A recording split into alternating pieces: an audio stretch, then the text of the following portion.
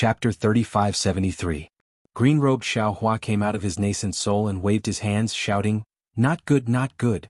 It's like wearing a pair of small shoes, but also like wearing a very sullen Taoist robe. I can't move at all.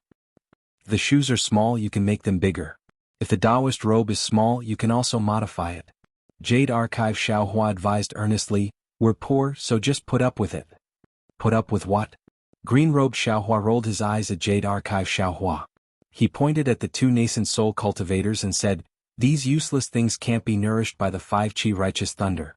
If they were to cultivate slowly, I'm afraid it would take thousands of years. Having is better than not having it." Jade Archive Xiaohua naturally understood and said, "Also, if you can adapt to this thing, won't you be able to come out and help when I'm in danger? Don't let it be like the 5 brocade cloud painting battle last time. Obviously, everyone can help, but there's no way to go out." Okay. Green-robed Xiaohua waved his hand. "Fellow Taoist, think of a way yourself.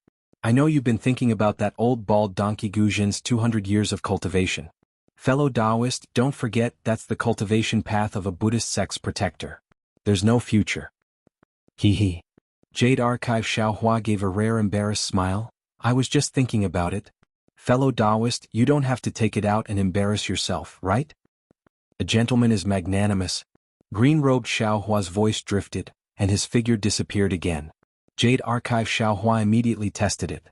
Sure enough, when the 5 Qi righteous thunder touched the nascent souls immediately showed signs of collapse. Helpless, Jade Archive Xiaohua could only place the two nascent souls outside the 5 Qi righteous thunder and slowly nourish them with the true essence in his lower dantian. Xiaohua took a look at the nascent soul that was flashing with 5 colored threads of qi. He then opened his mouth and a flying sword rushed out. In the blink of an eye, the nascent soul's 5 colored threads of qi were about to be cut in half. Xiaohua then spat out another mouthful of qi. The nascent soul's body flashed with a faint golden light. The surrounding yuan qi began to gather toward the nascent soul, slowly repairing the previously collapsed skin of the nascent soul. Kill. After the time it took to finish a meal, Xian Songzi's weak nascent soul finally opened its eyes. Without any hesitation, the moment it saw the person in front of it, Xian Songzi's nascent soul's eyes turned red. It rubbed its hands together and the energy of heaven and earth surged. A powerful spell seal smashed towards the person's head. Xiaohua had already anticipated this, so he wasn't angry. With a wave of his hand, under the heaven and earth in the sleeve, even Xian Songzi, who was a nascent soul cultivator, felt as if his entire body had sunk into something solid. It was difficult for him to move, let alone mobilize the qi of heaven and earth. "Fellow Taoist, this is a dog biting an immortal. You don't know how to appreciate my kindness." Xiaohua said with a smile, "Do you think I am the Confucian cultivator who killed your physical body and captured your nascent soul? You're a Taoist cultivator?" At this moment, Xian Songzi was only a foot tall. He looked up and down at the giant like Xiaohua. The hatred in his eyes was gone, but an indescribable fear was born. What caught Xiaohua off guard was that Xian Songzi's hands once again formed a spell seal with great difficulty. Golden light splashed out from Xian Songzi's nascent soul. It was actually about to self-destruct. "Damn it, you're sick." Xiaohua was shocked. He angrily cursed and slapped his hand. The nascent soul's hand was displayed and firmly grasped Xian Songzi's nascent soul. The nearby qi of heaven and earth was blocked. Xiaohua's entire body even soared into the sky. He flew straight into the astral winds before stopping. He looked at Xian Songzi in his hand with lingering fear. If something went wrong, he would immediately throw Xian Songzi into the astral winds. "Do you want to die?" Xiaohua coldly said, "If you want to die, you only need to nod your head. This Xiao will immediately throw you out. Don't even talk about using some self-destruct technique. As long as you enter the astral winds, your little body that just became a nascent soul will immediately turn into ashes." Although Xian Songzi was currently a nascent soul, he couldn't even sense a trace of qi of heaven and earth. Especially his own body, he couldn't move at all. He couldn't even answer Xiaohua's question.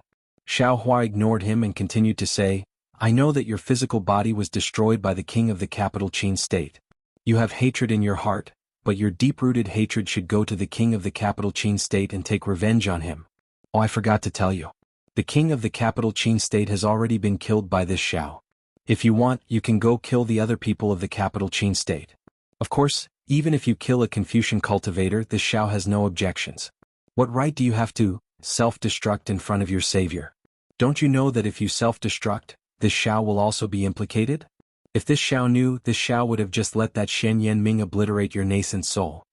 Seeing Xiaohua ramble on for so long, the fear in Xian Songzi's nascent soul's eyes slightly disappeared and revealed a pleading expression. Xiaohua didn't dare to easily relax his vigilance. His nascent soul's hand slightly relaxed as he asked, "If you want to die, then nod your head. The Xiao will lend you a hand. If you don't want to die, then shake your head." Xian Songzi was somewhat silent as he stared at Xiaohua. After half a cup of tea's time, he still didn't move. Forget it, forget it. How could Xiaohua really send Xian Songzi's nascent soul into the astral winds? Seeing that Xian Songzi didn't speak, he waved his hand and said, "Don't struggle. The Xiao was just joking with you because you really scared this Xiao. How about this Xiao will let you go. You can go wherever you want. Even if you want to self-destruct, you can. But wait until this Xiao leaves." Xian Songzi's nascent soul's eyes revealed a trace of disbelief, but soon after he really believed it. Xiaohua flew for a moment. Seeing that there was no one nearby, he reached out with his nascent soul's hand and threw Xian Songzi's nascent soul to the side. Then he used the wind escape technique and ran far away. When he landed on the flying carriage, Xiaohua was still muttering. However, when he really urged the heavenly horse, his heart calmed down and he suddenly realized why Xian Songzi was so scared. He then sighed and shook his head. Looking at the heavenly horse flapping its light feathers, his gaze was somewhat unfocused. Of course, it was only for a moment. Xiaohua raised his voice again and said, "Fellow Taoist, why are you following this Xiao for no reason? Whether you live or die has nothing to do with this Xiao. Can you just pretend that you never saw this Xiao?" The fellow Taoist Xiaohua spoke of was none other than Xian Songzi, who had used teleportation to land beside the flying carriage. In just a moment, Xian Songzi's nascent soul had already become somewhat dim. "I wonder if fellow Taoist can let I in for a chat?" Xian Songzi was somewhat helpless. He seemed to be pleading but also seemed to be negotiating. Xiaohua shook his head slightly and said, "I'm very sorry. Fellow Taoist is really too dangerous. This Xiao still wants to live for a few more years. If fellow Taoist wants to thank me, then there's no need to say anything. You and I are both Taoist cultivators. To be able to meet you is fate between us. Moreover, this Xiao didn't intend to save you. However, that Shen Yanming also wanted to kill this Xiao, so this Xiao killed him. When I saw that you were captured, I just happened to save you." Fellow Taoist. Xian Songzi sighed and said, "If I was captured by a Confucian cultivator or even killed, then all troubles would be over. However, if I was captured by a Taoist cultivator, then I wouldn't be able to reincarnate for 100 lifetimes. Fellow Taoist, don't say. You don't know about this and don't have such thoughts in your heart." "Dizzy." Xiaohua flicked his sleeve and said, "Who do you think this Xiao is? This Xiao naturally knows that capturing a nascent soul can be of great use. It can be used as the tool spirit of a spiritual treasure or eaten to increase one's cultivation. However, does this Xiao need to use such methods? Moreover, if this Xiao wants to use it, why would I need you? That king of the capital Qin state killed more than one nascent soul cultivator. However, you were lucky and your primordial spirit wasn't erased. Fellow Taoist may be straightforward and upright, but there are very few people like you in the Taoist sect." Xian Songzi bitterly smiled. He knew that what Xiaohua said was correct. "Otherwise, I would immediately be afraid when I saw that fellow Taoist was a Taoist cultivator. It's fine, it's fine." Xiaohua waved his hand again. "This Xiao didn't think about it before, but when I just returned, I already knew. This Xiao doesn't blame you anymore. You can go now." "Thank you, fellow Taoist Xiao, for forgiving I." Xian Songzi's face revealed bitterness. He said again, "However, this world is so big. Where can I find a place to stand? If fellow Taoist Xiao doesn't help me, I'm afraid that in less than an hour, I will turn into ashes." Seeing that Xian Songzi's nascent soul had dimmed a bit as he spoke, Xiaohua sighed. He knew that Xian Songzi's nascent soul had just been born and couldn't withstand the impact of the energy of heaven and earth. It couldn't withstand the wind and rain of heaven and earth. If he really ignored Xian Songzi, 1,000 years of hard work would disappear in an instant. "Come in." Xiaohua was soft-hearted in the end. He waved his hand and the restriction on the flying carriage dispersed. Xian Songzi revealed a happy expression and entered in a flash. After the restriction on the flying carriage was restored, Xiaohua still didn't feel at ease. He flicked his finger again and several rays of light flashed around Xian Songzi's nascent soul. Xian Songzi immediately felt several warm currents surging around him. Xiao Hua clapped his hand and took out several pieces of top-grade nascent stones. He asked, "Do you still want more nascent stones?" "Thank you, fellow Daoist Xiao." Xian Songzi was overjoyed. He waved his hand and a black, earth-type top-grade nascent stone fell in front of him. As Xian Songzi hugged it with his two small hands, that nascent stone shrank visibly. When that nascent stone disappeared, Xiao Hua took out another earth-type nascent stone and asked, "Fellow Daoist, do you still want more?" Thank you, fellow Daoist Xiao." Xian Songzi smiled bitterly. "I only have so many nascent stones. If I use any more I'll be full. After all, a nascent soul is still a nascent soul. Without a body tempering nascent stones, these nascent stones can only be a kind of supplement." Xiao Hua nodded and put away the nascent stones. Xian Songzi looked at the flying carriage and Pegasus and bowed. "Fellow Daoist Xiao, I'm Xian Songzi. May I know your Daoist name?" "Oh, so it's fellow Daoist Xian Songzi. I'm Xiao Hua. My Daoist name is Daoist Xiao." Xiao Hua didn't dare to be negligent and hurriedly returned the greeting. "So it's Daoist Xiao. I've been disrespectful." Xian Songzi said respectfully. "Previously I was too impetuous. Now I formally thank Daoist Xiao for saving my life." No need to be polite." Xiao Hua waved his hand. "Actually, I didn't save your life." Chapter 3574. Hearing Xiao Hua's words, Xian Songzi could only helplessly reply, "Therefore this poor Taoist's current plan can only be to scatter my nascent soul, and when there's a chance in the future, I'll think about taking over the body. Since there is a path, there is an end. Fellow Taoist Xian Songzi, if you cultivate scattered nascent soul and scattered immortal, I will definitely support you no matter how difficult it is." Xiao Hua looked at Xian Songzi and said word by word, "But if you take over, I may not." Xiao Hua didn't say anything more. He believed that Xian Songzi would understand his meaning. Xian Songzi didn't know where Xiao Hua's confidence came from, but he was inexplicably moved. He cupped his hands and said, "I don't dare to have extravagant hopes for the future, I only want to get through the current difficulties first." "That's true, take one step at a time, you don't have to worry too much about the future." Xiao Hua knew that Xian Songzi's mood wasn't good right now, so he didn't want to comfort him, he just casually said some words. Unexpectedly, Xian Songzi said seriously, "Taoist Master Xiao, you don't know, all of this is the will of the heavens." "Will of the heavens?" Xiao Hua was stunned, he was somewhat baffled. As early as 600 years ago." Xian Songzi's tone was somewhat aged, his gaze looking towards the clouds in front of the flying carriage as if he was reminiscing. "I had just cultivated to gold core. In order to find a suitable cultivation method, I killed many Taoist cultivators. In the end, I finally obtained a cultivation method suitable for I from an unknown cultivator, and in this cultivator's small Chengkuan pouch, I also obtained an incomplete ink cloud pupil. What was recorded inside was the cultivation method for scattered immortals. There was also a so-called scattered nascent soul cultivation method. It must be the cultivation experience of some scattered immortal senior." Speaking up to here, Xian Songzi was silent for a moment, then continued, "At that time I felt that this secret technique was really inconceivable and this thing was really boring, so I almost threw it away, but thinking that it was left behind by a scattered immortal senior, it could be considered precious, and I had never heard of scattered immortals before, I kept it. I didn't expect that the cause from 600 years ago would actually bear fruit today." "No wonder you know about scattered immortals." Xiao Hua sighed again. "Taoist has actually obtained this ink cloud pupil. When fellow Taoist brought it up today, this Xiao still feels that I'm ignorant and inexperienced. Bodiless immortals are called immortals, but they actually live miserable lives. They live in fear every day, afraid that the heavenly tribulation will descend. That's why they do everything they can to find a way to avoid the tribulation and a way to deal with it. There are very few of them in the first place, so how can they appear in front of people?" Xian Songzi nodded. "Even if I knew about this, I've never seen a bodiless immortal before. And I've never heard anyone mention it." Xiao Hua pinched his chin and said, "That's right, according to what I know, as long as one can't pass the heavenly tribulation, no matter if it's the physical body or the nascent soul, both will turn into ashes. It's unlikely that the nascent soul will be tougher than the physical body and be able to escape the heavenly tribulation. There's always a way out. There's always an exception." Xian Songzi smiled. 10,000 years later, I'll show you this exception." "Good, this Xiao will wait and see." Xiao Hua said with a smile, "I wonder how this Xiao can help you now?" Tell me about it. That Mo Yuntong is an Ai's Chengkuan bag.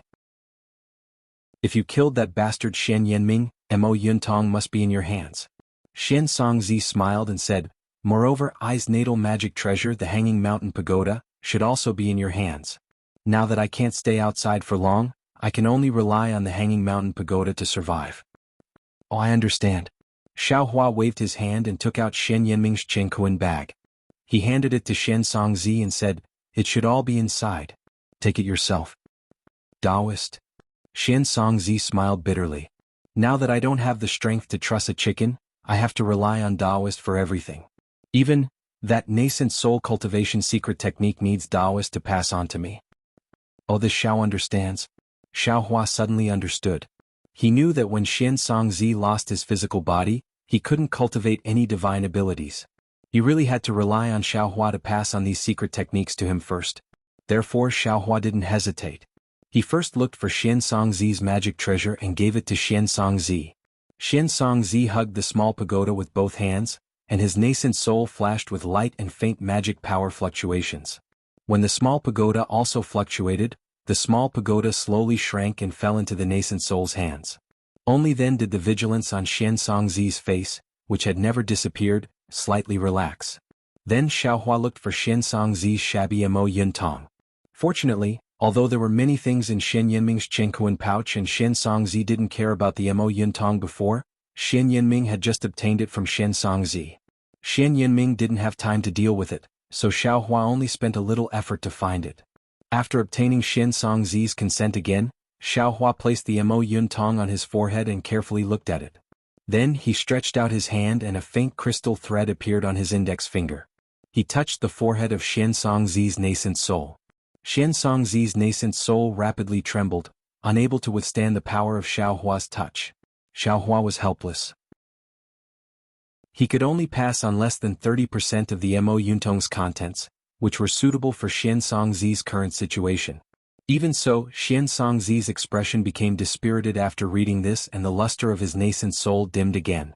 Fellow Taoist Shen Song. Xiao Hua frowned and said, now you need to cultivate. This Xiao has also seen the contents of the Mo Yuntong. This Xiao will do his best to find suitable spiritual herbs and spiritual items for you so that you can continue to cultivate. However, the spiritual items you need are really rare. To tell you the truth, this Xiao has never heard of them before. This Xiao doesn't dare to guarantee. Taoist Xiao, thank you for your trouble. Shen Songzi was really out of breath. He said in a low voice, those things are called ancient things. Perhaps they have changed their names after being passed down. Unfortunately, there are no diagrams. I will leave everything to Taoist Xiao. Now, I will enter the suspended mountain pagoda to cultivate. If Taoist Xiao has any news or any errands, you can take out the suspended mountain pagoda. Yes, fellow Taoist Shen Song can rest assured. This Xiao's luck has always been very good.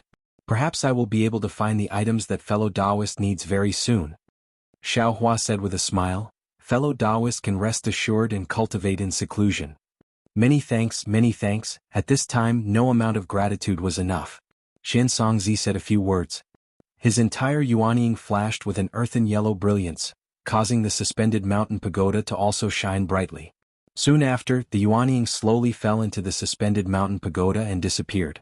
Sigh, Xiao Hua looked at the suspended mountain pagoda in front of him that had lost its brilliance and fell onto the flying carriage. He secretly sighed. A Yuanying cultivator who had cultivated for more than 1,000 years had fallen into such a state in just one day. It really made one's heart cold. Xiao Hua was worried about Shen Songzi's mood, so he didn't ask about Shen Songzi's origin. Because he was worried about the condition of Shen Songzi's Yuanying, Xiao Hua didn't ask about the situation of the Jade Pavilion gathering.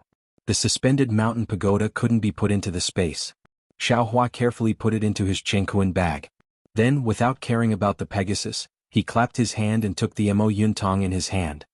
He placed it on his forehead and carefully examined it. In fact, as early as when Shen Songzi talked about the cultivation method of loose immortals, Xiao Hua's heart was moved. This cultivation method was very similar to his current Yuanying cultivation method. Now Xiao Hua's Yuanying was growing vigorously under the bombardment of the 5 Qi righteous thunders.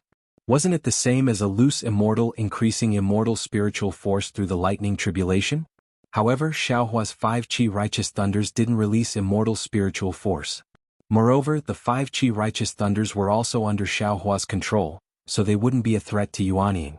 In fact, Xiaohua still didn't understand why the 5 Qi righteous thunders could promote the growth of Yuanying. Could it be because the 5 Qi righteous thunders were an item of the Immortal Palace and contained immortal spiritual force? But no matter how he thought about it, there was a problem. The Immortal Palace wasn't the immortal world, and the Immortal Palace of a Confucian cultivator wasn't the Immortal Palace of a Taoist sect. Of course, since Xianzongzi's Yuanying could cultivate a loose immortal soul, then the 2 Yuanying without primordial spirits that Xiaohua obtained could also cultivate a loose immortal soul under the support of the green-robed Xiaohua and the other primordial spirits. This temptation made Xiaohua's heart pound. However, after looking at it for a moment, several divine senses swept over the flying carriage, which attracted Xiaohua's attention again. Xiaohua thought for a moment, then threw Mo Yuntong to Dragon Vein Xiaohua to take a look. He stood up, put his hands behind his back and looked in the direction where the divine senses swept over. The direction where the divine senses swept over wasn't where the Jade Pavilion was, but where Xiaohua was about 100 miles away. After Xiaohua let the heavenly horse slow down its flying speed, in just the time it took to eat a meal, 3 cultivators wearing Taoist robes came over. The one in front was an old man with white hair and a beard. Below him was a pigeon-like bird, but this pigeon was about 2 zhang in size. The pigeon's face looked fierce, and when its wings flapped, it set off a powerful airflow. This old man had a red face, a pair of broom-like eyebrows and leopard-shaped eyes. He looked majestic without being angry, which was quite a match for the bird below him. The 2 cultivators behind the old man were slightly younger, but their hair was also white, and their eyebrows were quite weathered. One of them was on a flying boat and the other was on a flying sword. Although their faces were not very fierce, there was also a kind of powerful momentum in their eyes. It seemed that the 3 of them were not ordinary people. Fellow Taoist. Although the 3 of them had already scanned Xiaohua with their divine senses, now that they really saw Xiaohua, they saw that Xiaohua was so young, and they couldn't see Xiaohua's strength even when using spells. They couldn't help but look at each other. The person in front hurriedly stood up from the back of the pigeon, cupped his hands and said, "I'm Jianghu of Qingzhou Qingyin Ridge. I wonder if you are going to the Jade Pavilion meeting?" Xiaohua naturally returned the salute and said with a smile, "I'm Xiaohua of Black Cloud Ridge in Yuzhou, and I'm going to the Jade Pavilion meeting."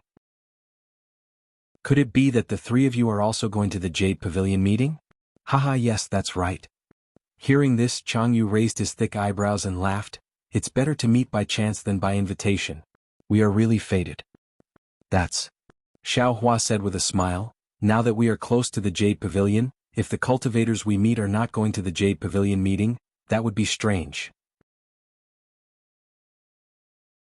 Chapter 3575. Come. Jianghu seemed to be very straightforward. He pointed to the 2 people behind him and said, "These are the 2 fellow Taoists I met on the way. The 4 of us are going to the Jade Pavilion together. It's really lively. I'm Zhu Qingli from Yangzhou Ruins Hu Mountain. Greetings to fellow Taoist Xiao." The person on the flying boat also had a smile on his face. The person on the flying sword next to him, although he looked a little unwilling, reluctantly cupped his hands and said, "I'm Wu Qianxin from Yangzhou's Panshan Cave. Hehe, I'm very happy to see you 2 fellow Taoists." Xiaohua smiled and cupped his hands, not because their cultivation was low.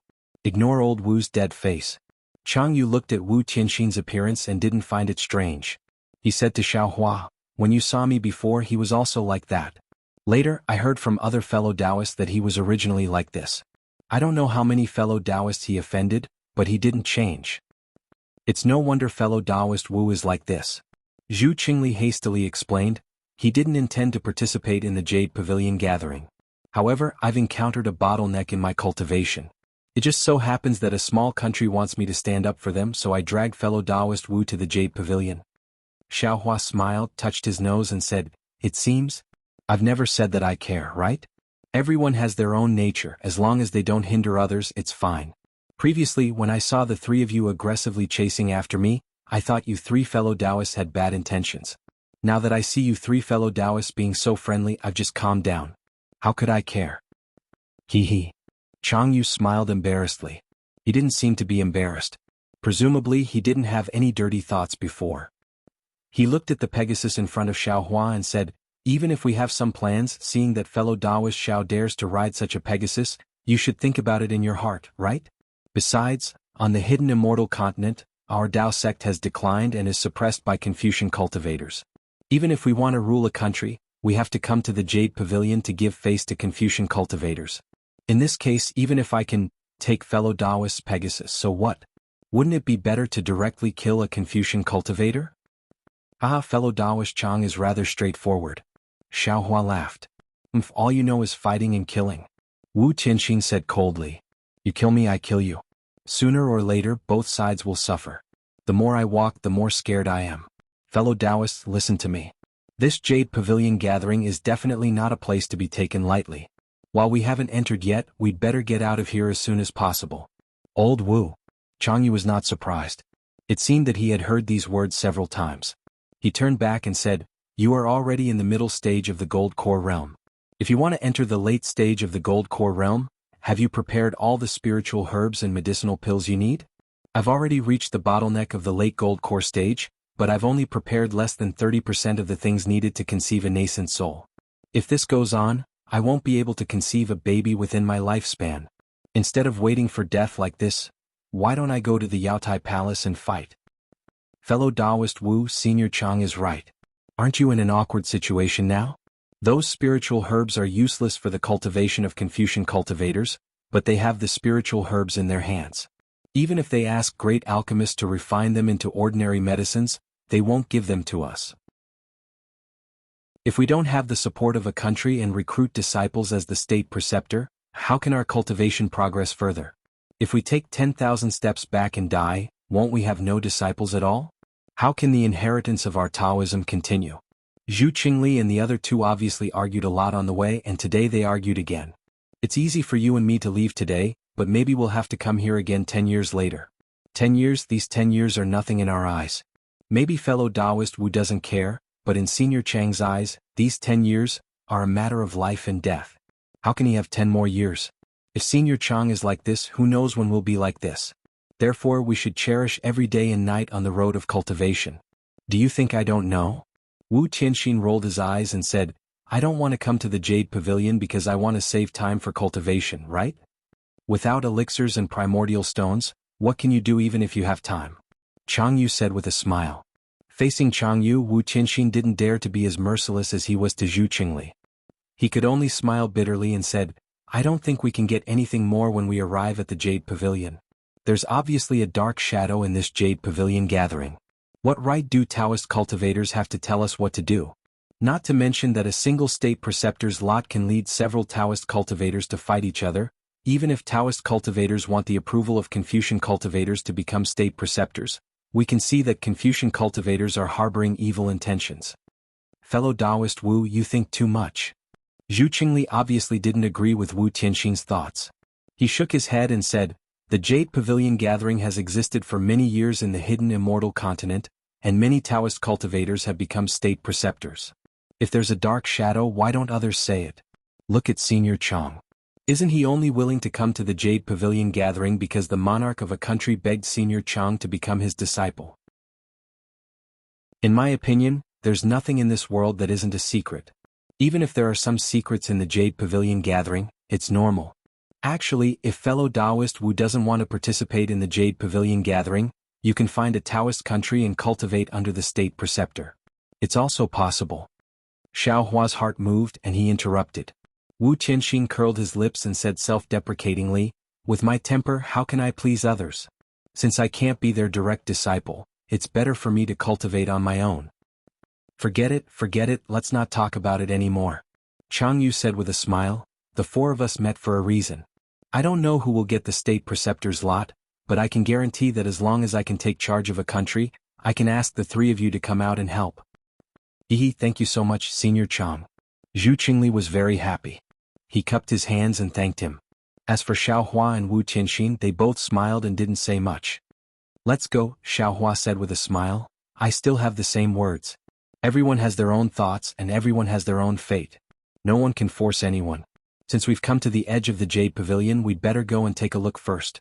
No matter what, this is a real grand meeting of our Taoist sect.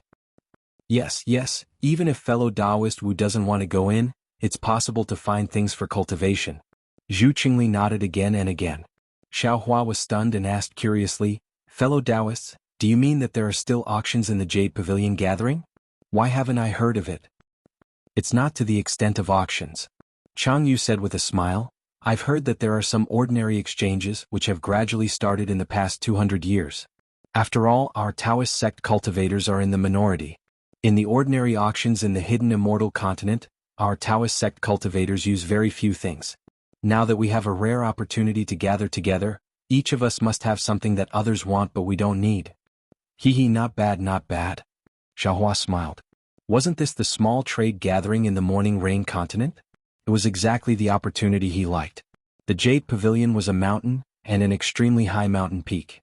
However, the mountain range around the Jade Pavilion mountain was extremely vast. At a glance, it was thousands of miles and tens of thousands of miles. It was several times larger than the territory of an ordinary country in the hidden immortal continent. However, as the ancients said, the mountain was famous not because of its height, but because of its immortal. The water was famous not because of its depth, but because of its dragon. Although the Jade Pavilion mountain was only a mountain peak, this mountain peak represented the mountain range that stretched for tens of thousands of miles. In front of the Jade Pavilion mountain, the entire mountain range had no other name. However, even though the Jade Pavilion gathering was called the Jade Pavilion, it was also a grand meeting where Taoist sect cultivators gathered. However, the place where the Imperial Tutor's lot was truly obtained was not the Jade Pavilion mountain. After the Jade Pavilion mountain, within the endless mountain range, there seemed to be no place where the Imperial Tutor's selection was not held. The entire mountain range was a place where Star Lord Hall could freely display their abilities.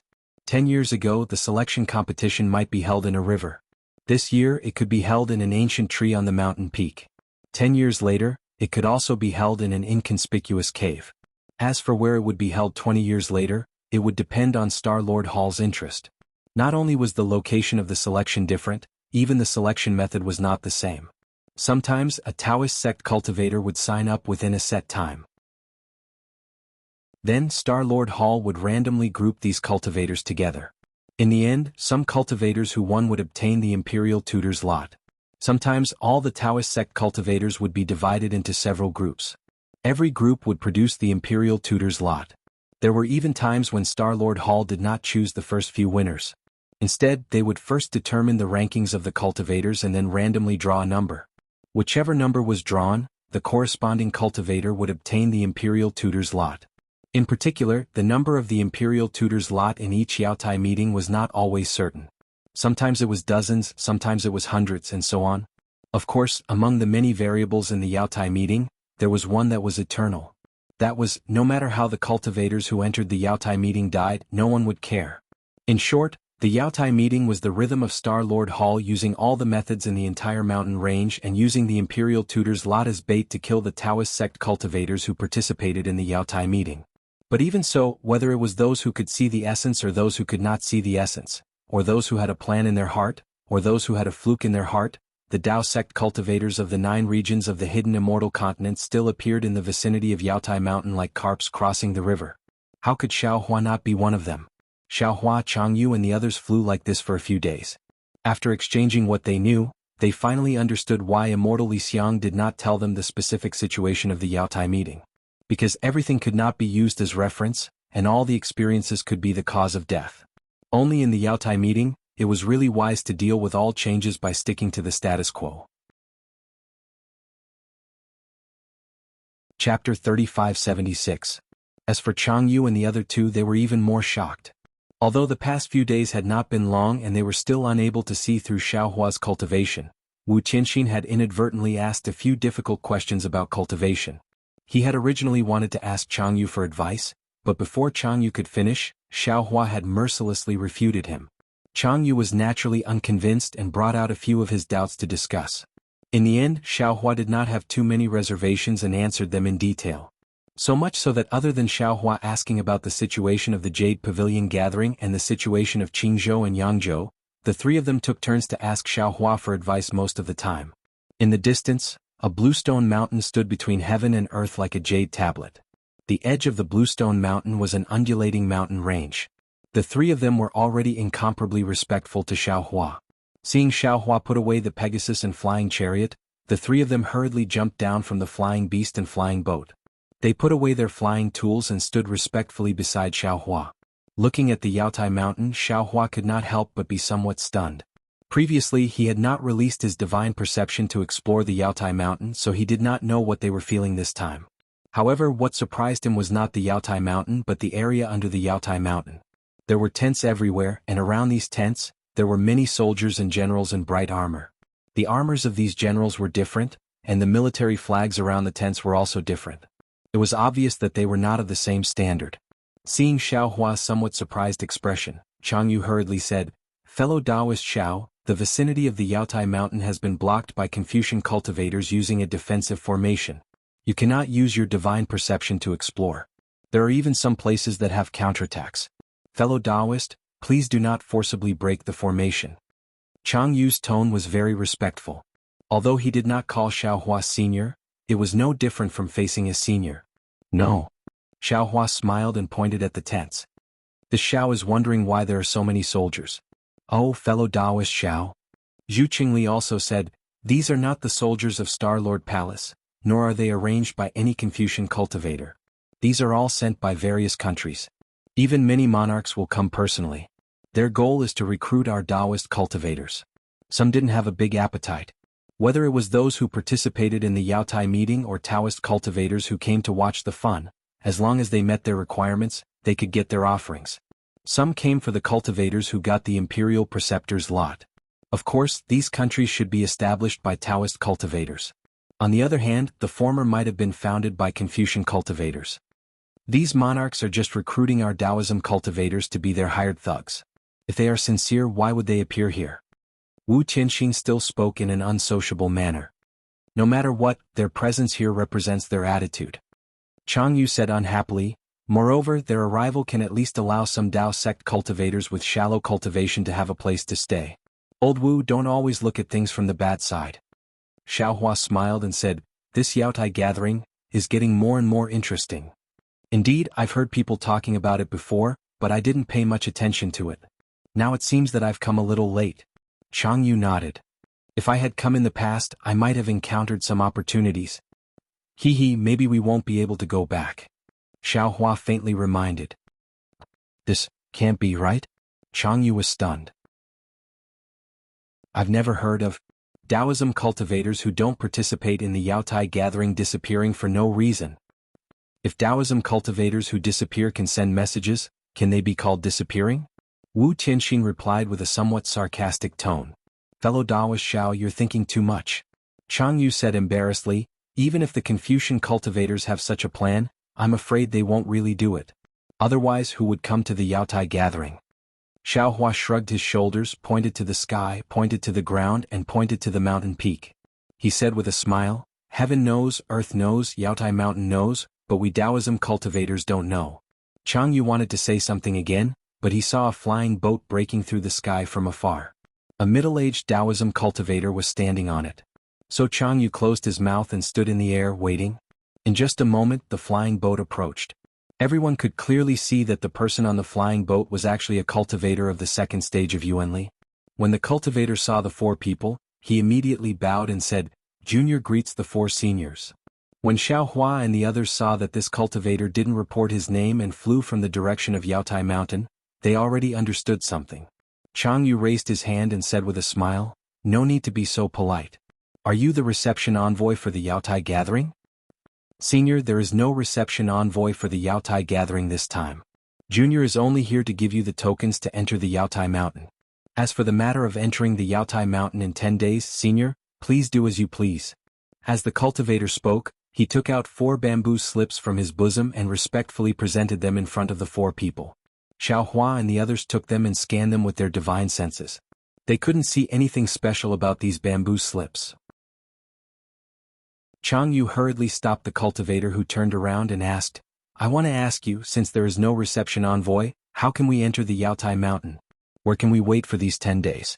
As far as I know, at the foot of the Yaotai Mountain, there have always been quiet rooms and caves for the cultivators who come to participate in the Yaotai gathering to rest." Who would have thought that the cultivator himself was completely clueless? He smiled bitterly and said, "Senior, this junior really doesn't know. This junior is in charge of everything within sight.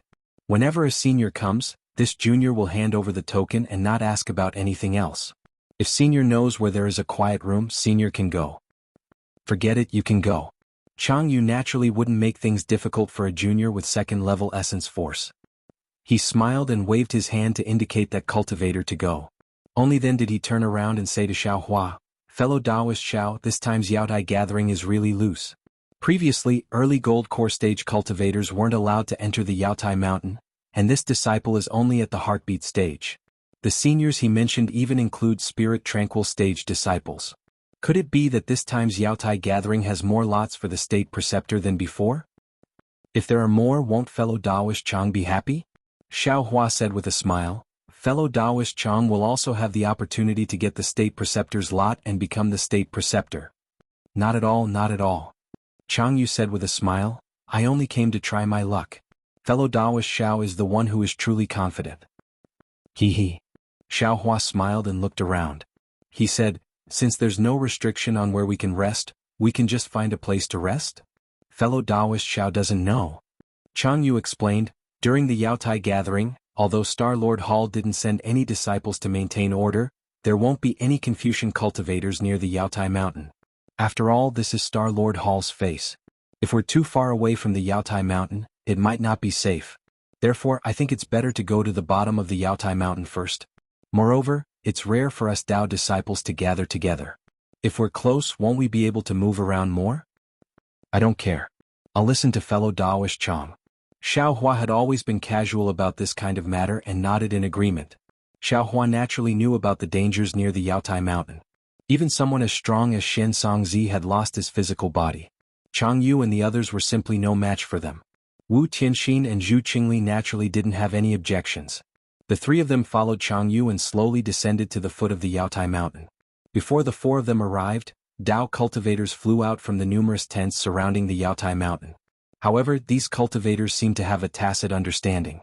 The ones who flew out first directly flew in front of Xiaohua and the others. Moreover, the ones who were a few steps slower waited in midair. Seniors, please. The one who rushed out first was a short cultivator at the second grade of origin power. When this cultivator arrived in front of Chang Yu, he immediately bowed and said, I was sent by the state preceptor of Yongzhou's Fian Kingdom. I'm here to respectfully wait for Senior. I wonder if Senior is interested in accepting the offerings of my Fian Kingdom? The offerings of my Fian Kingdom. As he spoke, that cultivator very familiarly read out a long list of conditions. Then he looked at Xiaohua and the others with a smile. Chang Yu smiled and cupped his hands, saying, Thank your state preceptor on behalf of I. We're here to participate in the Yaotai gathering. Everything can wait until after the Yaotai gathering. Alright, Junior understands. This is my Fian Kingdom's token. If Senior is interested, you can use this token to come to my Fian Kingdom. That cultivator didn't say anything else. He respectfully took out 4 swallow-like tokens from his bosom and handed them to Xiaohua and the others. Xiaohua smiled and extended his hand to receive them. Chang Yu and the others could only accept them. Then that cultivator cupped his hands again and flew down. It didn't matter that Xiaohua accepted the Fian Kingdom's tokens. Then that cultivator who was waiting in midair stepped forward. This cultivator seemed to have heard Chang Yu's words. Without wasting any time, he took out a ring-shaped token and handed it to Xiaohua and the others. He respectfully said, The offerings of my Fian Kingdom are all written in the token. Seniors, you'll know at a glance. Junior respectfully awaits Senior's arrival. After saying that, he flew down without any hesitation. Next, Xiaohua didn't know whether to laugh or cry. Dozens of cultivators handed over their tokens one after another. Xiaohua somewhat refused, but when he saw that those cultivators were also eager, he didn't have the nerve to put down his face and could only accept them. Fortunately, a few other Taoist cultivators flew over from other places. The remaining cultivators wanted to be in the front, so they hurriedly handed over their tokens to the 4 people and hurriedly flew to the others.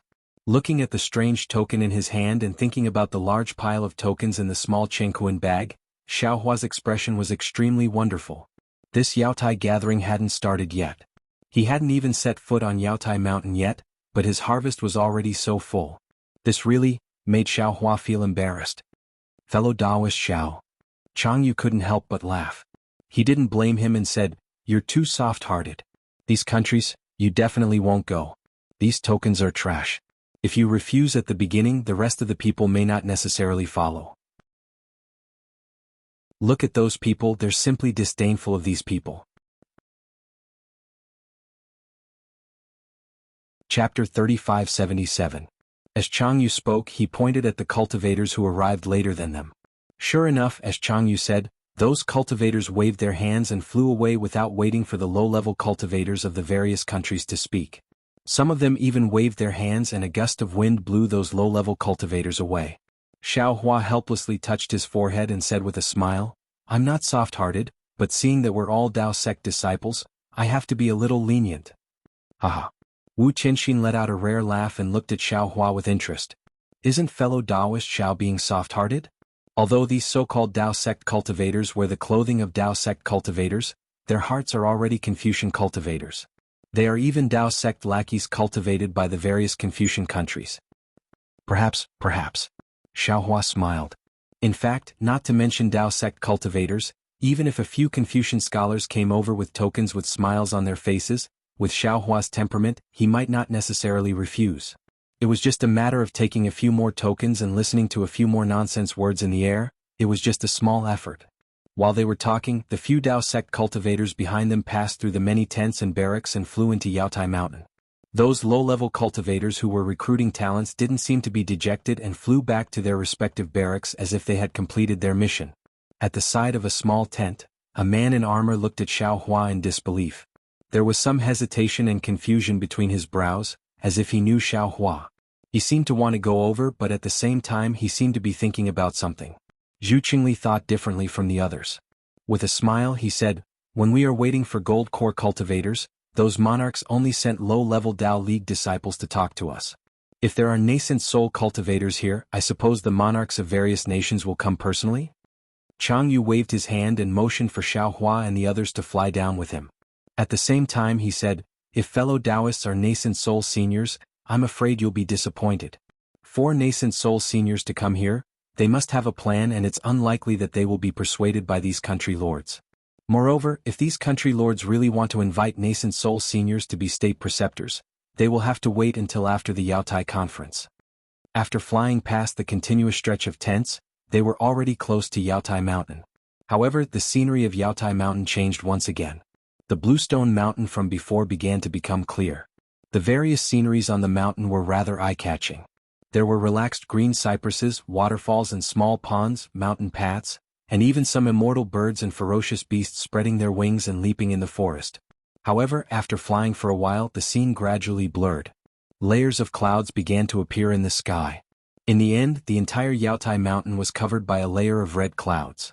Even the mountain range behind the Yaotai Mountain was connected to the entire sky, tightly covered by the red clouds. Not to mention that the clouds looked like ripples on water to the naked eye, even divine sense was reflected by the layer of clouds. It was impossible to see the true appearance of the Yaotai Mountain. Confucian cultivators are so generous? He actually set up a defensive formation over the entire Yaotai Mountain range? Xiao Hua was somewhat aghast. However, after thinking about it, he understood. This Yaotai conference had been held for who knows how many years. Even if they set up a formation over several kilometers, it should have been completely covered over these years. Under the heavy pressure of the clouds, only a large area at the foot of the Yaotai Mountain could be seen. On this foothill there were some palaces and some caves.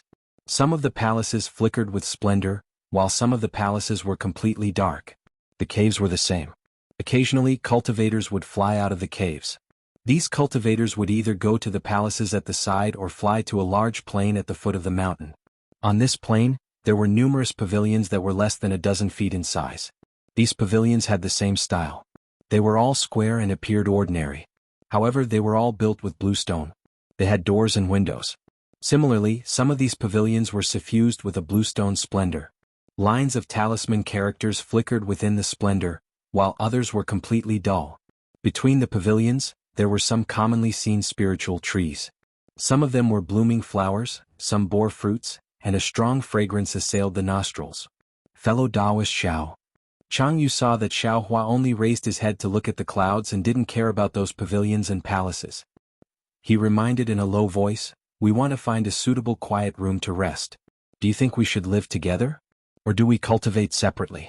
Oh, the palaces at the foot of the mountain are reserved for nascent soul stage seniors. The similar pavilions and the quiet rooms in the caves are reserved for other cultivators. As long as there is no light, there will be no one. We can choose whatever we want. Oh. Xiaohua nodded.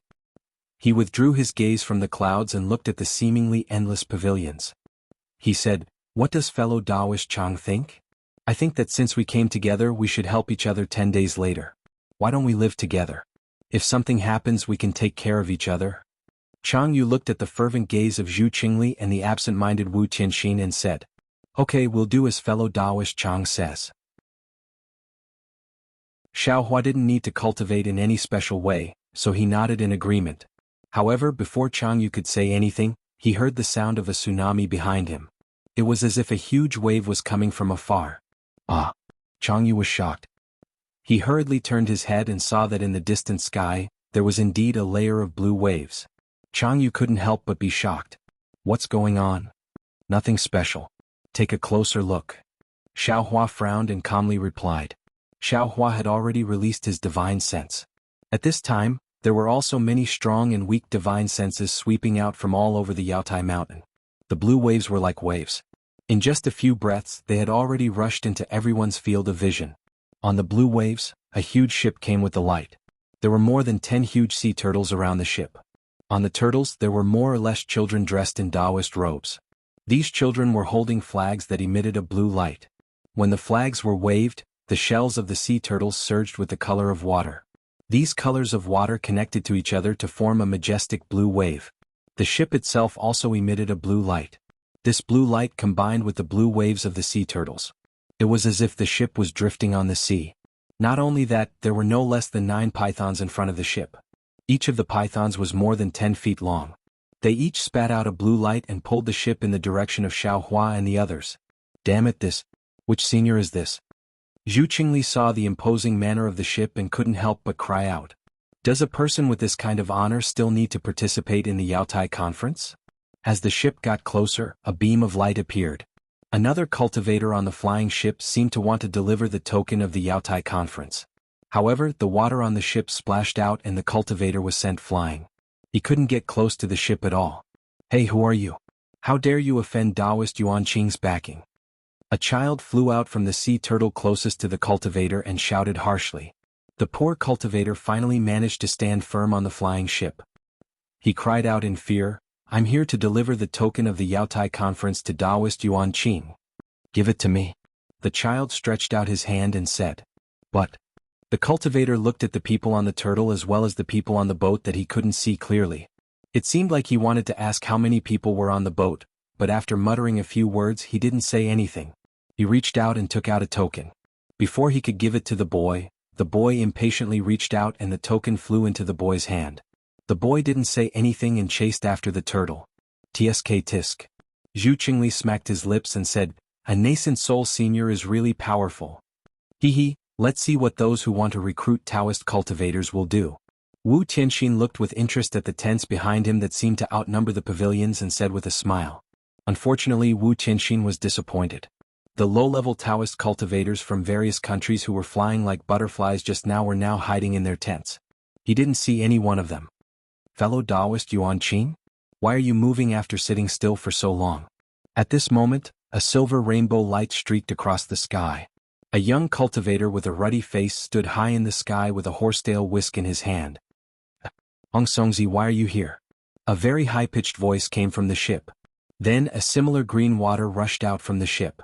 A cultivator with long white eyebrows and a green Taoist robe appeared on the water. "Hong Songzi, this senior is Hong Songzi?" Chang Yu heard from the side and was pleasantly surprised. It seemed that he had admired Hong Songzi for a long time, similar to Chang Yu. Zhu Qingli's face also showed a kind of ecstasy. He pulled on Wu Tianxin's Taoist robe and couldn't suppress his excitement. He said in a low voice, "Fellow Taoist Wu, this senior is Taoist Yuan Qing? It's unbelievable that I can see him here." Wu Tianxin was a bit aloof and didn't seem to care. However, his gaze was also looking at the 2 nascent soul cultivators in the sky. "Are these 2 fellow Taoists very famous?" Xiaohua asked with interest. "Of course." Chang Yu said proudly, "This Hong Songzi is a cultivator from our Qing province's Cloud Dream Cave. He already had the strength of a nascent soul more than 1,000 years ago. Now, I'm afraid he has already reached the middle of the 4th grade of Essence Force. He is one of the famous Taoist cultivators in our Qing province. One of them? Xiaohua smiled and asked. Then there must be others. Forgive me for being ignorant, but I wonder who these fellow Taoists are. Of course, Fire Mountain Range's Fairy Huofeng, Golden Jade Valley's Young Master Shua Jin, Lingyu Country's Taoist Qi Ping, Jiaxing Country's Cloud Dream Fairy, and so on. They are all nascent soul cultivators who are as famous as Senior Hong Songzi. Chang Yu said with great familiarity. Fire Mountain Range? Golden Jade Valley? Xiaohua frowned. These nascent soul fellow Taoists don't need to be state teachers? Chapter 3578. Hee fellow Taoist Xiao is too old-fashioned. Zhu Qingli was very excited and whispered, we don't have the resources to cultivate, so we can only look for them. However, although I haven't seen Volcano Ridge and Golden Jade Valley, it sounds like they are similar to Taoist Yuan Qings. They have resources such as small primordial stone veins near their caves. With these veins, these seniors can continue to cultivate without ruling a country. It's a pity that these spirit veins are so rare. We don't have the fortune. Wu Tianxin snorted. Even if we find these spirit veins, it'll only benefit others. Hearing this, Xiaohua's interest was piqued. He smiled and said, these nascent soul Taoists, are they starting their own sects? Do Confucian cultivators allow them to be carefree? Who said Taoist Yuan Qing started his own sect? He never accepts disciples. It's just that some Taoist countries send Taoist soldiers to him for guidance when they have the heart to do so. Zhu Qingli hurriedly said. Then, fellow Taoists, are there any famous nascent soul cultivators in Yangzhou? Xiaohua knew that there were always exceptions, so he didn't ask and changed the topic. Zhu Qingli smiled and said, other than Taoist Yuan Qing of Lufeng Ridge, there's Elder Song of Jade Forest Ocean, Yi Country's Senior Yi Minji, Taoist Ming Cheng of Heavenly Ruins Country, Celestial Ing Yun of Cloud Country. Cough, cough, there are many. Xiaohua smiled bitterly. Not only did he not know about the nascent soul cultivators in Yangzhou and Qingzhou, he didn't even know about the nascent soul cultivators in Yuzhou. Previously he had stayed with Taoist Li for a while, but he had rushed to Yaotai Mountain. Li Xiang was also disheartened and didn't want to talk about these things. Now, it seemed that he was really ignorant and inexperienced. Sure enough, after Zhu Qingli finished speaking, he asked with a smile, Yuzhou is quite far from Yangzhou, so I don't know about the nascent soul seniors in Yuzhou. I wonder if fellow Taoist Xiao can tell me about them? This. Xiaohua rubbed his nose. Just as he was about to speak, Taoist Yuan Qing and Hong Songzi seemed to have finished their conversation. Taoist Yuan Qing casually sent out a summoning talisman, and the boat rumbled again. Unexpectedly, the blue waves surged violently as it flew into the distance. Only a dozen or so attendants flew out from the boat and stood in midair. The two nascent soul cultivators turned their gazes and scanned the surroundings with their spiritual will. The two nascent soul cultivators naturally weren't looking at Xiaohua and the others. What they cared about was the continuous stretch of tents below them. However, whether it was Chang Yu, Zhu Qingli, Wu Tianxin, or even those Taoist cultivators who stopped in midair in the distance and didn't dare to casually fly, they hurriedly bowed in greeting, fearing that they would be negligent. As a result, Xiaohua was like a crane among chickens. How arrogant was Taoist Yuan Qing? With a single glance, he saw Xiaohua standing there with a smile on his face. He frowned and a strange expression flashed in his eyes. After that, his divine sense gushed towards Xiaohua like a tidal wave. However, Xiaohua didn't care. He was like a mountain. No matter how strong his divine sense was, he didn't care at all. Xiaohua was naturally unharmed, but Chang Yu and the others were too close to Xiaohua and were unavoidably affected. The three of them swayed slightly, their faces somewhat pale. Xiaohua waved his hand, but with a flash of brilliance, Taoist Yuan Qing immediately felt as if his divine sense had been forcefully pushed back by several feet. Taoist Yuan Qing's expression immediately changed slightly. Beside him, Hong Songzi saw Xiaohua and naturally frowned. A faint blue light flashed in his eyes as if he was using some kind of secret technique. However, Taoist Yuan Qing's expression changed, and Hong Songzi's expression also changed, because he seemed to be unable to use his secret technique to perceive Xiaohua's cultivation. The two of them looked at each other and didn't dare to be negligent.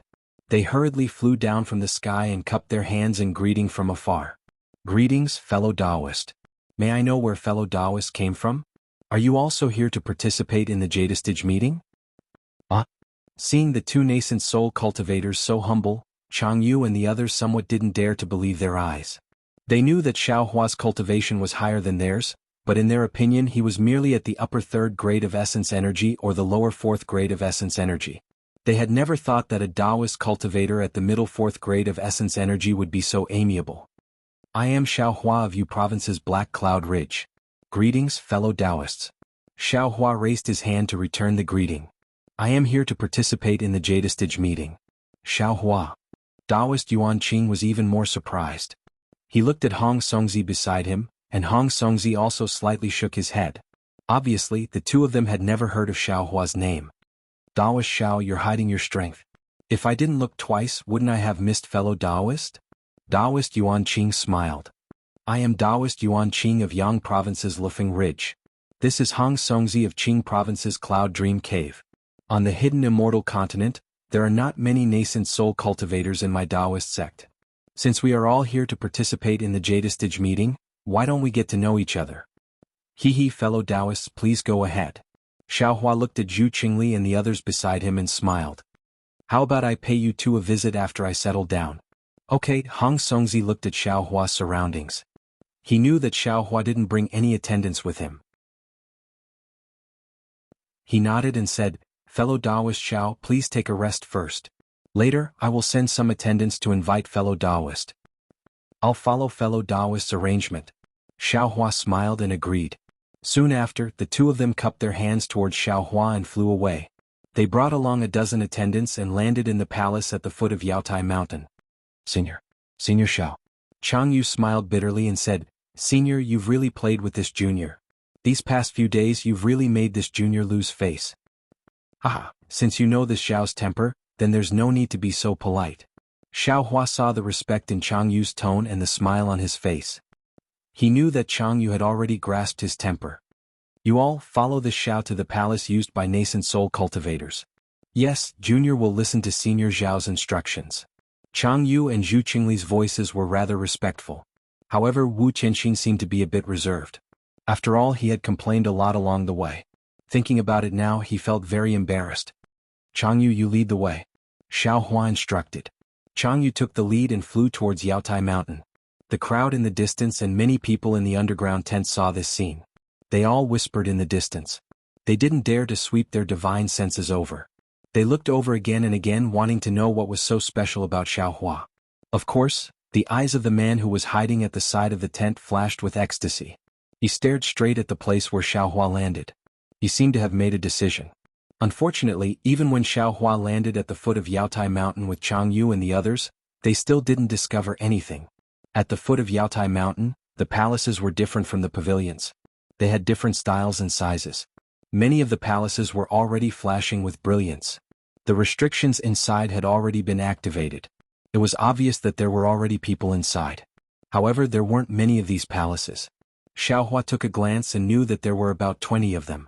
These 20 or so palaces were naturally the minority, but the number made Xiao Hua's heart startled. These were nascent soul cultivators, On Dawn Rain Continent, they were already grandmaster figures who established their own sections. How many nascent soul cultivators appeared in the Sword Dao Great War? On this small Yaotai Mountain, on the hidden immortal continent where Confucian cultivators stood in great numbers, there were actually 20 nascent soul cultivators all of a sudden. How could Xiao Hua not be shocked? Of course, after thinking about it a little, Xiao Hua had some understanding. Although the Dawn Rain Continent was a flourishing Dao sect, its territory couldn't be considered vast. It didn't seem to be as big as the hidden immortal continent. Moreover, when he was on the Dawn Rain Continent, although he already had nascent soul strength, he was still a gold core cultivator. Even before the Sword Dao War, he was still a Foundation Establishment disciple. Even if the Dawn Rain Continent had a grand event like the Yaotai Conference, he couldn't participate. How many nascent soul cultivators could he know?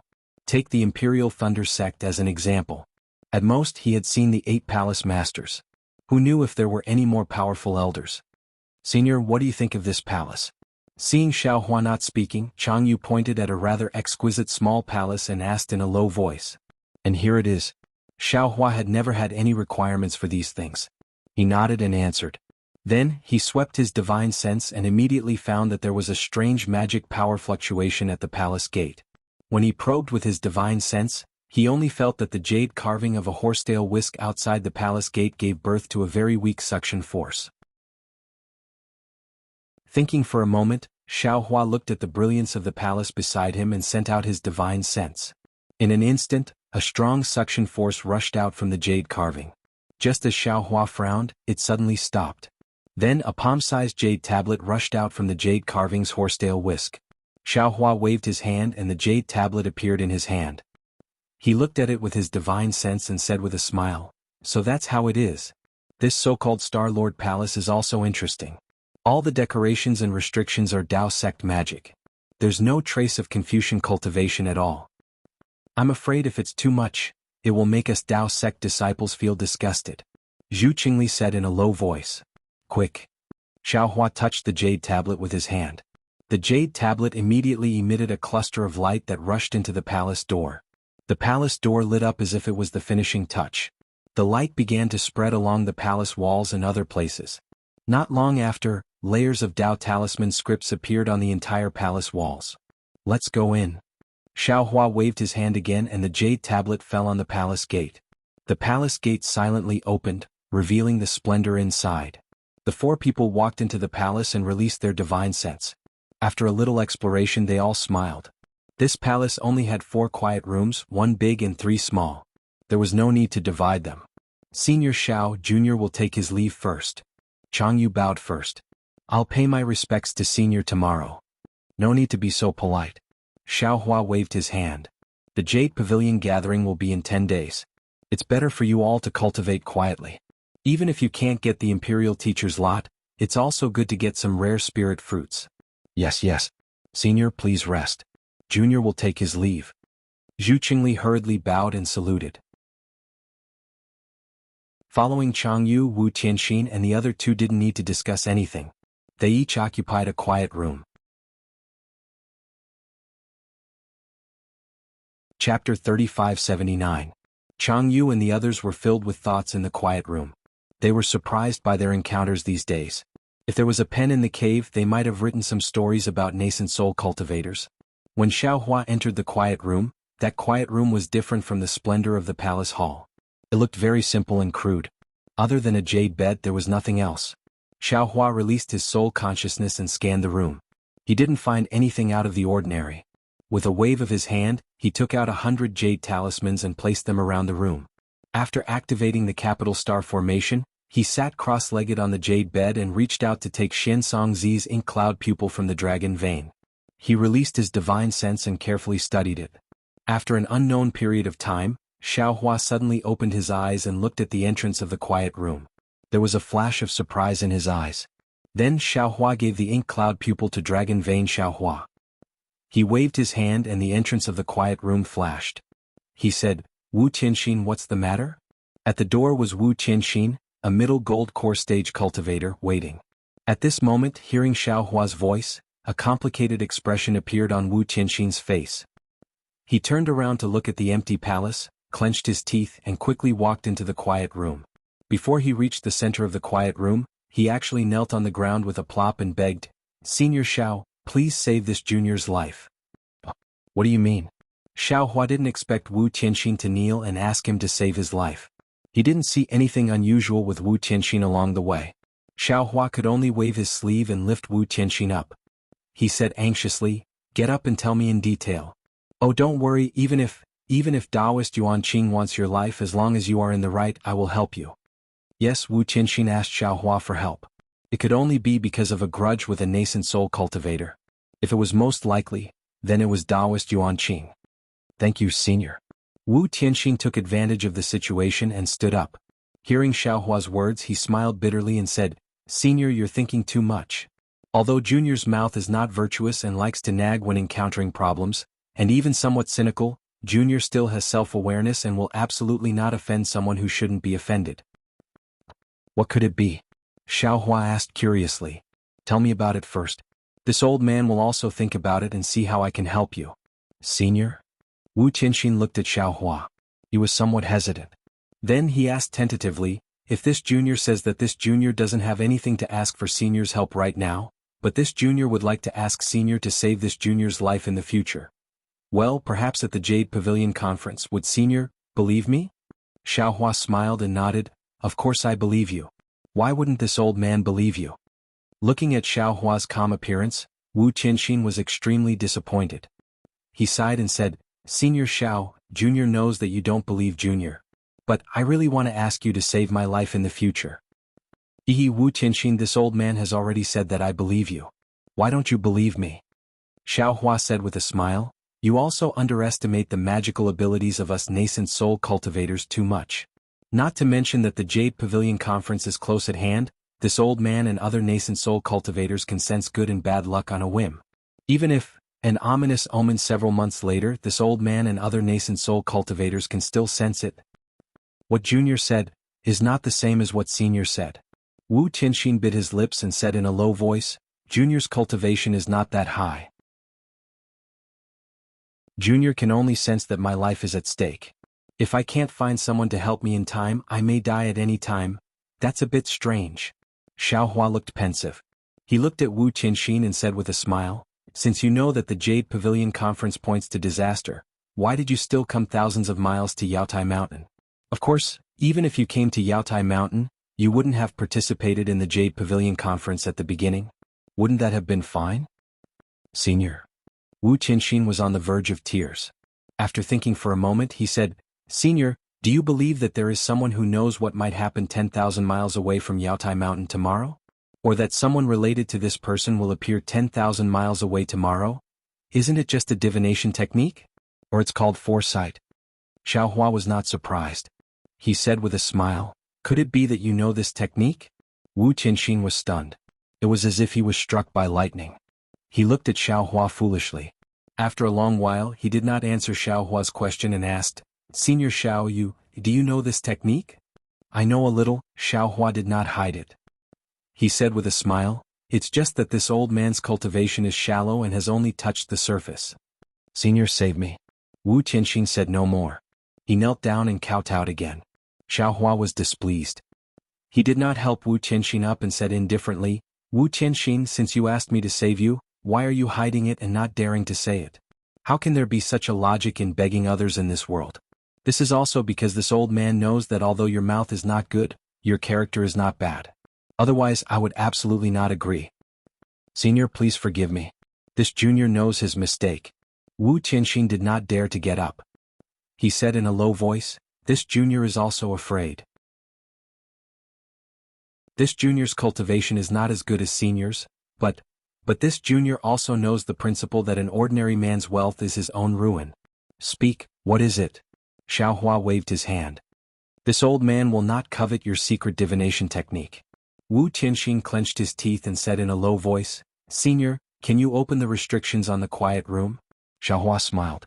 He knew that Wu Qianxin was worried. He waved his hand and the capital star array was activated. Wu Qianxin released his divine sense. Seeing that his divine sense could not penetrate the array, he felt relieved and began to explain his situation. After Xiaohua finished listening to Wu Qianxin's words, although he had already expected it, he was still dumbfounded. This was because Wu Qianxin was somewhat similar to Lu Yi. He had a kind of innate talent that allowed him to distinguish between good and bad. Wu Qianxin also relied on this ability to seek advantages and avoid disadvantages. At the beginning, his cultivation path could be considered smooth sailing. After his cultivation reached the fusion stage, which was the peak of the aura refining realm, he inadvertently obtained an incomplete nameless cultivation technique. This cultivation technique's words were obscure, and others could not understand it at all. However, Wu Qianxin relied on his own intuition and knew that this thing was very important to him. He spent a total of 200 years comprehending it. In the end, although he was not proficient in it, he still had a basic understanding of it and knew that this was a mysterious divination technique. However, at this point, it was impossible for Wu Qianxin to comprehend it further. No matter how he racked his brains and tried to think of a way, he could not comprehend even the slightest bit. Wu Qianxin was naturally unwilling. At first, he took a part of this thing to ask others for guidance. No one with the same cultivation as him could understand it. As for those with higher cultivation than him, he did not dare to be too ostentatious. Every time he would first sense whether or not it was safe before taking out the thing to ask for guidance. However, how could human nature be measured by his half-baked divination technique? There were many times when he almost lost his life in the hands of others. Later he no longer dared to take risks. He would rather think hard than ask others for guidance. This was also the reason why Wu Tianxin's words were usually very cynical. It was also the reason why Wu Tianxin did not dare to explain it to Xiaohua. Relying on the divination technique that Wu Tianxin did not understand, relying on his innate intuition, Wu Tianxin felt that he was about to face a great tribulation several decades ago. This great tribulation was not related to cultivation, but what it was specifically and where it would appear, he did not understand. In these several decades, Wu Tianxin cultivated day and night in order to improve his strength so that he could deal with the great tribulation. However, even though Wu Tianxin had already cultivated to the middle stage of Jindan and could be considered as a somewhat famous Taoist cultivator in Jianghu, the feeling of dark clouds pressing down on him did not disappear. Instead, it became more and more intense. Especially in recent years, Wu Tianxin almost felt like he could not breathe. Wu Tianxin simply stopped cultivating. Instead, he spent nearly 10 years calmly divining according to the secret divination technique. In the end, Wu Tianxin vaguely knew that he absolutely could not overcome this difficulty. Moreover, his opportunity was not in Yangzhou, not in the Panshan cave. However, he did not know where it was or who to ask for help. At this time, it just so happened that Zhu Qingli of Shuhu Mountain invited Wu Tianxin to go to Yaotai Mountain to participate in the Yaotai Assembly. Normally, Wu Tianxin, who had no interest in ruling a country, would absolutely not agree. However, at this time his heart was moved. He knew that this was an opportunity. Perhaps he could find his own way out. Therefore Wu Tianxin went out with Zhu Qingli. Unfortunately, Wu Tianxin first met Jianghu. Jianghu's character was not bad, but his attitude as a senior made Wu Tianxin feel uncomfortable. Especially when Wu Tianxin asked about some divination techniques, Jianghu did not know anything. Wu Tianxin was discouraged. He only wanted to go to Yaotai Mountain and ask other Yuanian cultivators to take a look. When he met Xiaohua, Wu Tianxin simply did not care. Xiaohua was really too used to being a low-level cultivator. Wu Tianxin simply did not see a trace of Xiaohua's awareness as a Yuanian cultivator. Xiaohua's whole body was filled with amiability. Therefore Wu Tianxin did not have the heart to ask him for help. Only when Xiaohua's depth was seen through by Taoist Master Yuan Qing and the others did Wu Tianxin become vigilant. When Wu Tianxin hid in a quiet room and once again used divination techniques, he suddenly discovered that he was really in imminent danger. Moreover, this danger seemed to be on Yaotai Mountain. Just when Wu Tianxin was in despair, he discovered a trace of life. As for where this life was, how could Wu Tianxin know with his current cultivation level? And Xiaohua was naturally the only water plant that Wu Tianxin could grasp. Alas, this is really unimaginable. Xiaohua sighed. If you weren't on Yaotai Mountain, perhaps you wouldn't have to worry about your life. However, it was precisely because you sensed a life force outside the Pan Mountain cave that you came to Yaotai Mountain. Tell me, should you come to Yaotai Mountain in the end? Even if you don't want to come, even if you want to go back now, don't you also sense a certain death situation? Wu Tianxin nodded with a sullen face. Obviously, he himself had long sensed it and used divination techniques to divine it.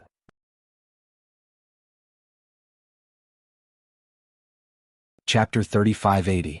You can get up. Xiaohua waved his hand.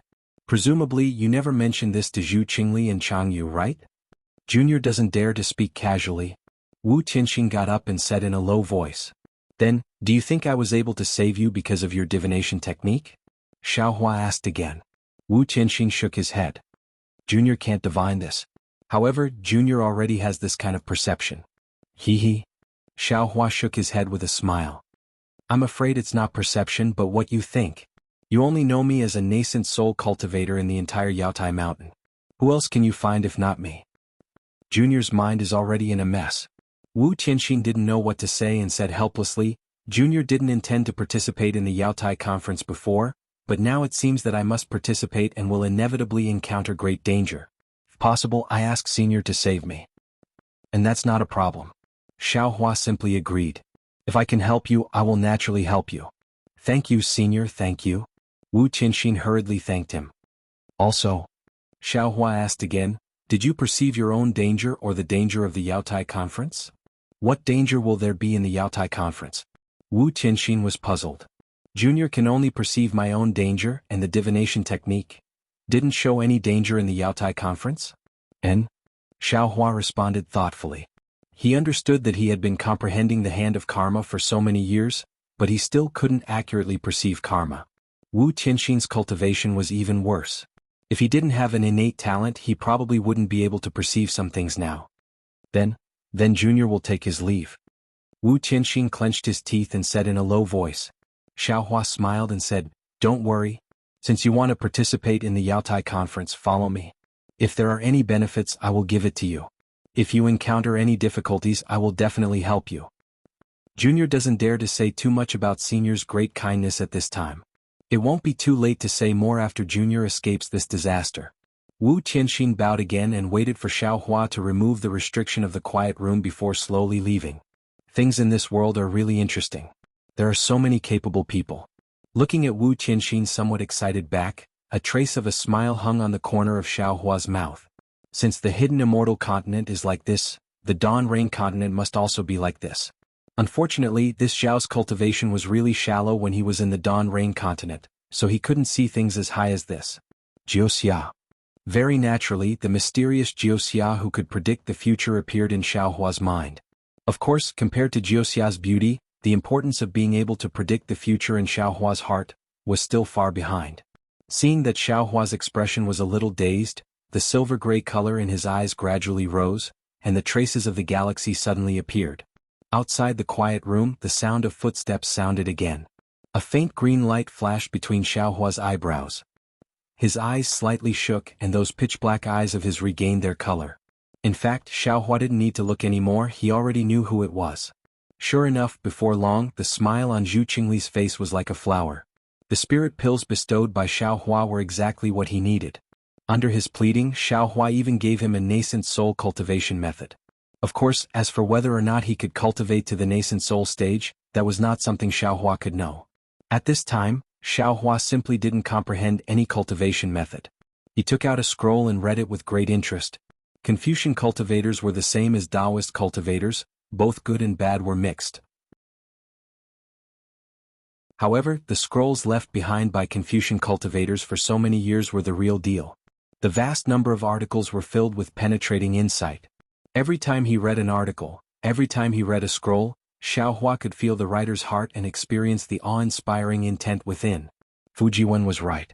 The awe-inspiring aura was the foundation, but the awe-inspiring aura itself was dead. It was the cultivation of Confucian cultivators, and it was the breathing of Confucian cultivators that gave the awe-inspiring aura vitality. This vitality was precipitated in the awe-inspiring aura. Whether it was thousands of years, 10,000 years, or hundreds of millions of years, as long as there were Confucian cultivators and articles passed down, the awe-inspiring aura would exist. This kind of inheritance was beyond the reach of Taoist cultivators. Sometimes, Xiaohua even had an illusion that the awe-inspiring aura inheritance of Confucian cultivators was borrowed from the inheritance in the mind of the evil spirit. Of course, Xiaohua's Buddha Saraira was also studying Buddhist scriptures and cultivating Buddhist Dharma. It was similarly broad and profound, causing the Buddha Saraira to be intoxicated. Now, the time it spent studying Buddhist scriptures had exceeded the time it spent cultivating Dharma. If Xiaohua hadn't come into contact with the scrolls of Confucian cultivators before, he would have ordered the Buddha relic to focus on cultivating Buddhist doctrine. However, after looking at the scrolls and Buddhist doctrine, Xiaohua knew that Buddhist scriptures were the foundation of Buddhist doctrine. Buddhist doctrine was only a minor detail. Looking at Gu Zhen's situation and looking at Manjushri Bodhisattva's fruit, if he focused on Buddhist doctrine, it would really be putting the cart before the horse, picking up sesame seeds and throwing away watermelons. Demons, how do they cultivate? In an instant, Xiaohua, who was reading the scrolls, was distracted again. When he was in the Dawn Rain continent, Xiaohua had seen beast cultivators. At first, he thought that they should be formed by combining weapon cultivators and demon cultivators. However, ordinary demon cultivators, as the name implied, were cultivators who cultivated demonic arts. Since they were cultivators, they were humans. On the hidden immortal continent, whether it was Taoist cultivators, Confucian cultivators, or Buddhist cultivators, they could all be called cultivators. However, the demons of the Thousand Demons Sacred Realm were different. They were not humans. Moreover, according to High Wind Old Monster, they never considered themselves as cultivators. Therefore, they could not be called demon cultivators because they were demons or evil spirits. According to what I know and the gradually growing memories of Little Yellow and Little Black, they should be imprints of inheritance, just like the phoenix imprint on Fairy Hongxia's forehead. Since Fairy Hongxia and other cultivators with genuine bloodlines can obtain the inheritance of these imprints, then wouldn't the demons be even more privileged? If that's the case, then, what about the 2 bones in the demon formation of Chenyu Mountain? There seem to be some runes on the bones, then how do you explain the stellar energy that the demon formation drew upon? Xiaohua thought more and more. After a long while, the entire palace was silent, as if there was no one around. Suddenly, Xiaohua raised his eyebrows, looked at the book in his hand, smiled and muttered to himself, "If I don't understand the cultivation techniques of the Buddhist sect, then I have no place to ask, but how does this demon cultivate? Why should I think so much? With these 2 children, little yellow and little black, what do I have to worry about? When they come back, can't I just ask them properly?" With that thought in mind, Xiaohua once again concentrated on reading the book. At the top of his head, wisps of clear air were produced, slowly dissipating. Half a day passed unknowingly. Xiaohua put down the book, stretched, and casually swept his gaze across the quiet room. The restriction outside the quiet room was not activated, and said with a smile, "This fellow Chang, you can keep his composure. Looks like he's a somewhat shrewd cultivator." Just as Xiaohua was about to pick up the book again, he frowned and said with a helpless smile, "Chang, you didn't come, but Taoist Yuan Qing did." However, when he released his divine sense to investigate, a strange expression appeared on his face, and he asked curiously, Why did he come to Yaotai Mountain?" Soon after, Xiaohua stood up again and said with a smile, "No matter what, he's an old friend. I have to personally welcome him." Xiaohua walked out of the quiet room and Chang Yu immediately sensed it. He hurriedly came out of the quiet room, bowed and said, "Senior Xiao, is there something wrong?" "Nothing, you wait here and meditate, this old man has an old friend coming to visit." Xiaohua waved his hand. Chang Yu did not ask any more and returned to the quiet room with cupped hands. Xiaohua walked to the palace door, and with a wave of his hand, the palace door flashed with brilliance and silently opened again. Outside the palace door stood a person with a large head. On the face of this head, there was a pair of broom-like eyebrows and 2 leopard eyes. Previously there was shock in those eyes, but now it was replaced with fear and surprise.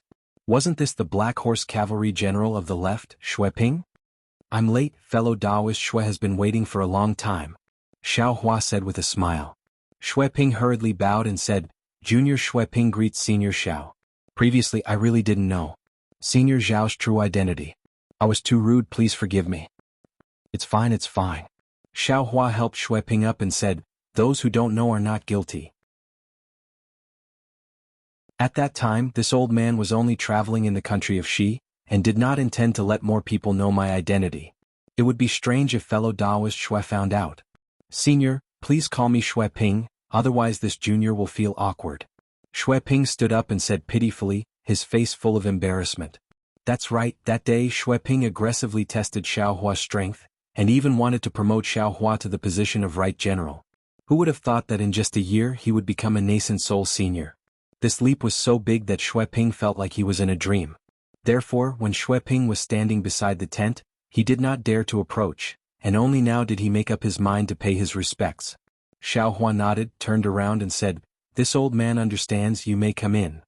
"Yes." Xue Ping nodded obediently and followed Xiaohua into the palace. Xiaohua did not return to the quiet room, but sat at the head of the palace. Xue Ping naturally did not dare to overstep, and stood respectfully in front of the jade table, quietly waiting for Xiaohua to speak. Xiaohua waved his hand and took out a jade plate containing some spirit fruits. He placed it on the jade table beside him and said with a smile, "Xue Ping, have a seat. Have a taste of the spirit fruits first, then we can talk slowly." Yes, this junior thanks senior for the fruit. Xue Ping did not dare to be negligent. After bowing and thanking him, he sat down and picked up a spirit fruit to taste carefully. Seeing that Xue Ping was still so reserved, Xiaohua smiled and said, "Xue Ping, why did you come to Yaotai Mountain instead of being the left general in the country of Shiznanpu County? It seems that your cultivation is not enough to be the state preceptor. Could it be that you came here specifically to wait for this old man? Could it be that you have the ability to predict the future?"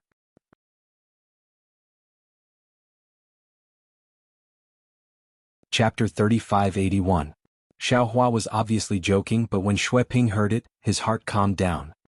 He hurriedly put down the spirit fruit and said respectfully, "Senior, please know that I'm no longer the left general. Oh, I should say that I'm no longer in the country of Shiznanpu County." Xiaohua raised his brows and asked curiously, "You were doing well in the country of Shiznanpu County. Why did you go somewhere else? At this point Xiaohua hurriedly smiled and said, "Oh, that's right. I remember that I had an agreement with you. However, because I really didn't have the time to leave, I kept delaying it. Don't worry. Did you already go there? And you returned with a full load, so you're no longer working in the country of Xi?" "No, it's not what Senior thinks." Shui Ping hurriedly waved his hand and said, "Without an expert like Senior leading the way, I wouldn't dare to go there. If Senior has the time in the future and wants to go there, I'm willing to bring you there." "I see." Xiaohua scratched his chin and nodded. "After the Yaotai summit I will have some free time. If you have the time, why don't we travel together?" "Great, great." Shui Ping was overjoyed and scratched his head. Xiaohua looked at Shui Ping with a faint smile and said, "Shui Ping, don't tell me you chased me all the way to Yaotai Mountain and wanted me to fulfill my promise?" Shui Ping hurriedly reined in his joy and smiled apologetically. "Senior Xiao, you're mistaken. How could I know that Senior would come to Yaotai Mountain? I'm only following my general to Yaotai Mountain." "Oh." Xiaohua nodded. "It seems like you had a fortuitous encounter after leaving the country of Xi." Shui Ping smiled bitterly. "Senior, you must be joking. How could I have a fortuitous encounter? It's better to say that I was forced to leave the country of Xi. Have a seat. Let's talk while eating." Xiaohua smiled and pointed at the spirit fruits on Shui Ping's table. He took out some spirit fruits and took a bite. Seeing Xiaohua's behavior, Shui Ping was somewhat relieved. He squeezed out a smile on his face that was as black as the bottom of a pot. He picked up a spirit fruit from the table and took a few bites. "Senior, you're really enjoying yourself. It's been a long time since I've enjoyed such a wondrous spirit fruit." "It's nothing. It's just a small token of appreciation from some juniors. It would be impolite for this old man to refuse," Xiaohua said with a slight smile. Shui Ping ate a few spirit fruits before wiping his mouth and smiling embarrassedly. "Senior, I was ordered by the prefectural governor to go to Longevity Town to provide disaster relief. Thanks to Senior's grain, the townspeople didn't suffer too much of a disaster. With the help of Mo Yen and Mo Jianli, this junior has also successfully completed the important task of disaster relief. However, even though I had completed my mission, something unexpected happened when I was about to leave Longevity Town." Shui Ping stole a glance at Xiaohua's expression. Xiaohua seemed to be tasting the spirit fruits while listening to Shui Ping's explanation. Seeing that Shui Ping had stopped, he raised his head, naturally, and asked curiously, "What's wrong? What could possibly happen in Longevity Town that you didn't expect?" "This old man hasn't heard any news from Longevity Town for a long time after I left. I do miss the monks of Shaojin Temple." "Haha." Shui Ping chuckled. "Senior, you're truly a playboy. With your cultivation, I'm afraid you can destroy the Shaojin Temple with a single finger. I heard from Mo Jianli that you even..." However, at this point Shui Ping's expression suddenly changed. If Xiaohua's fight with the monks of the small gold temple was considered a game of the mortal world, then Xiaohua's battle with Liao Jiang, what kind of game was that? No matter how much Xiaohua played around, he couldn't treat the lives of the townspeople of Longevity Town as child's play. He even gave the credit of defeating the sea race to the Buddhist sect Ci Hang. This didn't make sense at all. Xiaohua pondered for a moment. He knew what Shui Ping was thinking and smiled. This old man was injured that day and my cultivation was greatly reduced. Otherwise, how could I have allowed the sea race to run rampant in Liaojiang? Even you. Didn't you give this old man a shock too? Shui Ping came to a realization and hurriedly smiled. Senior really didn't show his true colors that day. This junior really couldn't tell. Shui Ping did not dare to ask any more questions. He continued, "Senior, there is something you don't know. Ever since Buddhist sect's master Ci Hang blocked the Sea tribe at Liao River and used a Buddhist sect's Buddhist artifact to collect the river water that was supposed to flood Longevity Town, he obtained the psyche power of tens of thousands of townspeople in Longevity Town. He almost attained the Bodhisattva Buddha fruit in Longevity Town. The townspeople of Longevity Town have regarded Master Ci Hang as their savior. Not only did they worship Longevity Town's memorial tablet at home every day, they also went to Shaojin Temple to offer incense and recite the virtues of Guanyin Bodhisattva. Previously in Long Life Town, Long Life Academy was still the leader. That small gold temple really wasn't much, only a bit better than the River and Tide Temple when Senior first arrived in Long Life Town. However, with the worship of tens of thousands of villagers, Small Gold Temple's incense offerings flourished 100 times. Oh, the Jiangchao Temple where you stayed that day is no longer there. It's said that they're going to build a Guanyin monastery. Not only are the townspeople of Longevity Town so crazy, the entire country of Shi and the other countries in Yu province, be it the devout townspeople or the monks of various temples, all of them are flocking to Longevity Town as if they're on a pilgrimage. They're heading to Shaojin Temple and Guanyin Monastery to worship Guanyin Bodhisattva. Senior, you must have seen clearly that day that Xi Hang was only one step away from attaining the Bodhisattva Buddha fruit. However, in reality he didn't attain the Bodhisattva Buddha fruit. Xueping continued, however, according to the mouths of those foolish townspeople, Xi Hang actually attained the Bodhisattva Buddha fruit. They even want to forge a 10-foot golden body for Guanyin Bodhisattva on Jiangchao Ridge. Furthermore, I've heard that many people feel that Jiangchao Ridge is too small to accommodate Guanyin Bodhisattva's golden body. They're prepared to either completely demolish Jiangchao Ridge and build it on the flat ground or pile up soil to build a mountain around Jiangchao Ridge, expanding the area of Jiangchao Ridge tenfold. This. Xiaohua gasped and asked curiously, although the north of Jiangchao Ridge is barren, there are farmlands and farmhouses in the east and west. How are they going to demolish them or pile up soil to build a mountain? Xueping smiled bitterly. Senior, you might not know this, but the townspeople near Jiangchao Ridge know that it's for Guanyin Bodhisattva's golden body. They've long donated the farmlands and left with their families. Sigh. Xiaohua sighed. Longevity Town is now a monk town filled with bald people. A tile fell and injured 10 people. 6 of them were monks who came to Longevity Town while the other 4 were devotees who came to offer incense. Xueping continued, Longevity Town belongs to Nanpu County. When the county governor found out about this, he had a huge headache and hurriedly reported it to the king. I don't know about the king's decree, but ever since the king's decree, the entire Nanpu County has been shrouded in a strange atmosphere. On the surface, Nanpu County seems to be very peaceful, and the government and people are normal. However, there's an undercurrent surging within. Not only have some Confucian cultivators secretly come, but many Taoist cultivators have also revealed themselves. As the first person to render meritorious service in Longevity Town, I've received many rewards. There's even a rumor that the king intends to give me the position of general to guard Longevity Town. The more I think about it, the more scared I feel. These Confucian cultivators must have a huge conflict with the Buddhist sect in Longevity Town. They can play whatever they want, but why are they involving us Taoist cultivators? As a Taoist disciple and exposed myself, I'll definitely be the first to be sent out if there's any strange movement. If I don't go by then, I'll be disobeying the king's decree. Not to mention the king, even the county governor can take my head. However, if I go, will the Buddhist sect's Dharma protector let me live in peace? I'm sure that the demon-subduing pestle is already waiting to land on my head, right? Thus, I might as well go all out and submit a letter to the county governor to resign, saying that I've reached a critical point in my cultivation of a secret technique that involves my life. The prefectural governor did not agree at first, but this junior submitted 3 dictionaries in a row. In the end, the prefectural governor remembered this junior's hard work and finally agreed. This junior received the confirmation and left Nanpu County on the same day. Not bad. You're able to see clearly when to advance and when to retreat. Xiaohua nodded. After all, the situation in Longevity Town was really strange. Xueping was able to see so far despite being in the middle of it, which surprised Xiaohua. Then where are you now? I'm currently serving as a county governor in Puqing County in Liang Province's Shanliang country. Xueping didn't dare to hide anything and answered honestly. Xiaohua smiled and clapped. Not bad, not bad. You used to be the left general. Now that you're a county governor, you've improved. Speaking up to this point, Xiaohua was suddenly stunned as though he thought of something. He exclaimed, "Oh, that's not right. Xueping, this Shanliang country seems to be established by the Buddhist sect. You're not serving in the country established by the Taoist sect.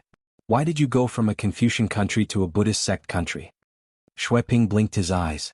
He was very surprised that Xiaohua knew that the Shanliang country was established by the Buddhist sect. However, he didn't dare to ask and could only answer, "Senior, you might not know. My cultivation in Tao isn't profound, but I have some unique points in the art of war and spear arts. If I went to the country established by the Taoist sect, there might not be a position that I'm satisfied with. Only a country established by the Buddhist sect or a country established by the Confucian sect can satisfy me. Among them, the descendants of the Confucian school of the military are also skilled in the art of war. I found a few Confucian countries but I wasn't satisfied. When I arrived at the Shanliang country, Although I'm not too fond of the Buddhist sect, the people in the Shanliang country are simple and honest, and the Buddhist aura is exuberant. The country's ruler is also a kind-hearted person. Compared to the few Confucian countries nearby, it's much better. Therefore, I attempted to serve the Puqing County governor. Coincidentally, the Puqing County governor was lacking someone like me who knew how to lead troops and set up formations. After trying, he was very satisfied and immediately petitioned the king to request for the position of Left General for me. What surprised me even more was that the king's decree actually allowed me to become the county governor's army. Not only will I control the Puqing County's military and political power, but I'll also assist the county governor in handling government affairs. He doesn't care about my identity as a Taoist sect cultivator at all. The king's breadth of mind, TSK, I'm truly impressed.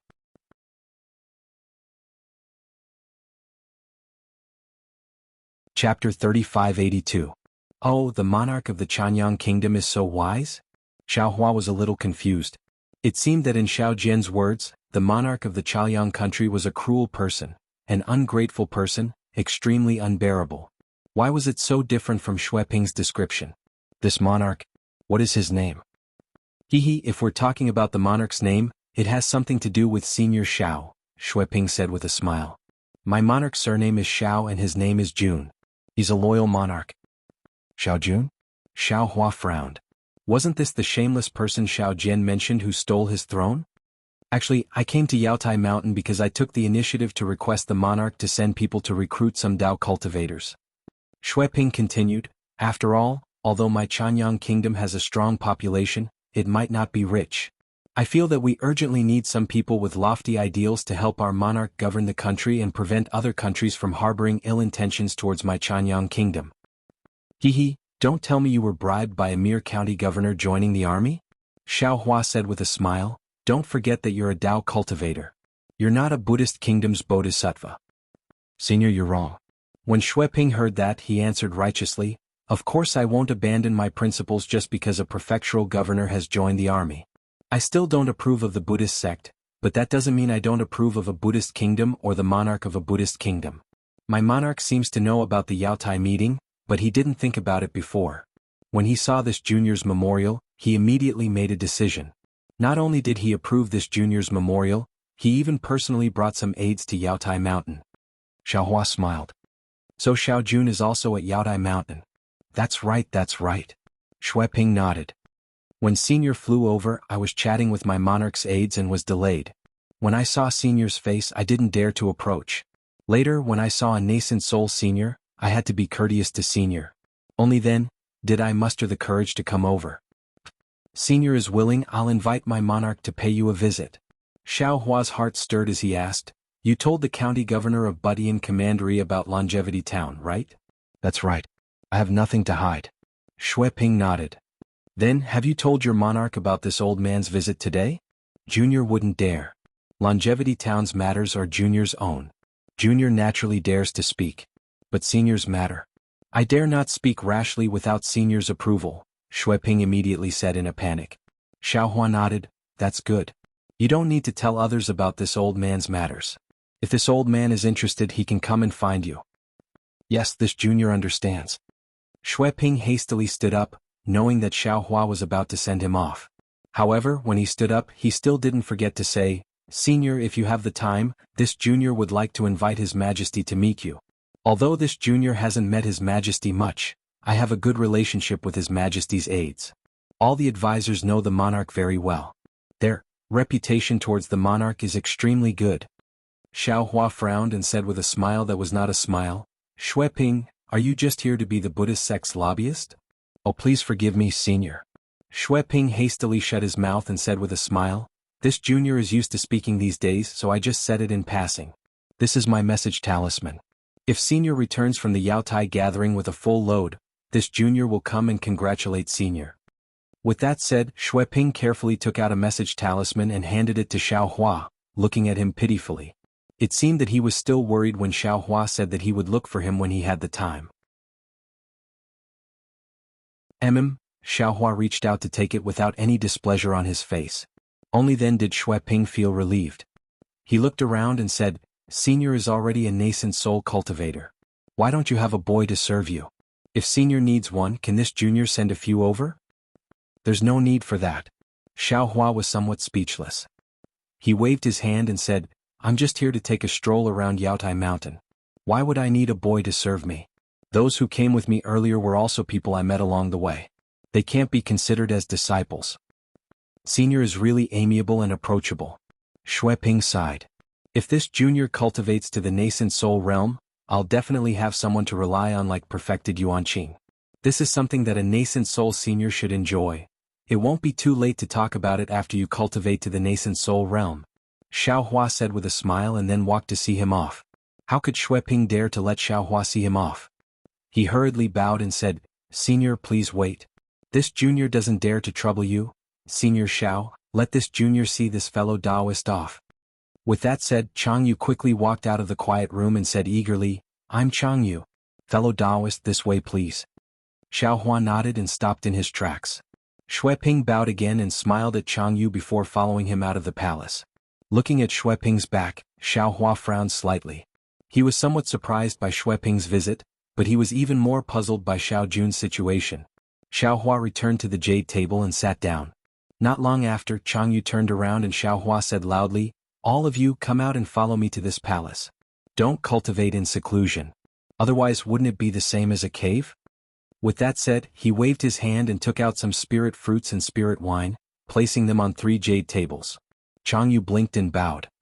Thank you, Senior Xiao. Today I've benefited from your presence. Hearing Xiao Hua's summons, Wu Tianxin and Zhu Qingli hurriedly came out as well. They were happy to see the spirit fruits and other things. After thanking him, they sat down and ate and drank while chatting in a reserved manner. Xiao Hua also casually said a few words before asking, Chang Yu, do you know of the Chanyang country in Liang province? Senior, Liang province is very far from Qing province. This junior has never heard of it. Chang Yu was about to drink when he hurriedly put down the wine cup and answered respectfully. Previously, Xiao Hua did not hide his conversation with Xue Ping from the 3 of them. Therefore Xiao Hua said again, This Xue Ping is someone I knew in the past. I heard from him that he's currently serving as a county governor in the Chanyang country, which was founded by a Buddhist sect. I don't understand. Is the monarch of this Chanyang country really using our Taoist cultivators? Or does he really have the intention to develop his country and seek benefits for his citizens? No matter what, he's using our Taoist cultivators to work for his Buddhist sect. Wu Tianxin stood up without hesitation and said, There aren't many good people in the Buddhist sect. On the surface they're benevolent, abstain from meat and pray to Buddha. They don't get close to women, but in reality how many men can tolerate their 10 precepts? This disciple has cultivated for so many years, but I can only abstain from 9 of the 10 precepts. Xiao Hua knew Wu Tianxin's personality and did not find it strange. He smiled and said, Which precepts are so powerful? Even great cultivator Wu can't abide by them? Lust precepts. Lust is emptiness, emptiness is lust. Sol, nonsense. Wu Tianxin smiled and said, This lust precepts are men's lust tribulation. I don't think any man can avoid it. Old Wu, you've drunk too much. Zhu Qingli stole a glance at Xiao Hua and hurriedly chided, Don't violate your precepts in front of Senior. Wu Tianxin shuddered and shrank his neck. He hurriedly sat down and took a spirit fruit to chew. Actually, it might not be as serious as fellow Taoist Wu said. Chang Yu smiled and said, I've seen some Buddhist sect monks who say one thing and mean another. Similarly, I've seen even more Buddhist sect experts who are sincere towards Buddhism and treat others with sincerity. With fellow Taoist Xue Ping's cultivation, if not for the fact that the single Yang kingdom really attracted him, he might not have stayed behind, and even more so, he wouldn't have taken the initiative to come to Yaotai Mountain. It's certain that the single Liang kingdom's monarch is using Taoist cultivators, but we can't rule out the fact that this monarch is indeed ambitious. At this point, Chang Yu looked at Xiao Hua again and said, If Senior is interested, you'll know when you meet him. Otherwise, Senior can ride a Pegasus to the single Liang kingdom to take a look. If not, Junior and the others can also do it for you. There's no need for that. Xiao Hua waved his hand. I'm just curious. If I have time, I'll go take a look myself.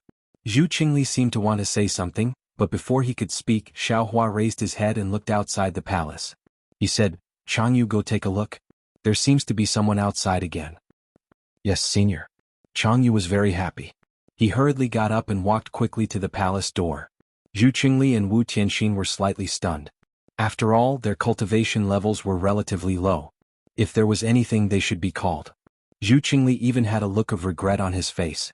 Not long after, Jianghu brought a boy with red lips and white teeth in a clean Taoist robe in. He said respectfully, Senior Hong Songzi sent an invitation card to invite you to a banquet. Junior Qing Mu greets perfected Xiao. The boy walks in front of Xiao Hua and respectfully raises his hands. In his hands is a diamond-shaped crystal object. Inside it is flashing a green and red brilliance. It looks very extraordinary. The boy says, Junior is under the order of my family's Taoist to invite Taoist to Taoist Huoda's banquet. Xiao Hua slightly nodded and reached out to take the crystal object. He slightly used his Zhenyuan and saw the crystal overflowing with brilliance. The green and red brilliance respectively gathered in two parts of the crystal. Soon after, the brilliance rushed out of the crystal and swam in front of Xiao Hua's eyes like a shuttle used to weave cloth. A moment later, a gorgeous invitation card appeared. The characters seemed to come alive and made a sound. It was Hong Songzi's voice. Perfected Xiao, I originally planned to invite fellow Taoists to my Immortal's cave for a chat a few days ago. However, in these few days, fellow Taoists from various provinces have come to Yaotai Mountain. This is really beyond my expectations. Today I just received Perfected Huoda's invitation. I thought that I might as well go together. If fellow Taoist has the time, you can ask Qing Mu to bring fellow Taoist here. I will wait in my Immortal's cave. The voice drifted in the palace. The green and red brilliance gradually disappeared. The crystal object also turned into powder. Xiao Hua looked at Qing Mu standing respectfully. He turned his head and sent a sound transmission to Jianghu. Who is this Perfected Huoda?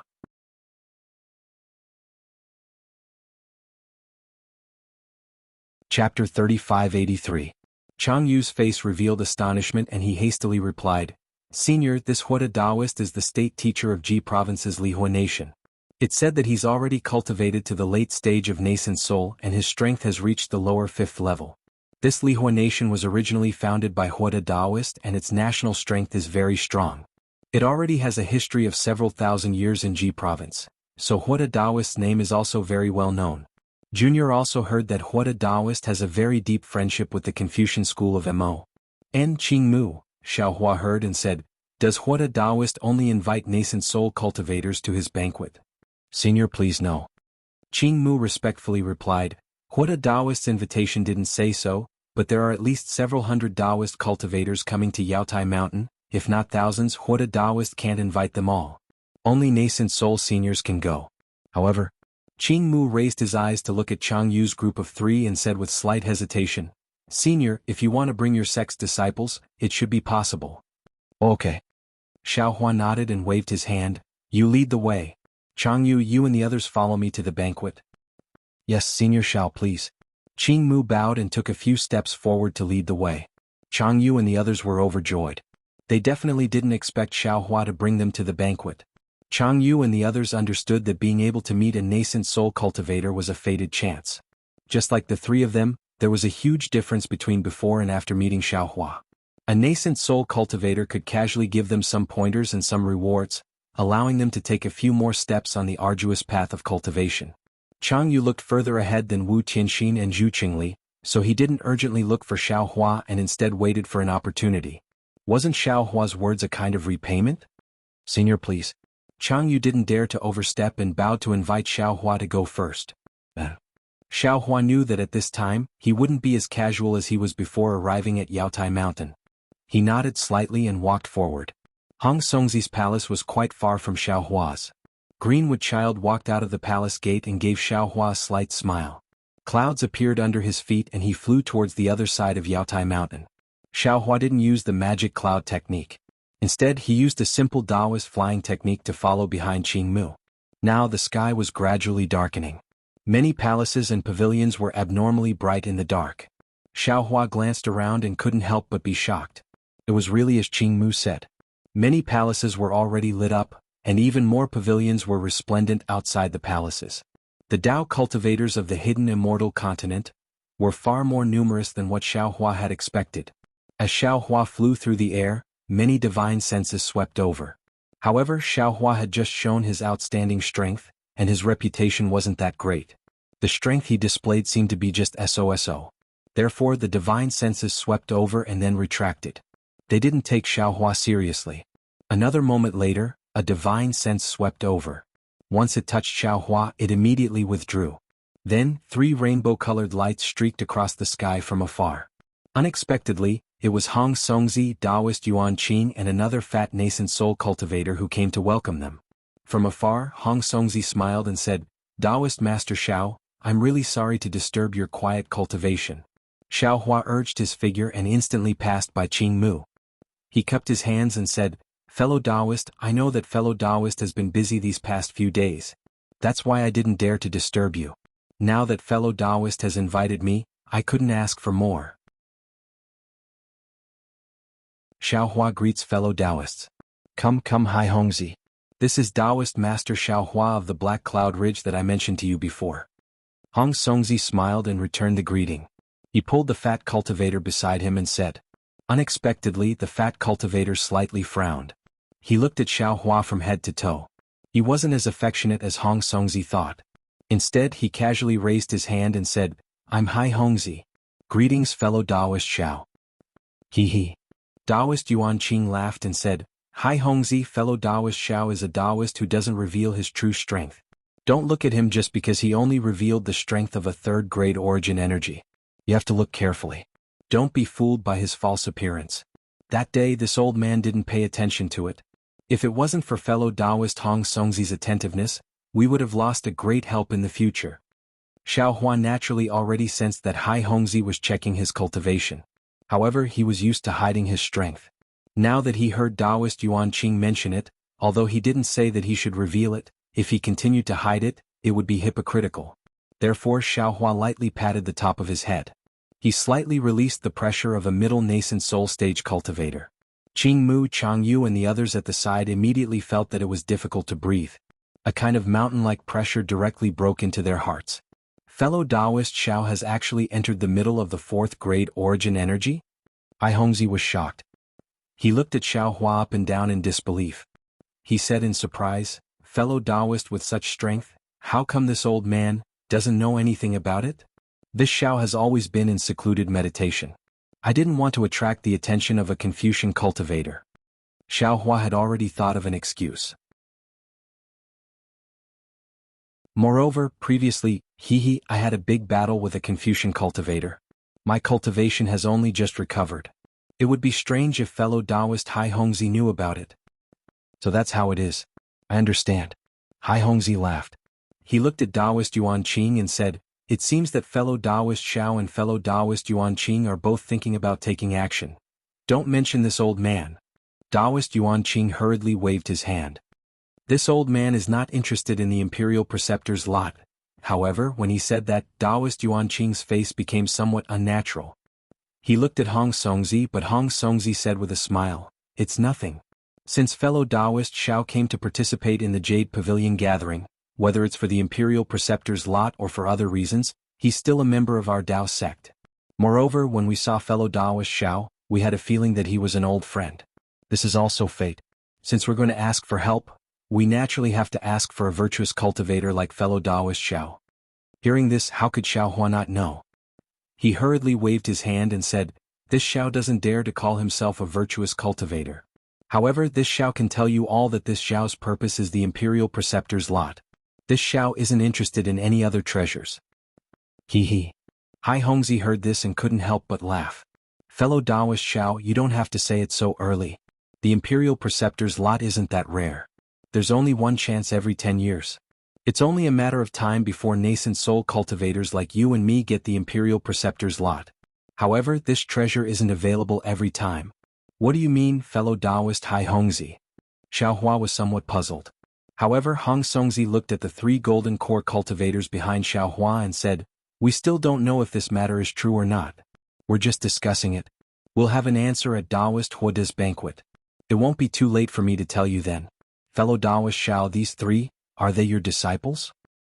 "Oh, they're not this old man's disciples," Xiaohua said with a smile. "We met them on the road. Since it's fate, we'll bring them along. If fellow Taoist feels it's inconvenient, this old man will let them return." "That won't be necessary. I also want to bring a few disciples. There's no harm in bringing them along." Hong Songzi waved his hand and transmitted a few words to the people below. From the palace below him, a dozen golden core cultivators flew out. When these cultivators arrived in front of Xiao Hua, they all bowed and greeted him, saying that they had seen Senior Xiao. Xiao Hua waved his hand in return. Jianghu and the others also hurried over to greet him. The two groups of cultivators cooperated and flew towards the Yaotai Mountains cave under Hong Songzi's lead. Seeing that Hong Songzi had already passed the area where the palace was located and was about to enter the cave, Xiao Hua was puzzled. He thought to himself, could it be that this so-called Taoist Huoda is in the cave's quiet room? However, when he followed Hong Songzi into the cave, they kept flying inside and passed by a lot of quiet rooms. At the same time, more than a dozen nascent soul cultivators flew out of the quiet rooms and nodded slightly to Xiao Hua and the others before flying in the same direction. Xiao Hua knew that his thoughts weren't wrong. However, when he flew into the depths of the cave, he saw a huge palace door open. In front of the palace door stood a lot of boys welcoming guests. He knew that he still underestimated this Taoist Huoda. He actually had an immortal's cave in the Yaotai Mountain that was different from the others. Xiao Hua and the others landed in front of the palace door. Naturally, a boy hurriedly came forward and bowed to greet them. After asking for their names, he immediately led them into the palace. The palace was huge, similar to the immortal's cave of an ordinary nascent soul cultivator. Now, thick candles were hung all over the palace, brightening the entire palace. The palace's layout could be considered exquisite. Various kinds of curtains were hung between the walls and the pillars. The fist-sized pearls on them shone brightly under the candles. However, even Xiao Hua, a cultivator who didn't pay attention to luxury, felt that although this palace was much more luxurious than the palaces outside, it still didn't match Taoist Huoda's identity as a nascent soul cultivator. There were a lot of jade tables placed in the palace. Although they seemed somewhat disorderly, they were very orderly. No matter which jade table the cultivator sat on, they would feel that they were very close to the jade table at the head. There wasn't any feeling of favoritism. At this moment, there were a lot of cultivators sitting inside the palace.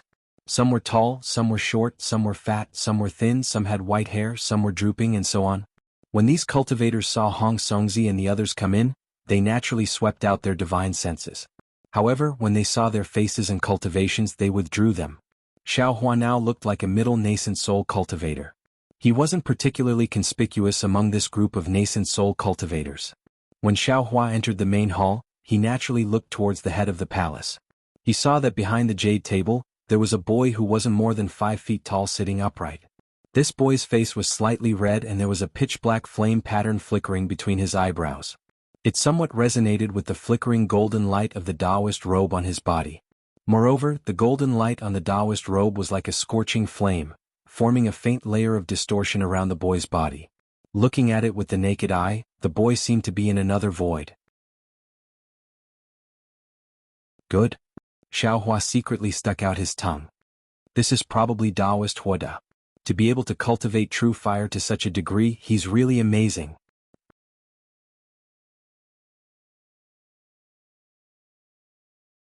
Chapter 3584. Huoda Jinren closed his eyes and sat there quietly. There wasn't much noise in the palace. There were only whispers. Most of them were transmitting their voices through telepathy. Hong Songzi followed the boy who led the way to the side of a large pillar and sat down. Xiao Hua and the others also sat down on the side under the arrangement of the boy standing by the side. Jianghu and the others were led by the boy to another part of the palace to sit down. Xiao Hua sat down and looked around. The cultivators who had opened their eyes slightly nodded their heads.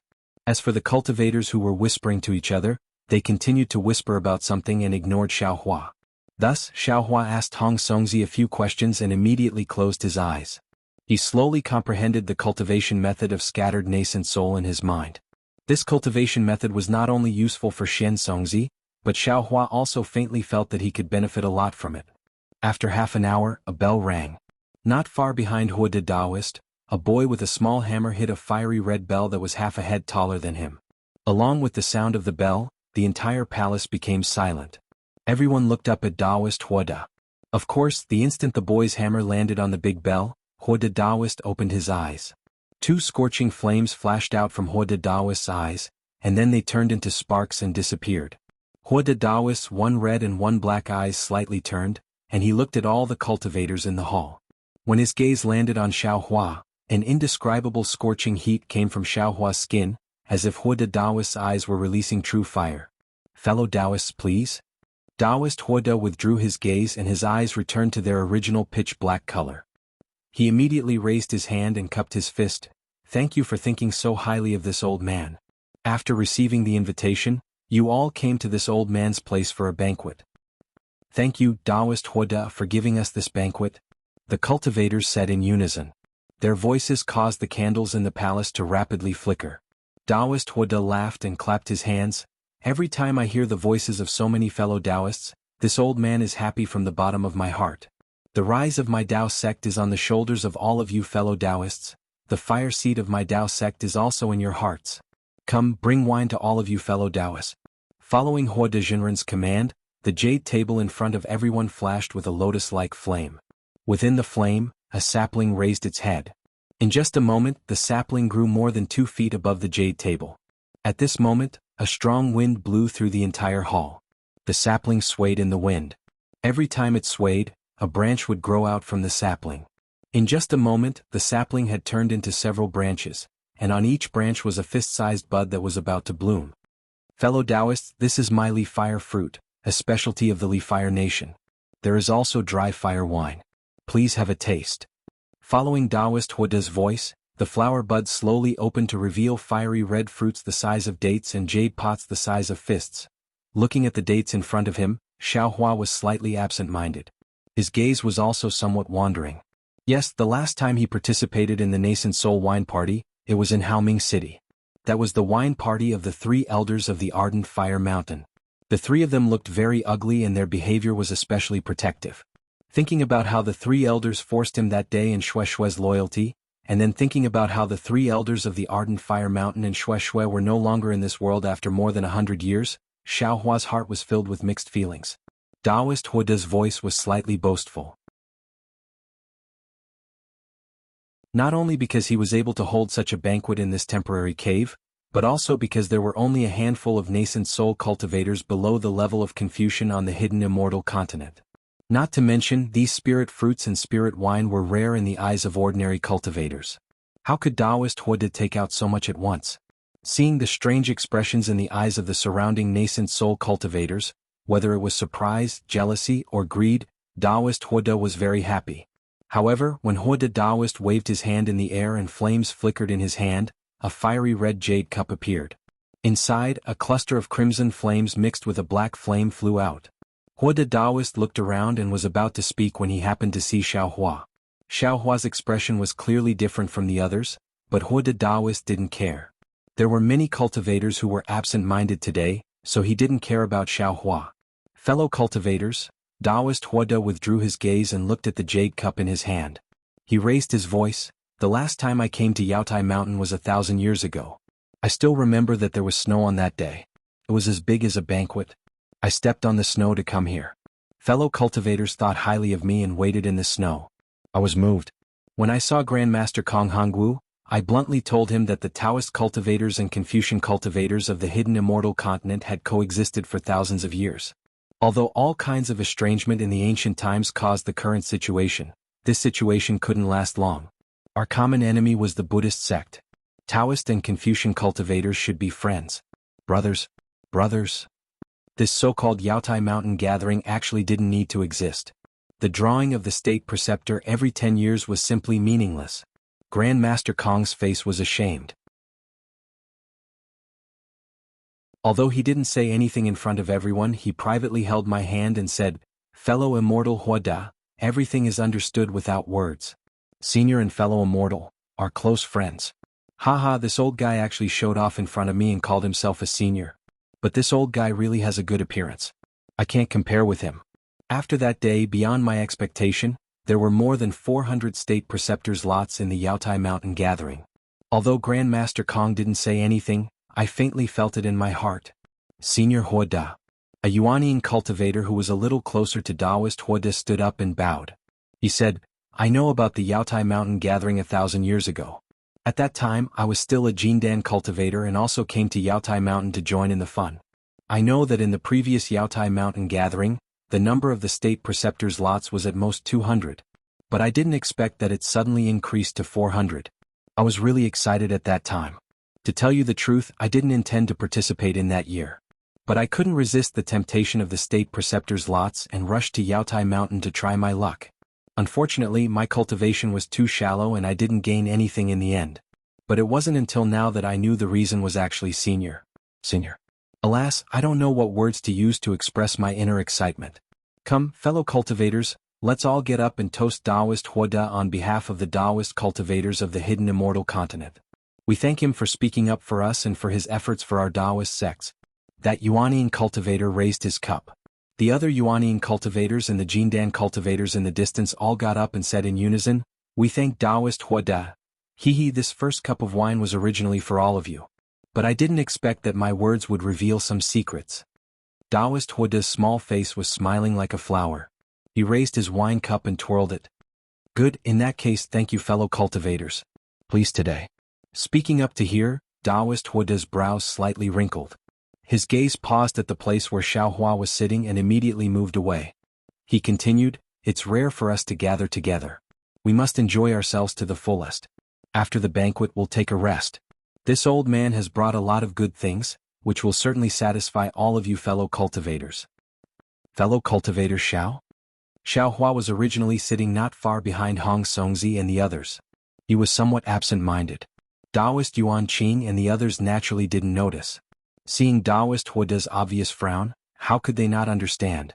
They hurriedly turned their heads and immediately saw Xiaohua sitting upright behind the jade table and looking at the flaming wine cup.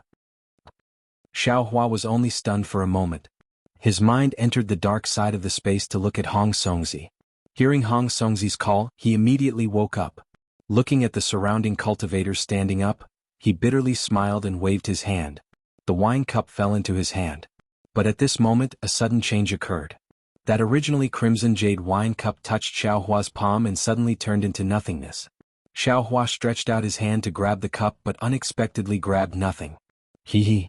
An unknown Yuanian cultivator next to him sneered and said loudly, "Many thanks for Taoist Huoda's wine. I'm also looking forward to the transaction after the banquet. To Taoist Huoda. To Taoist Huoda." When that cultivator took the lead, the others all raised their cups and looked at Taoist Huoda. Taoist Huoda smiled and opened his mouth. A wisp of fire flew out from the wine cup. The fire sparkled in the air with a crimson brilliance. There was actually a faint shadow of a firebird. It flapped its wings a few times and flew into Taoist Huoda's mouth. The red light on Taoist Huoda's face flashed. When his eyes opened and closed, a wisp of fire also appeared. Immediately after, Taoist Huoda smiled and tilted the jade cup in his hand forward. The jade cup was empty. Seeing Taoist Huoda drink it in one gulp, everyone raised their cups, or drank it in front of their mouths. Only Xiaohua stood there with a faint smile on his face and watched the others drink. Whether it was Hong Songzi or Taoist Yu Qing, there was helplessness in their eyes. They wanted to help Xiaohua out of the embarrassment, but in front of Taoist Huoda, they didn't dare to. They could only smile apologetically at Xiaohua and raise their cups to drink. However, Hai Hongzi shook his head slightly. He had already excluded Xiaohua from the scope of cooperation. After all, today Xiaohua offended Taoist Huoda because of a small detail. From this detail, Hai Hongzi could see clearly that Taoist Huoda was not very broad-minded. He might even seek revenge for the smallest grievance. Although Xiaohua's strength was similar to his or even a little stronger compared with Taoist Huoda, he was not just a little bit weaker. After all, one was in the middle stage of Yuanying, and the other was in the late stage of Yuanying. In particular, Taoist Huoda had a very good relationship with the Confucian cultivator. This time he was invited by the Confucian cultivator. Since Xiaohua was going to participate in the Yaotai gathering, it was inevitable that he would fall into the hands of Taoist Huoda. If he was mixed with Xiaohua, it was really unwise.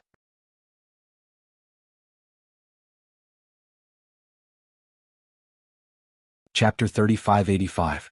Hai Hongzi drank a cup of spirit wine along with everyone else. He felt a pure fire elemental energy of heaven and earth suddenly emerge from his stomach and rush straight to his head. Hai Hongzi was overjoyed. He didn't dare to neglect it. Without waiting to sit down cross-legged, he immediately used his cultivation method to refine the fire elemental energy of heaven and earth. At his level of cultivation, ordinary spirit wine could only be used for entertainment. He didn't expect this Li fire spirit wine to have such an effect. Tsk tisk. After a while, another nascent soul cultivator sighed with emotion like Hai Hongzi. Fellow Taoist Huada, I have long heard of the Li Fire Spirit Wine's effect, but I never had the chance to taste it. I didn't expect to encounter it on Yaotai Mountain. To think that fellow Taoist actually let us drink this kind of spirit wine. Alas, this kind of extravagance. I'm afraid only Huada Jinren on the hidden immortal continent can do it. Xiaohua still stood there quietly. He didn't feel embarrassed at all. He looked at the cultivator who spoke with interest. This cultivator's expression indeed looked very emotional. He didn't have the kind of flattery that he imagined. Looking at the cultivators around him, he waved his hand and picked up a second cup of wine. Some raised their cups to Huada Jinren, while others drank it in one gulp. They simply ignored Huada Jinren. Thinking back to when Jianghu and the others were drinking and eating in his palace, Xiaohua somewhat understood that the life of Taoist cultivators below Confucian cultivation was indeed difficult. Fellow Taoist Shenpu's words are too exaggerated. Huada Jinren laughed. I'm only at the upper fourth level of elemental energy. There are many Taoist seniors above me. They are much more powerful than me. Fellow Taoist Huada's words are wrong again. I'm not talking about powerful strength. The cultivator named Shenpu shook his head. There are Taoist seniors on the hidden immortal continent. I've heard of many of them. How many of them would stand up for our Taoist cultivators? Now, how many people are as righteous, benevolent, and righteous as fellow Taoist? Huada Jinren smiled. He felt very happy in his heart, but he hurriedly waved his hand. Shenpu Jinren is the one who is wrong. I don't know what the seniors have done. How can I compare with them? My Li Fire Spirit Wine is just rich in elemental energy, but the wine's effect is not strong. How can you get drunk before drinking it? That's right, Taoist Master Xuanpu is really drunk. On the other side of Taoist Huada, another cultivator with an ancient face said, although our Tao sect is in decline over the years, many of our seniors have died at the hands of Confucian cultivators in order to revive our Tao sect. Fellow Taoist Huada is indeed chivalrous, but compared to these seniors you're still lacking. When Huada Jinren heard this, his expression changed drastically. Although this cultivator had compared him to the senior cultivators of the Tao sect, it didn't seem inappropriate. Furthermore, he was only at the upper stage of the 4th grade of Essence Force. Compared to the 5th and 6th grade of Essence Force, he was indeed much weaker. However, everyone knew that he was on good terms with the Confucian cultivator, and he had even shown off just now. Now, that cultivator actually talked about the death of a Taoist senior. Wasn't he clearly not giving him any face? Would he say that he was a lackey of the Confucian cultivators? Who are you? Taoist Huada naturally wouldn't speak. Taoist Master Xuanpu frowned and asked, then turned to Taoist Huada, thinking that he would recognize this person. This old man is Taoist Master Qing Su, a nameless person. The cultivator's tone was still indifferent. I'm currently residing in Yong Province's Great Song Mountain. I'm merely a carefree person with no connection to the Confucian cultivators. It's no wonder that you two fellow Taoists don't recognize me. Taoist Huada's expression froze and the flames around his body flickered. He asked with a cold voice, Taoist Master Qing Su, what do you mean by no connection to the Confucian cultivators? Could it be that this old man is wrong in asking for the death of a Tao sect disciple?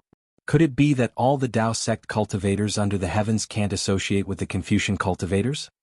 At this moment, everyone had already noticed this and many of them put down their wine cups. Xiaohua looked at the 3 people in the distance and faintly smiled. He very naturally sat down. Although there were some spirit wine and spirit fruits in front of him, he didn't even look at them and only raised his head thoughtfully. Seeing someone sit down, the nearby people also sat down. The previously noisy cave suddenly became quiet. Even the children brought by Taoist Huada in the distance were stunned and somewhat at a loss. Taoist Master Qing Su looked around and very calmly raised the wine cup in his hand. He said with a smile, fellow Taoists, this old man's words actually don't mean anything. Whether it is fellow Taoist Huada, fellow Taoists, or even the Tao sect ancestors this old man spoke of, they are all Tao sect disciples. The identity of Tao sect disciples in the hidden immortal continent is very awkward. Fellow Taoists, if you want to cultivate further, you have to take charge of a country. Perhaps you didn't care about the imperial teacher's lot, but you also came here for the scattered treasures of the Yaotai Mountain. Don't forget not to mention the imperial teacher's lot. Even these treasures were all given by the Confucian cultivators. If it weren't for the Confucian cultivators' coercion, would our Tao sect cultivators be like this? Of course, Fellow Taoist Huada's heart to protect our Tao sect disciples is obvious to all. This old man also admires you in my heart. This old man just means to remind fellow Taoists that those who are given alms will never be able to stand on their own feet. Those who are raised in captivity will never be able to fly high. When we are struggling at death's door, don't forget that these miserable years were exchanged by our Tao sect ancestors with their lives, blood, and forceful means. The entire cave was silent. No one knew how to respond. Come, fellow Taoists, today we borrow fellow Taoist Huada's wine to worship the ancestors of Tao sect. Worship the ancestors who were not afraid of oppression for the rise of our Tao sect. Taoist Master Ching Su raised his hand and drank the spirit wine. Then he threw the wine cup on the ground and laughed. Alas, it's a joke that there are thousands of people in this cave. The Tao sect has no lofty aspirations, no hot blood in their hearts. What about the nascent soul in their chests? This old man disdains to be associated with them. With that, Taoist Master Ching Su turned into a green rainbow and rushed out of the cave. Taoist Huada's face changed greatly. Taoist Xuanpu's face changed greatly. Even Xiaohua and the others' faces changed greatly. Everyone knew that this was Yaotai Mountain, the location of the Yaotai meeting. Although there were Tao sect disciples in this cave, who knew if there were any Confucian spies? Even Xiaohua, who could erect a blood stele in the Bronze Pillar country, would have to think twice before personally declaring that he wanted to open the Fortune Gate and establish the Tao Gate. Stop. Taoist Xuanpu was shocked. He waved his hand and was about to scold Taoist Master Ching Su. However, Taoist Huada raised his head and a faint ring of fire rushed into the air and blocked Taoist Xuanpu's spell. He shook his head slightly and said, "Let him go. Everyone has their own aspirations. There's no need to force them. This old man has a clear conscience and can face the Tao sect ancestors directly. I don't care what others say." But Taoist Xuanpu slightly bit his lips. He still wanted to say something but swallowed it back down. He slowly sat down and waved his hand. A fiery date fell into his hand and took a bite. He closed his eyes and tasted it. Fellow Taoists. Taoist Huada looked around and said with a smile, "There's no need to pay attention to him. This old man has encountered countless misunderstandings in the past thousands of years. Today's misunderstandings don't make a difference. Don't let this unpleasant matter disturb everyone's mood." That's right. Senior Huada said there's no need to pay attention to others. This fellow Taoist is probably jealous of Senior's friends all over the world. A golden core cultivator in the distance actually stood up and shouted, "Many thanks, many thanks." Taoist Huada actually expressed his thanks and nodded slightly to that golden core cultivator. Immediately, some tactful cultivators stood up and toasted him. There were also some cultivators who whispered. Before long, the unpleasant matter at the beginning of the banquet was almost forgotten. Fellow Taoist Xiao was a bit reckless earlier. Seeing that Taoist Huada didn't notice the commotion in the cave, Hong Songzi whispered to Xiaohua, "Even if fellow Taoist doesn't like Taoist Huada, you still have to give him face." Fortunately, there was Taoist Ching Su's disturbance. Otherwise, Taoist Huada would really remember fellow Taoist. How about this, when we're free later, we'll go toast Taoist Huada as an apology. Xiaohua smiled and nodded slightly. Today he was the one who was rude first. Toasting with him was nothing. Unfortunately, Hong Songzi and Xiaohua still didn't expect that before they started to move, Taoist Huada's side moved again. They heard a slightly fat cultivator say, "Fellow Taoist Huada, you haven't come here for 1,000 years. This old man also hasn't seen fellow Taoist for several hundred years. We've endured humiliation for so many years and the younger generation of hidden immortal continent has also risen. To be honest, not to mention the Golden Core disciples who came to this banquet today, I'm also not familiar with many of these nascent soul cultivators. Why don't we let them report their names one by one? First, everyone knows each other. Second, it'll be easier to take care of each other in the future." "Good." Taoist Huada nodded and said with a smile, "Fellow Taoist Jin Su is right. Although this old man has sent an invitation, as long as you're a nascent soul cultivator of my Tao sect, you can come to the banquet. Since everyone is a Tao sect disciple, it's reasonable to know each other." With that, Taoist Huada raised his head with a smile, but the direction he was looking at was not Xiaohua. "Junior Zhang Cheng from the Chuyun Pavilion in Yan Province. I just had a baby 200 years ago. Now my Taoist name is Zhi Qingzi." Following Taoist Huada's gaze, a very handsome cultivator stood up, holding a glass of wine in his hand and said respectfully, "That year, Junior also met Senior Huada on Yaotai Mountain. I was also deeply impressed by Senior's demeanor.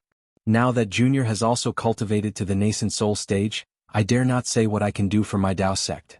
I only hope that Junior can be lucky enough to win the lot of the state preceptor and open a paradise for my Dao sect disciples. Junior salutes Senior Huoda. With that, Ji Qingzi raised his glass and drank it. Good, the old man is very happy that the little boy has become a great talent. Daoist Huoda was overjoyed. He raised his glass and drank it and said, "This old man also wishes you success and become a pillar of my Dao sect."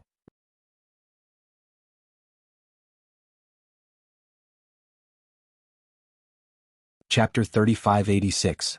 Soon after, a few nascent soul cultivators stood up and respectfully reported their names. They complimented Daoist Huoda and offered him a cup of spirit wine. Daoist Huoda seemed to be very happy and didn't refuse anyone. He downed all the cups in one go. After a few cups, Fire Virtue Daoist's face was slightly red, as if he couldn't handle the alcohol. When Fire Virtue Daoist's gaze fell on Xiaohua, his eyes showed a trace of a smile. He unexpectedly raised his hand and asked, "Fellow Daoist, you really look unfamiliar. May I know which cave you're cultivating in?" "I am Xiaohua." Xiaohua stood up and said, "I'm currently cultivating in Yu Province's Black Wind Ridge." "Yu Province?" Fire Virtue Daoist slightly tilted his head and frowned. "I don't have many opportunities to go to Yu Province. I remember that 600 years ago, I was invited by fellow Daoist Zhenhong to his fish sword cave. At that time, fellow Daoist Zhenhong also invited fellow Daoists to Yu Province to welcome me. I don't seem to have seen fellow Daoist before." "And indeed." Xiaohua nodded. "I've also never seen fellow Daoist Huoda." After saying that, Xiaohua was about to sit down. The fat nascent soul cultivator frowned and said unhappily, "Xiaohua, fellow Daoist Huoda is guiding the younger generation. Although you're not familiar with fellow Daoist Huoda, now that you've met him, it's inevitable that you won't have time to rely on fellow Daoist Huoda in the future. Since you're here, there's no reason not to toast fellow Daoist Huoda, right? Others have already toasted but you didn't. Not to mention that your etiquette is not complete, how will others see you?" Xiaohua smiled and pointed at the table in front of him. He asked, "Then fellow Daoist, please help me see which cup of wine I should toast?" "Naturally, it's the wine of apology." The cultivator next to him was unhappy, as if he was covering for Xiaohua. He said, "Others all have one cup, you can toast 3 cups. It's also an apology for your rudeness." Hehe, fellow Daoist Xiao. Hong Songzi, who was at the side, hurriedly took his wine cup and jade pot and said with a smile, "You're not familiar with the other fellow Daoists, so how about this humble Daoist toast with you?" Xiaohua was also unable to discern the true intentions of that slightly plump cultivator. However, since Hong Songzi had stood up, it wouldn't be good for him to embarrass him. He nodded and said, "Since that's the case, I'll have to trouble fellow Daoist." With that, Xiaohua was about to leave, but at this moment, Daoist Huoda let out a cold snort. The entire cave became a lot colder. He slowly said, "This old man naturally dares to drink other people's wine. However, this old man doesn't dare to drink fellow Immortal Zhao's wine." "Fellow Immortal?" Daoist Huoda's words shocked all the cultivators attending the banquet. After all, Daoist cultivators usually addressed each other as fellow Daoist. Fellow Immortal was usually addressed by Confucian cultivators, Daoist cultivators or Buddhist cultivators. Could it be that this Xiaohua isn't a Dao cultivator? In an instant, everyone's eyes were filled with resentment. All of their divine senses swept towards Xiaohua, as if they wanted to see through Xiaohua's true colors. Xiaohua was stunned. He raised his head and stared at Daoist Huoda for a moment. He frowned and said, "Daoist Huoda, what do you mean by this?" "Nothing." Daoist Huoda raised his hand and poured another mouthful of dark red wine into his mouth. His slightly red face became even redder. Daoist Huoda opened his mouth and blew out a small flame. He let out a long breath and said, "Although this old man rarely goes to Yu Province, I'm quite familiar with Yuzhou's nascent soul cultivators and late gold core cultivators." After fellow Daoist Zhenhong died, he sent this old man a secret talisman and mentioned the methods of Confucian cultivators. He suspected that the Immortal Palace was training Daoist cultivators somewhere in Yu Province. This plan has been carried out for tens of thousands of years, but for various reasons it hasn't been successful. After this old man received the secret talisman, I investigated it but couldn't find anything. However, after seeing fellow Immortal Xiao today, this old man suddenly became vigilant. "Ah?" He's a Confucian cultivator's spy? Several people near Xiaohua were shocked. Even Hong Songzi and Taoist Yuanqing's expression changed. Several people hurriedly retreated, as if they were afraid of coming into contact with Xiaohua. Xiaohua sneered, "The hidden immortal continent is vast. Yu Province is one of the 9 provinces. There are many cultivators in Yu Province. Do you know them all? Have you seen Taoist Master Qing Su from before?" At this point, how could Xiaohua not know what Taoist Huoda was thinking? Taoist Huoda didn't care about his earliest rudeness. After all, this was Taoist Huoda's banquet. No matter what, he had to have a bearing. Taoist Master Qing Su didn't care about Taoist Huoda's face and revealed some secrets. Moreover, these secrets seemed to be true. It was inconvenient for Taoist Huoda to make a move. He didn't even have the ability to stop Taoist Master Qing Su from leaving. Taoist Huoda's face and prestige had been damaged a lot. Although no one would talk loudly at this banquet, there would be sound transmissions. Afterwards, discussions and rumors would appear. This had an extremely bad influence on Taoist Huoda. If Taoist Huoda wanted to save this face, he had to do it before the banquet. Xiaohua, this originally indifferent and impolite cultivator, became the target of Taoist Huoda to kill the chicken to scare the monkey. As for Taoist Huoda's blushing face, perhaps it was a kind of backup plan. If Xiaohua had some background, he could use drunkenness as a cover. Others might somewhat understand, but Taoist Huoda's words were very reasonable. Looking at the cultivators in the Immortals' cave, which one of them didn't call their friends? Which one of them didn't greet the cultivators in the Immortals' cave? Which one of them sat down and stared blankly like Xiaohua? Even Hong Songzi was very hesitant at this time. He was also suspicious. Xiaohua was a gentleman. Naturally, he wouldn't point out Taoist Huoda's filthy heart in front of everyone. He could only beat around the bush and point out Taoist Master Qing Su, telling Taoist Huoda not to bully people too much. Unfortunately, Taoist Huoda sneered, "A little junior dares to climb up to a late Yuanying stage senior? That Taoist Master Qing Su is 1 step away from the 5th level of Yuanqi. How could he be a Confucian cultivator's spy? You have no background. It's like you jumped out of a stone. If I don't suspect you, how can I suspect Taoist Master Qing Su? Taoist Yufeng, you're the state preceptor of Liao State in Yu Province. You should be familiar with all the Taoist cultivators in Yu Province. Have you seen the Xiaohua? Or have you heard of him?" Following Taoist Huoda's greeting, a thin early Yuanying stage cultivator hastily stood up. He looked Xiaohua up and down, then shook his head and said, "The Taoist cultivators in my Yu Province can't compare to other provinces.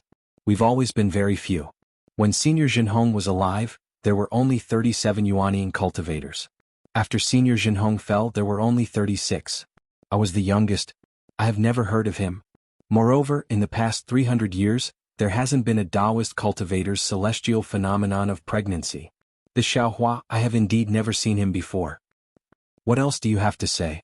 Taoist Huoda said with a smile, "Although I'm very familiar with the Confucian cultivator Kong Hongwu, it's also an improper scheme.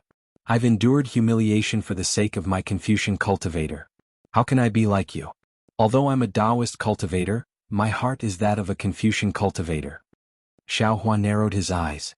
He looked at Taoist Huoda and then at the so-called Taoist Yufeng. He said faintly, "Taoist Huoda, others might be interested in what you're thinking, but I don't want to know. I'm thinking you don't know and you can't possibly know. With your background, I'm afraid, everyone knows what I'm thinking. If I were a Confucian cultivator, you would have already made your move, right? Why say so much? Oh, I'm wrong. If I were a Confucian cultivator, you would have already licked my toes." Bastard. Taoist Huoda was furious. The flames around his body flourished, and a late nascent soul cultivator's pressure soared into the sky. In particular, a nascent soul hand that was several zhang in size slapped out from the top of Taoist Huoda's head. The nascent soul hand was as solid as jade, and within it, there were faint traces of fire. As soon as it appeared, it carried a pressure that enveloped Xiaohua for several zhang. Not to mention Xiaohua, even the hesitant Hong Songzi, Taoist Yuan Qin, and the other nascent soul cultivators were all trembling. Several early nascent soul cultivators' legs were trembling, and they hurriedly released their pressure to resist with all their might. Xiaohua's eyes also flashed with flames. The instant the flames around Taoist Huoda's body flickered, Xiaohua's heart was slightly moved. He was currently cultivating the 5 Qis unifications, and the crimson heart of heaven corresponded to the fire Qi. A cultivator's heart contained fire. Xiaohua also experienced the test of the fire qi in the 5 brocade cloud painting. If Xiaohua stimulated the fire qi at this moment, and then attacked with external fire, Xiaohua could imagine Taoist Huoda's sorry state. Xiaohua even believed that his pincer attack would cause Taoist Huoda to burn himself. However, this thought only lasted for a moment. Xiaohua's use of a Confucian cultivator's technique would make him lose his tongue. Moreover, Taoist Huoda was a Taoist nascent soul cultivator. If he killed Taoist Huoda in front of everyone, it would be breaking off relations with the Taoist sect. How could Xiaohua do that? Thus, Xiaohua smiled coldly and slapped his hand on top of his head. Boom! Like a surging tide, a pressure comparable to a late nascent soul cultivator was born. At the same time, a golden hand similar in size to Taoist Huoda's nascent soul cultivator's hand appeared out of thin air. It really grabbed the incoming fiery nascent soul cultivator's hand. Ah! All the cultivators were stunned. In a moment of astonishment, everyone immediately released their pressure and formed hand seals to prepare to protect themselves. However, they were still too slow. Boom! With a loud sound, the pressure of the 2 cultivators collided first. A huge whirlwind was born from the void. All of a sudden, the table and other things between Xiaohua and Taoist Huoda were swept up. A few cultivators who were caught off guard were also swept up. Not only once. Rumble. Like a thunderclap, the 2 big hands above the whirlwind clasped together. The fiery hand that made the cultivators feel unparalleled in the world first shone brilliantly, then trembled rapidly. In just a few breaths it was immediately crushed. It turned into hundreds of firebirds scattered in the air. How is this possible? A group of early nascent soul and mid-nascent soul cultivators in the distance turned pale with fright. The sign of a nascent soul cultivator's defeat is collapse. How could it be crushed? Unless the opponent's strength is far beyond, could it be?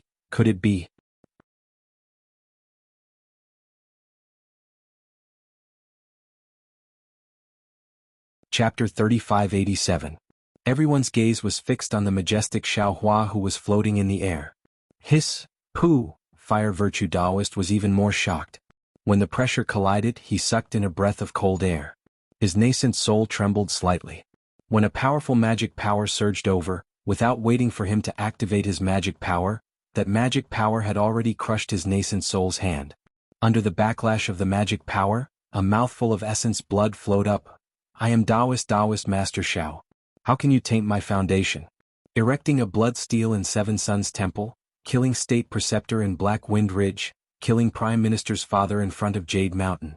If you weren't a friend of Taoist, would you have already offered your head as a sacrifice? Xiaohua arrogantly flew into the air. His gaze was like a knife, sweeping past Fire Virtue Taoist. Then, without turning into a rainbow, he slowly flew out. Xiaohua flew extremely slowly, but his aura was like a rainbow. Not to mention the nascent soul cultivators were dumbfounded, not daring to speak. Even Fire Virtue Taoist's gaze flickered. Although his natal magic treasure and nascent soul were already prepared, he still didn't dare to move. That move of Xiaohua's earlier had truly intimidated him. If it wasn't for the fact that Xiaohua was at the upper stage of the 4th grade of Essence Energy and had the strength of the lower stage of the 5th grade of Essence Energy, how could he possibly injure him in one move? He couldn't be sure if Xiaohua would still be able to keep his life after he used his magic treasure. Taoist Master Xiaohua. I know, it's Xiaohua. Bronze Pillar states Xiaohua. Taoist Master Yufeng, who had long been hiding in the distance, suddenly seemed to wake up. He cried out ecstatically, the world's Taoist sects have long declined. Today the hidden immortal Taoist gate opens. With me Xiaohua in the world, you dare to let your disciples be bullied? Such arrogant words are actually true. Could it be? Bronze Pillar states State Preceptor and Prime Minister's father were killed by you? Unfortunately, why would Xiaohua care about them? His figure flew out of the cave and disappeared. Xiao. Fellow Taoist Xiao. Hong Songzi called out, but he hesitated again. If he were to chase after Xiaohua now, he would be going against Taoist Huoda. He knew Taoist Huoda inside out, but he wasn't particularly familiar with Xiaohua. Hong Songzi was helpless. He looked at Taoist Yuan Qing. The two of them exchanged glances, then sat back down. They had brought Xiaohua here, so Taoist Huoda would definitely ask about it. They could only wait and see. Taoist Master Yufeng, what's going on with this Xiaohua? Hong Songzi and the others were afraid of Huoda Jinren. Naturally, they were not afraid of Huoda Jinren. Taoist Master Yufeng was somewhat proud and somewhat regretful.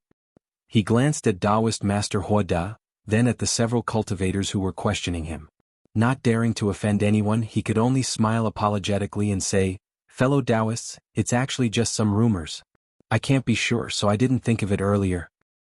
The world's Taoist sects have long declined.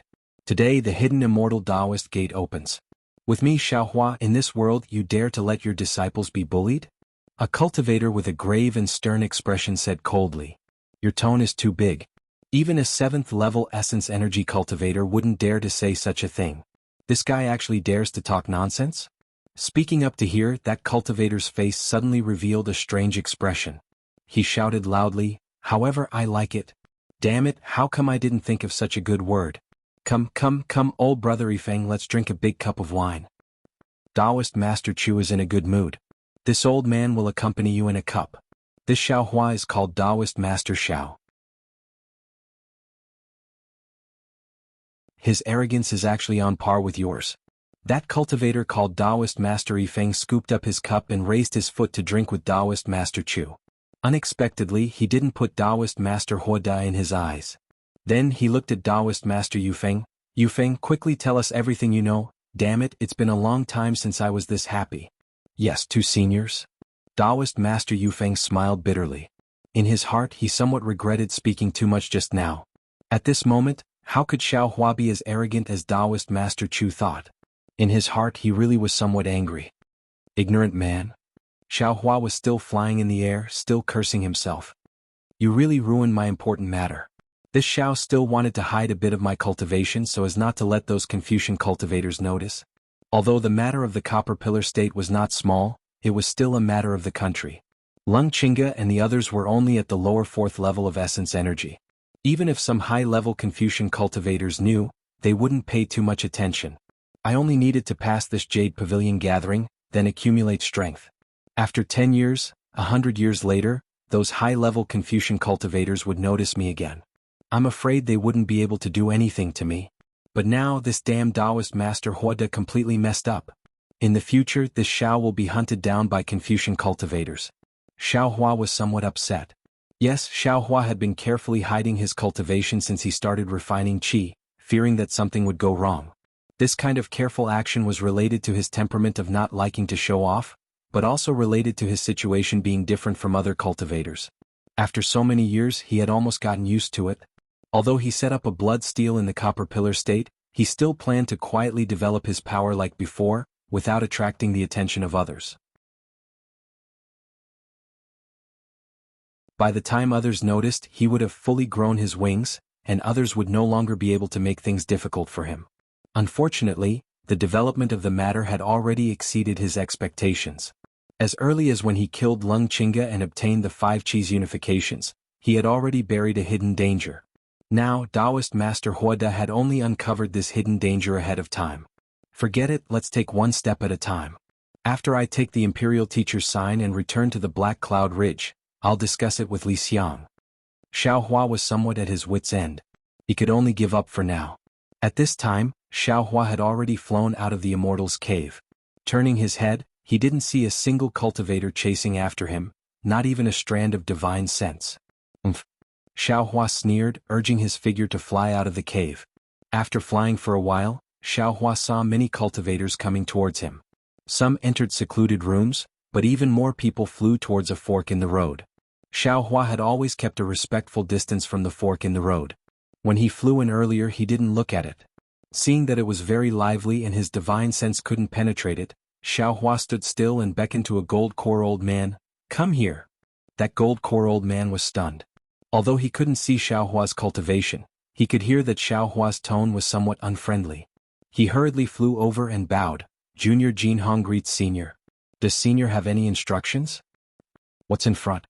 Why is it so lively?" Xiaohua pointed at the place Jianghu wanted to go and asked. Hearing this, Jianghu hurriedly smiled and said, "Reporting to Senior, in front is the trade fair. Today is the last day. If we want to use it when we enter the Jade Mountain 3 days later, we must find it today. Therefore, most of the fellow Taoists have come today." "I know. You can go." Xiaohua nodded and waved his hand, indicating that cultivator to leave. The gold core cultivator bowed and left. Xiao Hua looked at the cave in the distance and urged his figure to leave. After all, he didn't lack anything now. Those who came to the Jade Mountain were all gold core and nascent soul cultivators.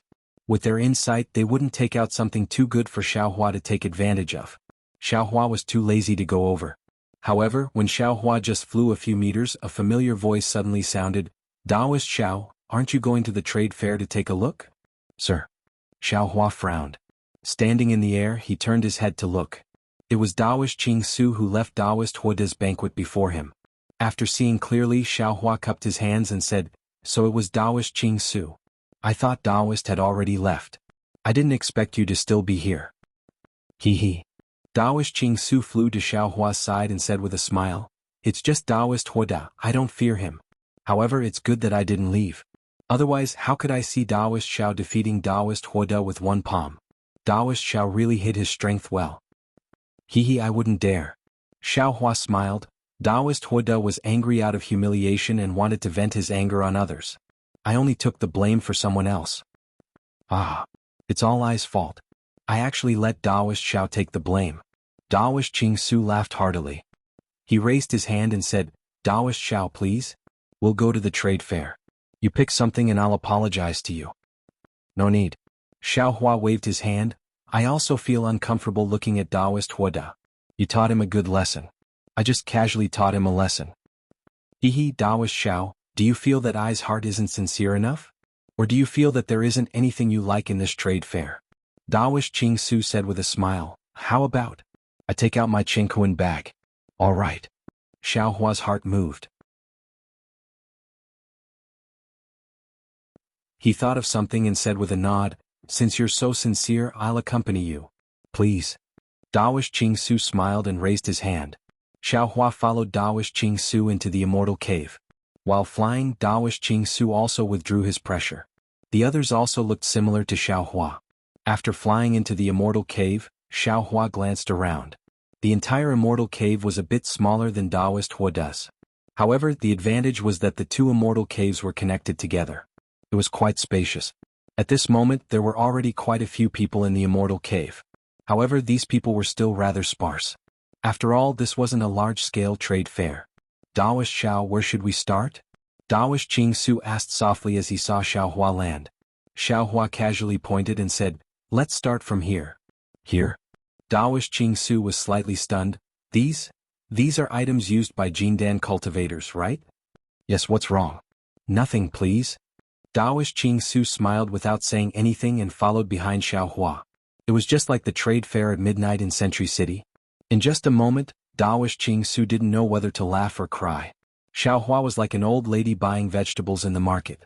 He was interested in everything he saw and would ask about it, but he just didn't buy it. How could he be a 4th-level elemental energy grandmaster? However, Daoist Qing Su couldn't tell whether Xiao Hua was doing it intentionally or not. He could only restrain his temper and accompany him. Unfortunately, after another incense stick of time, Xiao Hua still didn't sell anything. He was really shopping.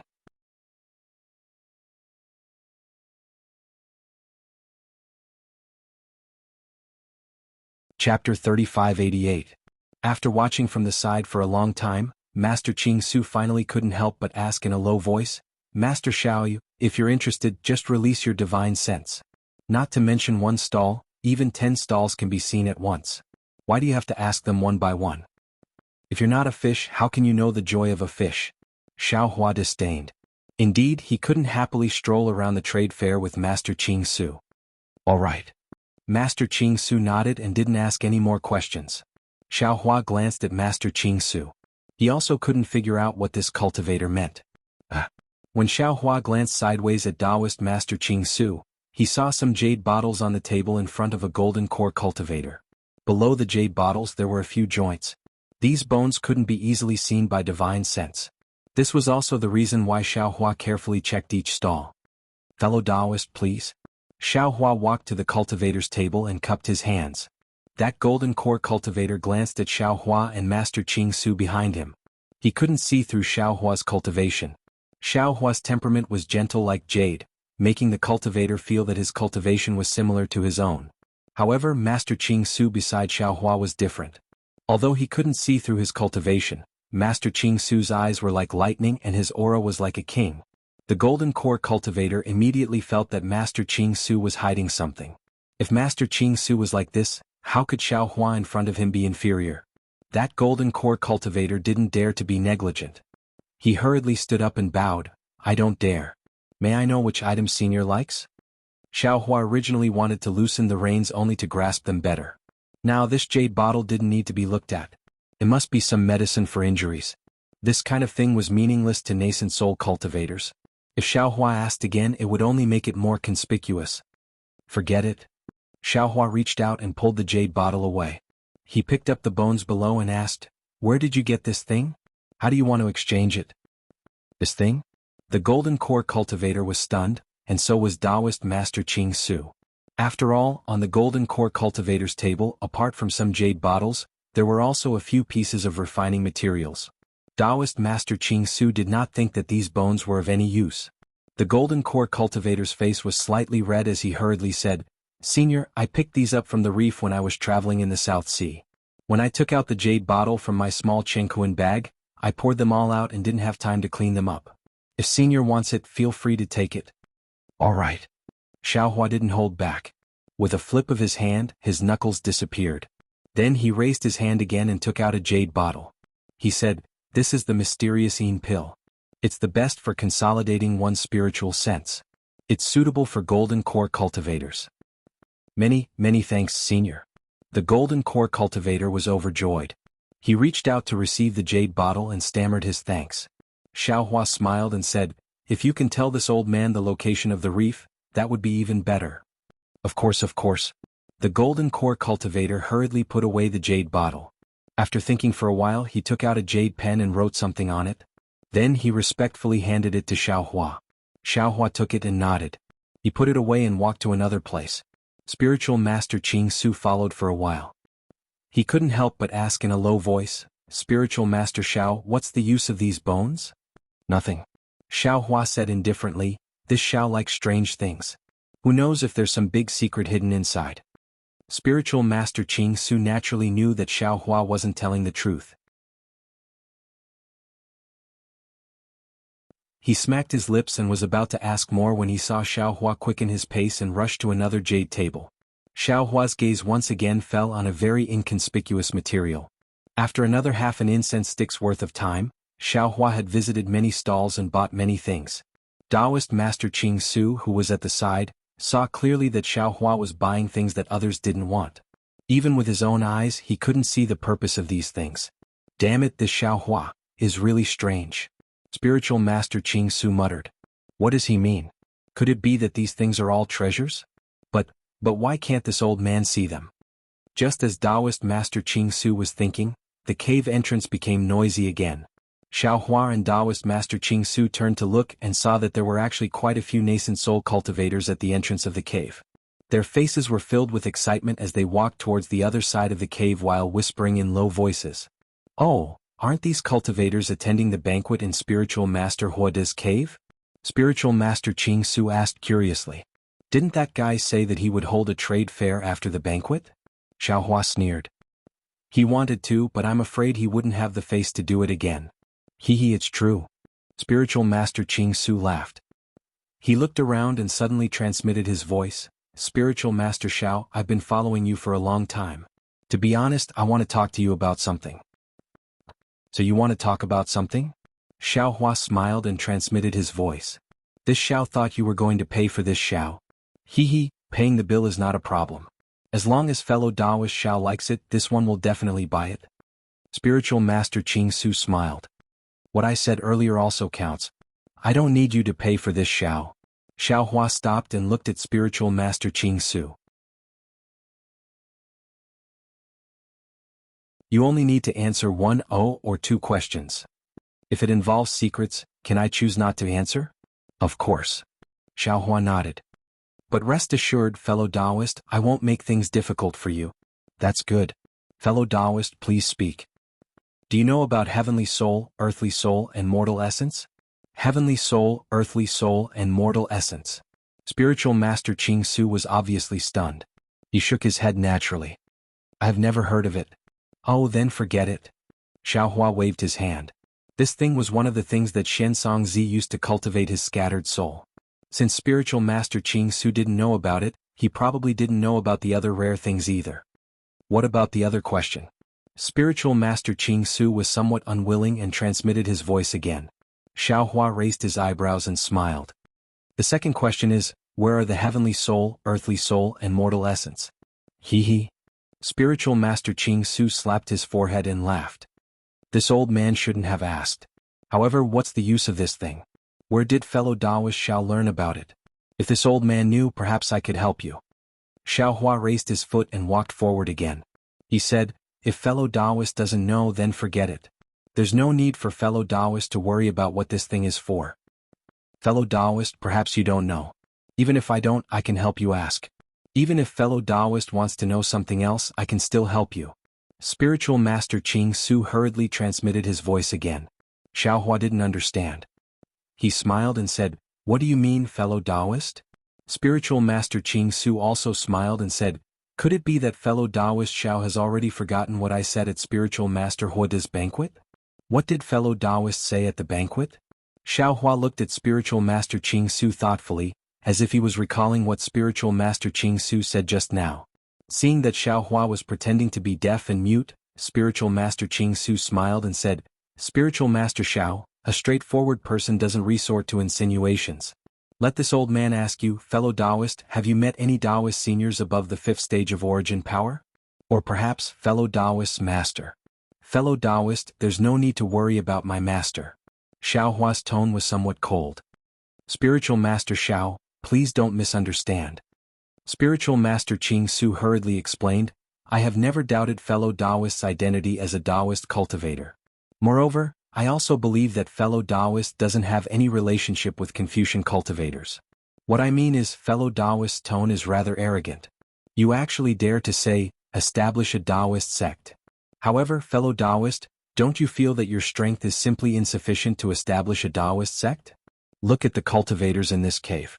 Perhaps each of them isn't fellow Taoist's match, but if they join forces they're enough to kill fellow Taoist, right? Since that's the case, why don't they dare to establish a Taoist sect? Why do they still want to come to Yaotai Mountain? Xiaohua slightly narrowed his eyes. He seemed to understand what Spiritual Master Qing Su wanted to say. Fellow Taoist spirit in establishing our Taoist sect is commendable. Moreover, fellow Taoist cultivation is also truly outstanding. Someone as handsome as fellow Taoist is the hope of our Taoist sect in hidden immortal continent. Seeing that Xiaohua didn't stop him, Spiritual Master Qing Su transmitted his voice. However, fellow Taoist must understand that reviving the Taoist sect isn't the work of a single person.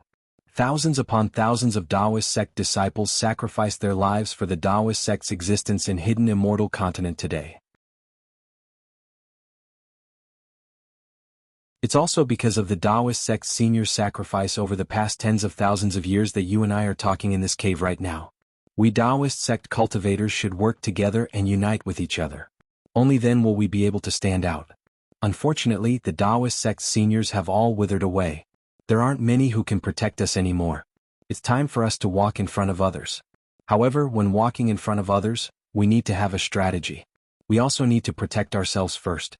For someone like fellow Taoist who speaks arrogant words as soon as he appears, I'm afraid he won't live for long. In I's opinion, it's better for fellow Taoist to find a Taoist sect senior who can protect you as soon as possible. Seeing that Spiritual Master Qing Su first talked about establishing the Taoist sect and said that cultivators should unite, Xiaohua agreed from the bottom of his heart. However, when Spiritual Master Qing Su changed the topic and talked about the protection of the Taoist sect seniors, Xiaohua couldn't help but feel disgusted.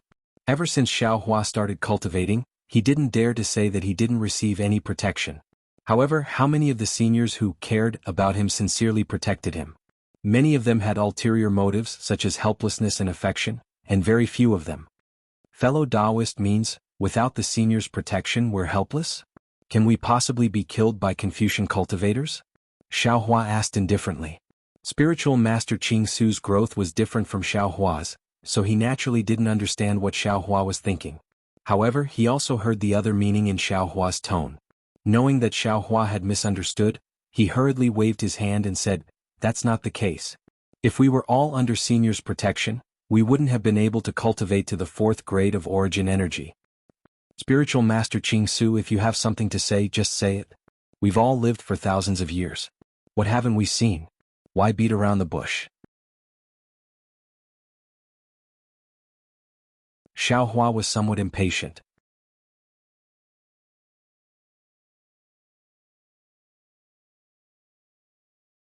Chapter 3589. Taoist Master Ching Su sighed and looked around again. He had some misgivings and transmitted his voice in a low voice. Alright, I actually came to look for other Taoists. I didn't expect to meet Taoist Xiao. Moreover, I'm not familiar with Taoist Xiao, so I was overly cautious. Please forgive me. Xiao Hua nodded. No matter what, I'm a Taoist cultivator. If you have something to say, you can say it directly. Does Taoist Xiao know about Grand Mist Ancestor? Taoist Master Ching Su asked in a low voice with a respectful expression. Xiao Hua was at a loss and shook his head slightly. I've never heard of him. Taoist Master Ching Su was startled. He looked at Xiao Hua from head to toe as if he didn't believe what Xiao Hua said. Xiao Hua's heart thumped. He knew that the person Taoist Master Ching Su was talking about must be an extremely famous Taoist senior on the hidden immortal continent. However, he didn't explain and just looked straight at Taoist Master Ching Su. Hee. Taoist Master Ching Su laughed when he saw Xiao Hua looking at him. He said in a low voice, Taoist Xiao really knows how to joke. Since you've heard this name, you must already know why I'm here. Oh. Xiao Hua's tone was vague and non-committal. I can reveal a piece of information to Taoist Xiao. Ancestor has already escaped. Taoist Master Ching Su's face was full of mystery. Ah. Xiao Hua raised his eyebrows and was very surprised. Actually, how would he know who Grand Mist Ancestor was? Where did he escape from? You didn't expect it, right? Taoist Master Ching Su's face was full of pride. Ancestor actually came out alive from the Buddhist, Confucian, and demon seals. In the future, we'll all have someone to rely on. Taoist Xiao, establishing the Taoist sect, isn't something you can do alone. It's also not something a 4th grade Essence Chi disciple like you can do. As long as you rely on Ancestor, no, it can't be called relying on Ancestor. As long as you act according to Ancestor's arrangements, the entire hidden immortal continent of our Taoist sect is just a chessboard. With Ancestor's approval, our Taoist sect will definitely regain its glory. Boom. Taoist Master Ching Su's words were like a thunderbolt that struck Xiao Hua. He instantly thought of the voice in the West Sea. Thinking for a moment, Xiao Hua probed, fellow Taoist, that is Mahavairocana's Buddhist edict? Also, with so many seals, how did the old ancestor get out? So what if there are more seals?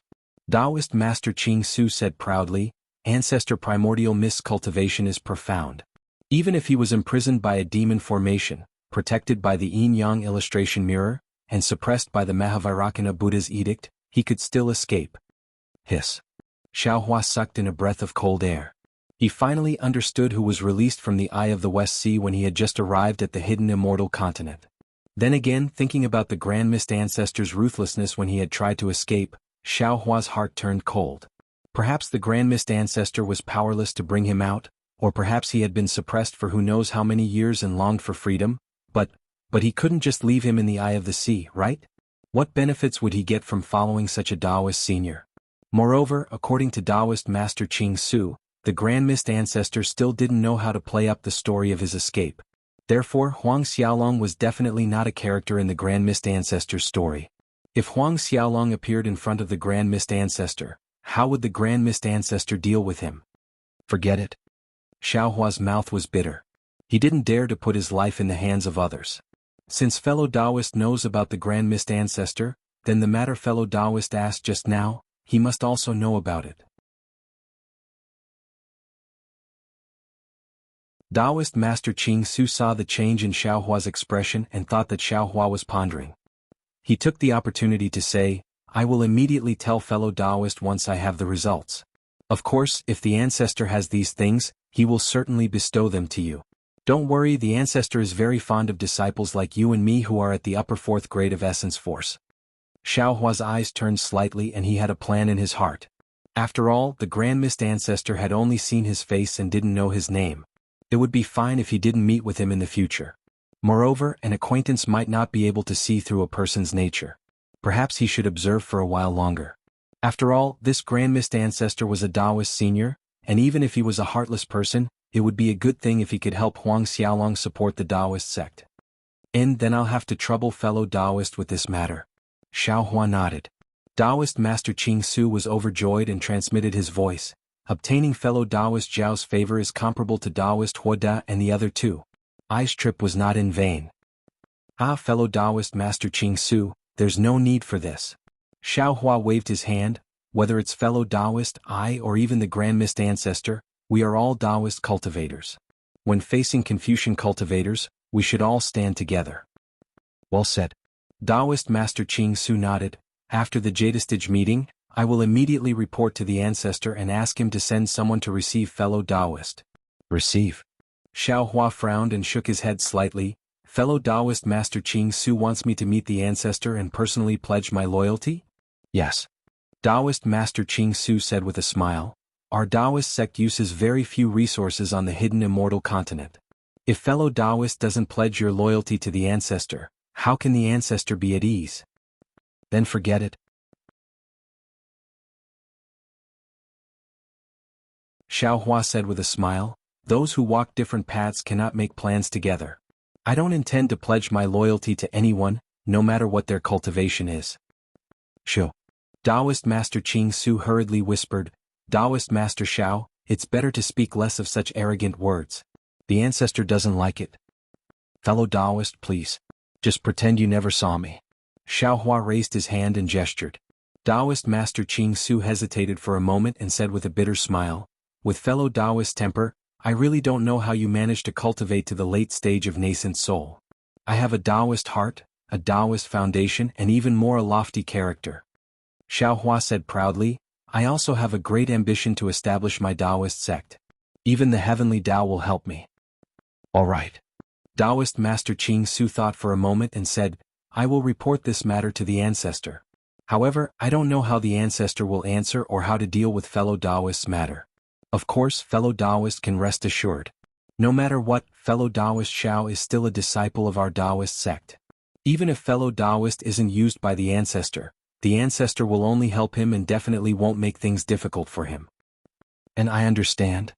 Xiao Hua nodded. Also pass my greetings to the Ancestor. I also hope that he can lead the Taoist sect cultivators to stand at the peak of the hidden immortal continent. Alright, I will take my leave now. Taoist Master Qing Su flipped his hand and took out a small jade plate. He handed it over to Xiao Hua and said, This is I's communication jade image. If fellow Taoist has any matters, feel free to look for me. Communication jade image? Xiao Hua received it very curiously. This was also refined by the Ancestor. It's an ancient communication technique. Fellow Taoist only needs to activate your magic power and you will know the secret inside. Taoist Master Qing Su smiled slightly. Xiao Hua's eyes turned and he said with a smile, Fellow Taoist seems to have promised to give me a magic treasure just now, right? Taoist Master Qing Su blinked his eyes and replied, Is that so? Did this old man promise? What do you want? Give me the jade slip to refine this item. Xiao Hua said with a smile. You know how to refine tools? Taoist Master Qing Su's eyes lit up. Xiao Hua said with a smile, I know a thing or two. Great.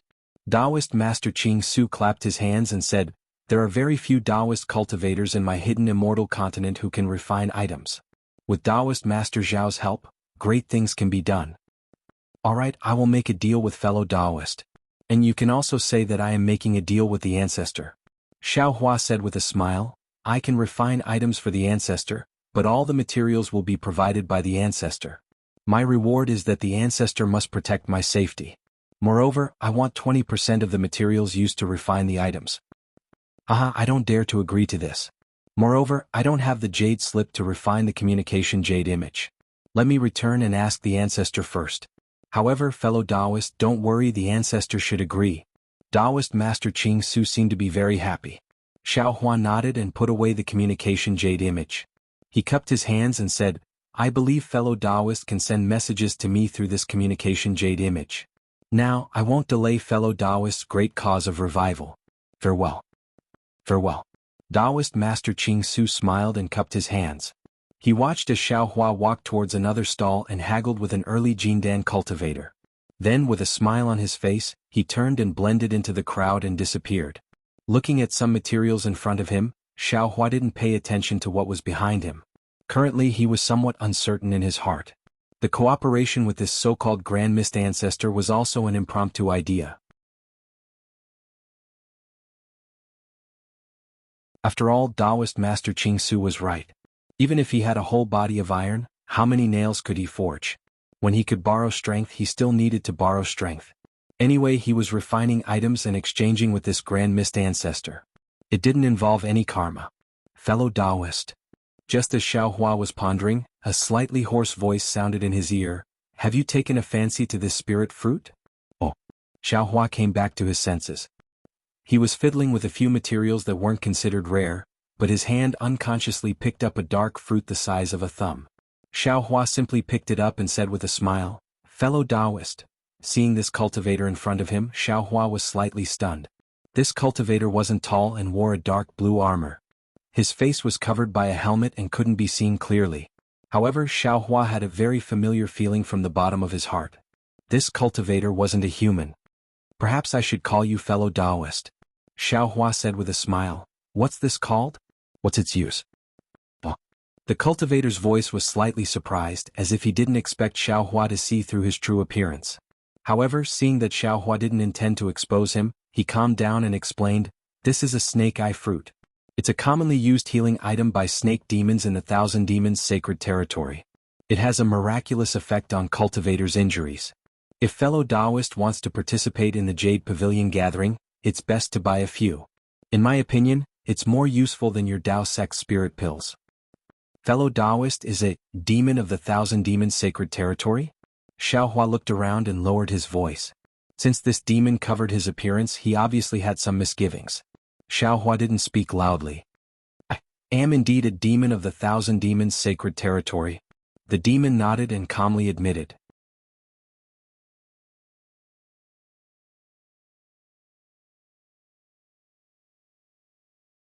Chapter 3590. Xiao Hua. Xiao Hua said straightforwardly, Do you have anything else here? As long as it's in the Thousand Demons Sacred Realm, I want it. The demon was a bit surprised. After thinking for a while, he took out a small Qinghuan bag and handed it to Xiao Hua. Immortal friend, take a look. Is there anything suitable? Xiao Hua took it and scanned it with his spiritual sense. There were many strange things inside, and many spirit fruits that he had never seen before. Thus he nodded and said, Not bad, they are all suitable. How do you want to trade these things? Do you want primeval stones or pills? Of course it's primeval stones. The demon was simply overjoyed. Looking at Xiao Hua's small Qinghuan bag, he said in a low voice, Immortal friend Xiao is indeed a straightforward person. Immortal friend can give these things for 50 top-grade primeval stones. TSK. Xiao Hua smacked his lips and shook his head. Immortal friend, you underestimate me too much. Although I like rare things, I'm not an idiot. The demon smiled embarrassedly. After thinking for a while, he said, Then 40. These things might not be worth it, but I spent a lot of effort to bring them here from the Thousand Demons Sacred Realm. I have to earn some hard-earned money, right? And I'll let it go this time. After all, it's my first time. If it was the Xiao Hua of the past, he would probably haggle. However, thinking about the primeval stones in the space, Xiao Hua gave up and said generously, Thank you, immortal friend. Thank you, immortal friend. Even so, the demon was unexpectedly happy. After Xiao Hua gave the primeval stones to the demon, Xiao Hua smiled and said, Immortal friend, I'll ask one more question. Did you bring these things from the Thousand Demons Sacred Realm yourself? The demon put away the primeval stones and said with a smile, My name is Ingpa. Immortal friend can call me by my name. What immortal friend, I feel awkward hearing it. Then you can also call me Taoist Master Xiao. Xiao Hua said with a smile. Ingpa hurriedly cupped his hands and said, So it's Taoist Master Xiao. I've been rude. No need to be so polite. Xiao Hua waved his hand and said, Currently nascent soul cultivators are everywhere on this Yaotai mountain, and gold core cultivators are as numerous as dogs. Who am I to you?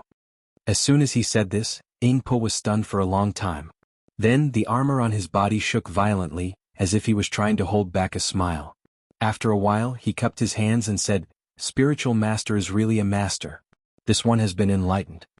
And, let's return to this Xiao's question first. Xiao Hua said with a smile, Perhaps we can have an even bigger deal. Ingpo's eyes lit up as if he had understood something. He hurriedly asked, "What do you mean by that?"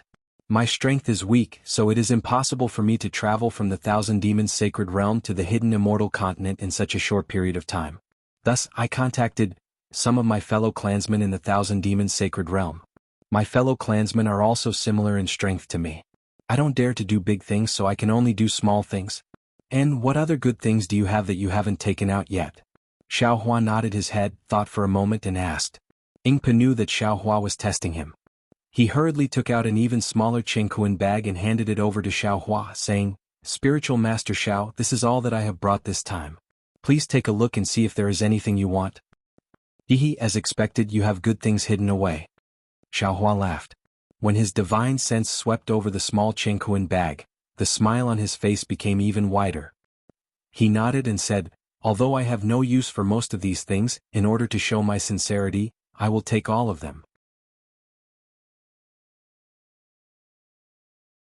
As he spoke, Xiao Hua put away the things, took out a considerable amount of primeval stones, put them into the small Qingquan bag and handed it back to Ingpa.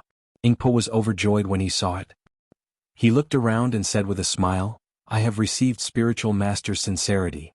Tell me, what do you need me to do?" "Nothing else. I only want you to sell me the spirit fruits, spirit wood seeds, materials for artifact refinement, and so on from the Thousand Demons' sacred realm. Anything that can be used by the disciples of my Taoism can be sold to me." Xiao Hua said with a smile, "Especially the white bones and other items in your cosmos sack. I really like them." "Really?" Ingpa beamed with joy. That kind of smile could be felt even through the helmet. Xiao Hua said indifferently, "What? Do you think I am joking with you?" No.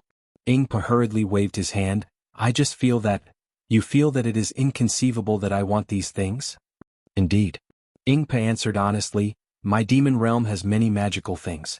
For example, this ordinary snake eye fruit is extremely beneficial for the recovery of the human race's physical body. There is also the life-extending fruit. It is said that it can extend a human's life by 10 years. Others are looking for me to trade these things, but Spiritual Master wants ordinary things. This makes me feel that it is inconceivable. And I also want those things." Xiao Hua was happy in his heart and said with a smile, "As long as you have something in the Thousand Demons' sacred realm, you can give it to me. I will not treat you unfairly. Oh, if you have any cultivation methods, maps and so on, you can also give it to me. In short, you have many people of the same race. You must have these things that others don't use. You can still take them. Why don't you give them to me?" "Okay." Ingpa nodded. He extended a hand and said solemnly, "Let's make an oath." "Okay." Xiao Hua extended his hand and lightly touched Ingpo's hand. He saw that Ingpo's hand seemed to be webbed, which looked very strange. "How do I find Spiritual Master?" Ingpa felt at ease and asked. Xiao Hua took out a communication talisman and handed it to Ingpa, saying, "My cave is in the Black Cloud Ridge near Yu Province's Bronze Pillar country. You can go there to find me. This is my communication talisman. However, it needs to be activated with Dao Sect's magic power. I don't know if you demons can use it." "Spiritual Master, please don't worry. I have a way." Ingpa smiled and took the communication talisman. Xiao Hua's heart moved. He raised his eyebrows and said, "If you have a message from the Thousand Demons' sacred realm, you can give me the map and cultivation method as soon as possible." "Of course." Ingpa nodded but then shook his head. "But the cultivation method that Spiritual Master wants? I won't hide it from Spiritual Master. The cultivation method of my demon race has always been passed down by word of mouth. It's not written in words. The cultivation method that can be written on beast skin is actually not a real cultivation method. You don't need to worry about this. Just give it to me." Xiao Hua was about to leave, but after thinking for a moment he took out a small Qingquan bag and handed it to Ingpa, saying, "This is the deposit for this old man, take it, don't let your fellow clansmen think that this old man is cheating you." Ingpa took the small Qingquan pouch and looked at it. He stood there blankly for a moment, then solemnly put it into his bosom.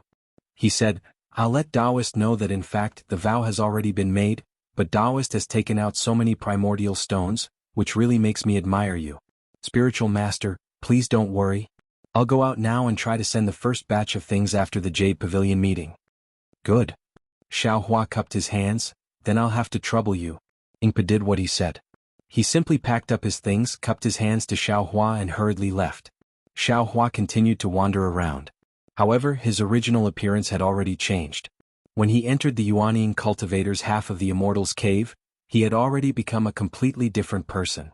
The Yuanian cultivator's Immortal's cave was obviously a lot emptier.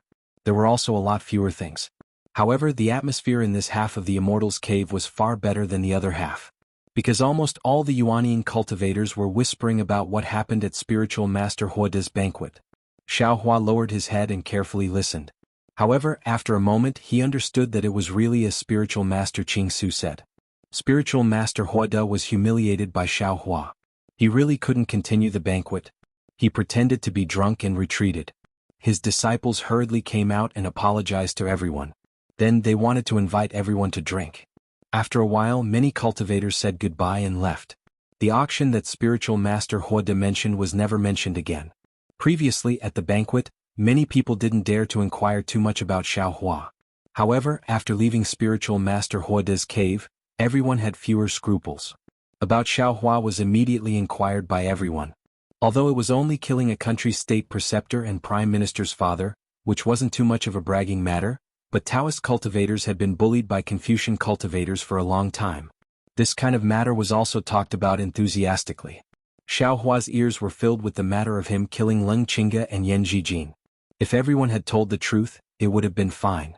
However, the more people talked about it, the more the matter would surpass the truth.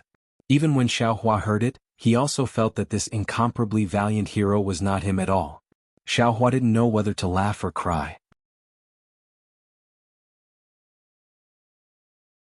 He looked at the auction and didn't see anything special. Most of the items were medicine and old magic treasures. He lost interest and turned to walk back to where he came from. After walking like this for a while, just as he was about to leave, an old man hurriedly came in. He looked around and walked to the side of an empty jade table. He raised his hand and took out a small Chengkuan pouch. He took out a few things and placed them outside. Xiaohua's eyes lit up and he hurriedly walked over. At the same time, on the other side of Xiaohua, a Yuanian cultivator casually glanced over. Like Xiaohua, he quickly sped up and rushed over. As soon as the cultivator moved, Xiaohua immediately noticed. He flew towards the old man with a flying technique. When the cultivator saw that Xiaohua was faster than him, he turned his eyes and raised his hand. A gust of wind whistled down and grabbed at a broken mirror in front of the old man. Xiaohua frowned and coldly snorted. He waved his Taoist robe. With a loud bang, a force appeared around the old man and immediately broke the gust of wind. Ah! The old man was clearly stunned. He had just stood still and didn't even see the situation around him clearly. Rays of light flashed around him, catching him unprepared. Xiaohua didn't even sway. His footsteps were still the same. In a moment he stood in front of the old man's jade table. He raised his hand and picked up the broken mirror. He looked at the cultivator who was just sent flying by his sleeve. What are you doing? The cultivator's face was a bit pale. He took a few steps back and the blood in his body surged. After a moment he calmed down and hurriedly shouted.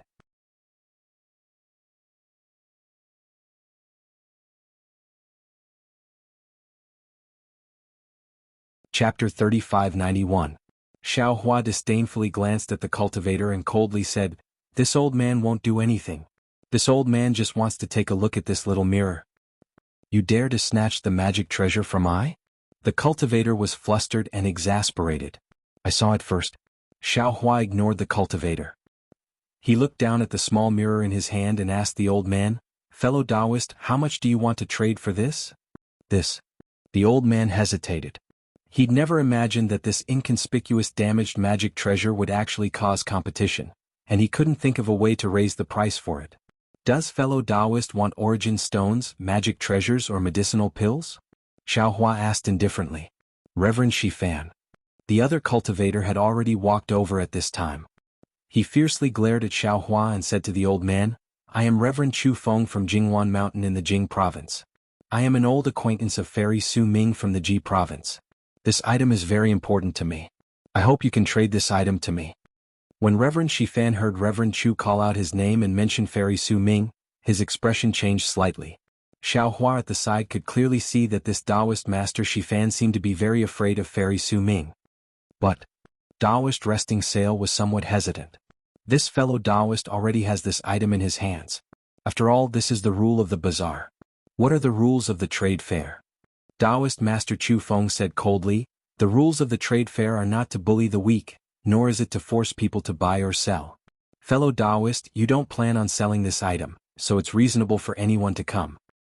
If you don't intend to sell it, why put it on the jade table?" Xiaohua naturally would not let go. Without waiting for Reverend Shifan to speak, he immediately said, "Reverend Shifan, there is no need to pay attention to him.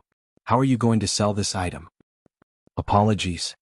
Unfortunately, without waiting for Taoist Resting Sail to open his mouth, Taoist Chu Feng called out again, "Taoist Resting Sail isn't prepared to sell it, so naturally there won't be a price, right? Don't you think so, Spiritual Master Rest Sail?" Taoist Master Chu Feng's words were clearly raised. It wasn't an exaggeration to say that he was threatening Taoist Rest Sail. That is indeed the case. Fellow Taoist, please return this item to I took this item by mistake. This item is not for sale. Reverend Rest Sail gritted his teeth and said. Xiaohua was very reluctant to part with this small mirror because this small mirror was very similar to the IC mirror. When he held it in his hand, a familiar feeling came from his hand. Xiaohua was almost certain that this was one of the fragments of the Kunlun mirror. Currently, Xiaohua did not have any magic weapons that were suitable for him. If he could complete the Kunlun mirror, it would indeed be of great help to him. Sigh. Xiaohua sighed, then swept his gaze over the overbearing Taoist Chu Feng before saying to Taoist Rest Sail, "Fellow Taoist, don't be afraid. This item is extremely important to me as well. You only have to say what you want to trade and I'll definitely give it to you as long as I have it." Sorry. Reverend Shifan seemed to have understood and shook his head. This old man indeed did not intend to sell this item. Fellow Taoist, please return this item to this old man. At this time, half of the cultivators in the Immortals' cave noticed this, and everyone looked at Xiaohua at the same time. Xiaohua narrowed his eyes as he looked at Reverend Shifan and Taoist Chu Feng beside him. Especially Taoist Chu Feng, his brows slightly raised as he took half a step back. He activated the magic power around him and was slightly on guard. Xiaohua looked around again. Although there were many cultivators in the Immortals' cave, none of them were Xiaohua's match.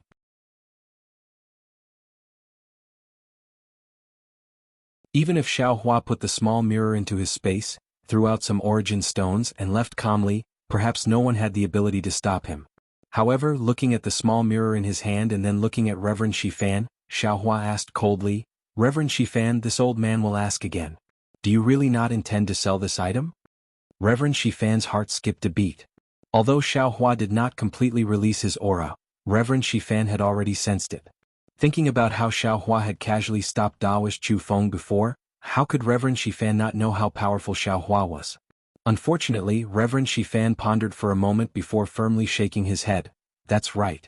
I indeed did not intend to sell this item." Good. Xiaohua cheered 3 times and placed the small mirror on the jade table before saying, "This item has no fate with me and you all also have no fate with me." Fine. Seeing Xiaohua let go, Reverend Shifan's heart relaxed while Taoist Chu Feng's face was also filled with joy. The surrounding nascent soul cultivators were even more astonished. It was very clear that Xiaohua's cultivation was higher than Taoist Chu Feng's, and even higher than Reverend Shifan's. The item was in Xiaohua's hands and only Xiaohua did not let go. The two of them were unable to snatch it from Xiaohua's hands. Moreover, this so-called trade fair did not have any real rules. If Xiaohua were to use force, who would be able to stop him? Fellow Taoist. Someone was unconvinced and hurriedly cried out, "Clearly this item was Reverend Shifan who wanted to sell it. Right now he's being threatened by Taoist Chu Feng. If you take it, you take it. Who dares to say anything? How can this trade fair have so many rules?" That's right. Someone beside him also egged him on. Could it be that fellow Taoist is also afraid of Fairy Su Ming? Fellow Taoist, you're wrong.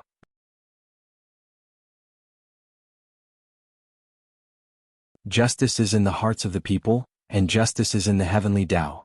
This trade fair has no rules but my heart has order. I will absolutely not destroy my order because of other people's disorder. Even more so, I will not lose my own Tao because of other people's tyranny. Xiaohua said indifferently and left without looking back. Idiot. Taoist Chu Feng sneered and said while looking at Xiaohua's back. Many cultivators beside him frowned and pondered over Xiaohua's words. Of course, when the few golden core cultivators not far from this half of the cave heard this, they looked at each other and signaled with their eyes. One of them secretly slipped away. Reverend Shifan. Daoist Chu Feng said with a smile. When this old man returns, I will definitely tell Fairy Su Ming about this matter. Reverend Shifan's mouth was somewhat bitter. He nodded and said, previously I did not intend to sell this item. However, since fellow Daoist is Fairy Su Ming's close friend, I can consider it. However, I don't know if fellow Daoist has a fire-type magic treasure? Or perhaps a powerful innate true flame. This. Daoist Chu Feng frowned. Fellow Daoist Shifan, what do you want these things for? Alas, this old man's lifespan is almost up. I heard that there will be spirit items that can extend one's lifespan in this Jade Pavilion conference. This old man has no choice but to go in and take a look. Daoist Chu Feng's eyes turned slightly and he said with a smile, fellow Daoist must have also obtained the secret information of the Jade Pavilion conference. How about this, fellow Daoist? I have all of these items that fellow Daoist mentioned. However, if I give them to fellow Daoist, the two of us may not have enough. How about this, you and I enter together? I can take out these items of extreme yang for fellow Daoist to use. I can also help fellow Daoist obtain the longevity fruit. Fellow Daoist can temporarily lend this item to I for use. After the Jade Pavilion conference you can formally give it to I. How about it? Oh, at that time, fellow Daoist, I will give fellow Daoist enough primordial stones? Reverend Shifan smiled bitterly. He felt as if he had lifted a rock and smashed it on his own foot. At this time what else could he do? He could only nod and agree. Not to mention the discussion between the two, Xiaohua rather gloomily walked out of the Immortals' cave used for the Jade Pavilion conference. Wind blew beneath his feet as he flew into the air, directly flying towards his own palace. However, after just flying for a moment, Xiaohua stood in the air again. He turned his head towards a direction and said indifferently, fellow Daoist, what is the meaning of this? Why are you following I? As soon as Xiaohua's voice fell, a faint radiance flashed in the air. A golden core old man appeared in a rather sorry state. He flew in front of Xiaohua and saluted respectfully, Junior Zhang Chunyang. Previously, I heard Senior's words of Yaotai Mountain is in disorder, but my heart is in order. I was very moved, so I wanted to visit Senior's palace. Since it's a visit, why do you have to be so sneaky? Xiaohua waved his hand indifferently. If your heart is flawed, why bother others? After saying this, Xiaohua ignored that cultivator and turned around to leave. The golden core old man looked at Xiaohua's back. In the end, he didn't dare to chase after him. He could only look at the sky and wave his hand. A faint crane-like mist flew out and disappeared in the air. Xiaohua didn't directly return to his palace. He looked around and was about to fly towards the tent outside the Yaotai Mountain.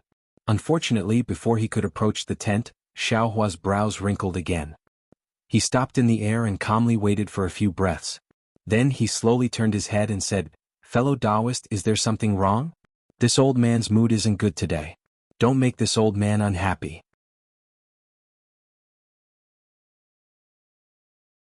Hee. A voice came from the night sky. Immediately after, a dense brown mist seemed to boil and expand in the night sky. Then, a cultivator wearing black skin-tight clothes appeared from the mist and said with a smile, fellow Daoist, strength is indeed outstanding. You were actually able to discover my boundless dark night. This one really admires you. Confucian cultivation techniques are open and aboveboard. If they're used in a secretive manner, they're naturally inferior. Xiaohua indifferently replied, not to mention this old man, anyone with an open mind would be able to detect it. Fellow Daoist is indeed a person of the passage. Although your cultivation base is that of a Daoist, your every move has the demeanor of a great Confucian cultivator. Although that cultivator's face wasn't covered, it was actually blurry in the night. Xiaohua was disinclined to use his divine ability to check. Fellow Daoist, is there something wrong? My palace master heard fellow Daoist's words. Yaotai Mountain is disorderly but not orderly. He was quite interested in fellow Daoist and specially sent me to invite fellow Daoist for a while. After saying this, that cultivator raised his hand and took out an invite-like thing. With a wave of his hand, he sent it in front of Xiaohua. Xiaohua's eyes slightly narrowed. He looked at the invitation in front of him. This was a square bamboo joint. There were fine inscriptions around it. These inscriptions were like pieces of bamboo leaves. Between the bamboo leaves, wisps of clear air gushed out. A wave of fragrance came along with this clear air. In the middle of the bamboo joint, there were 3 large words Star-Lord Hall. These 3 large words were different from the inscriptions around it. If one looked carefully, each stroke condensed a kind of flicker. The edges of each flicker carried starlight. At a glance, this Star-Lord Hall looked like 3 falling stars.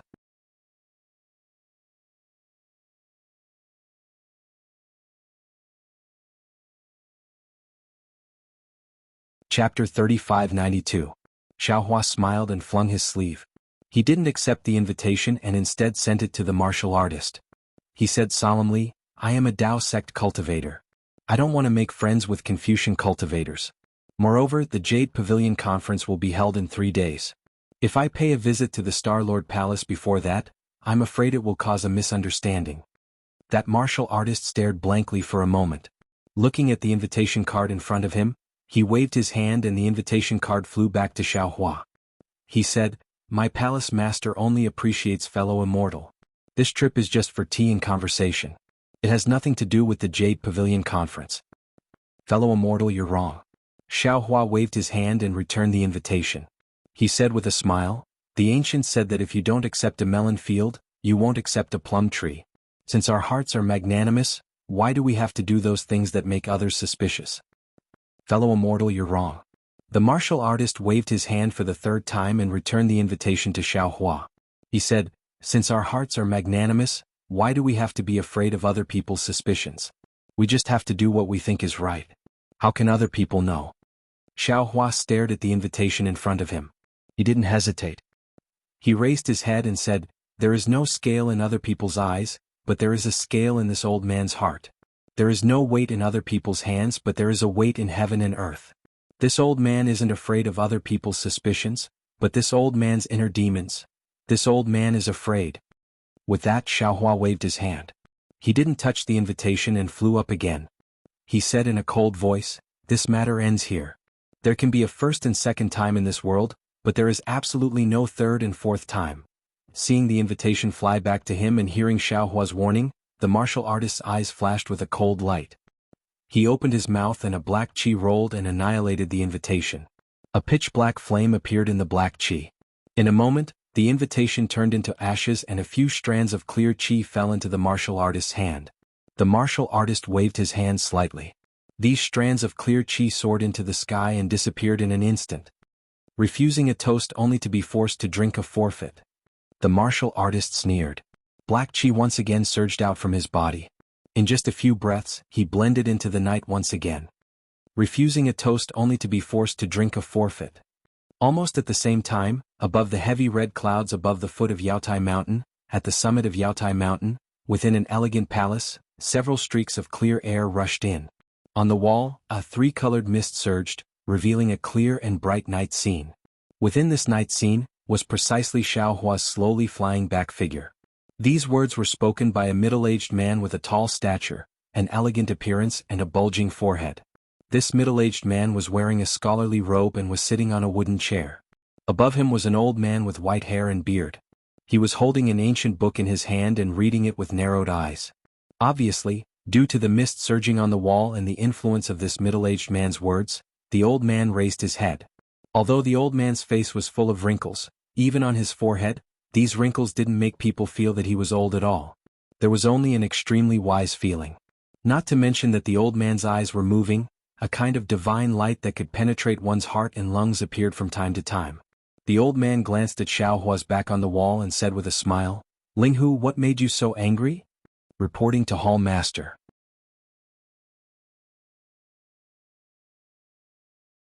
The scholar called Linghu bowed and said, These days, Subordinate has been trying to find a few suitable helpers among the Taoist cultivators who came to participate in the Yaotai conference. However, after finding a few, I always felt that they weren't suitable. It's either that they were insatiable or that their cultivation was insufficient. Today, it's rare to see a Taoist cultivator who understands the law and etiquette and has the demeanor of our Confucian cultivators. Subordinate ordered people to bring an invitation card from our Star-Lord Hall to invite him. However, he actually refused using the excuse of not accepting melons in the field and not accepting a plum under a plum tree. Tell me, how can Subordinate not be angry? How can Taoist cultivators come and go as they wish? This cultivator is actually interesting. What's his cultivation? The interest on the old man's face was greatly aroused. He looked at Xiaohua's slowly flying figure and asked. Subordinate can't tell, but he should be around the 4th grade lower rank of essence energy. He came for the Yaotai Mountain State Preceptor's contract. The old man chuckled. But all Taoist cultivators have a sharp spirit in their hearts. They want to establish a country, want to make some achievements and achieve great achievements. Let him suffer a bit of setback and know the power of our Confucian cultivators. He will be convinced. Scholar Linghu nodded. Subordinate knows. That year when Hall Master subdued Taoist Master Huoda, it should be like this. When the old man heard this, his brows slightly wrinkled. Scholar Linghu immediately knew that his words were wrong and hastily bowed. Subordinate understands. I won't dare mention these words again. And you keep an eye on this cultivator. See where his palace is. In the Yaotai conference 3 days later, you can fully display the power of our Confucian cultivators. Treat this as a test for you. The old man indifferently instructed.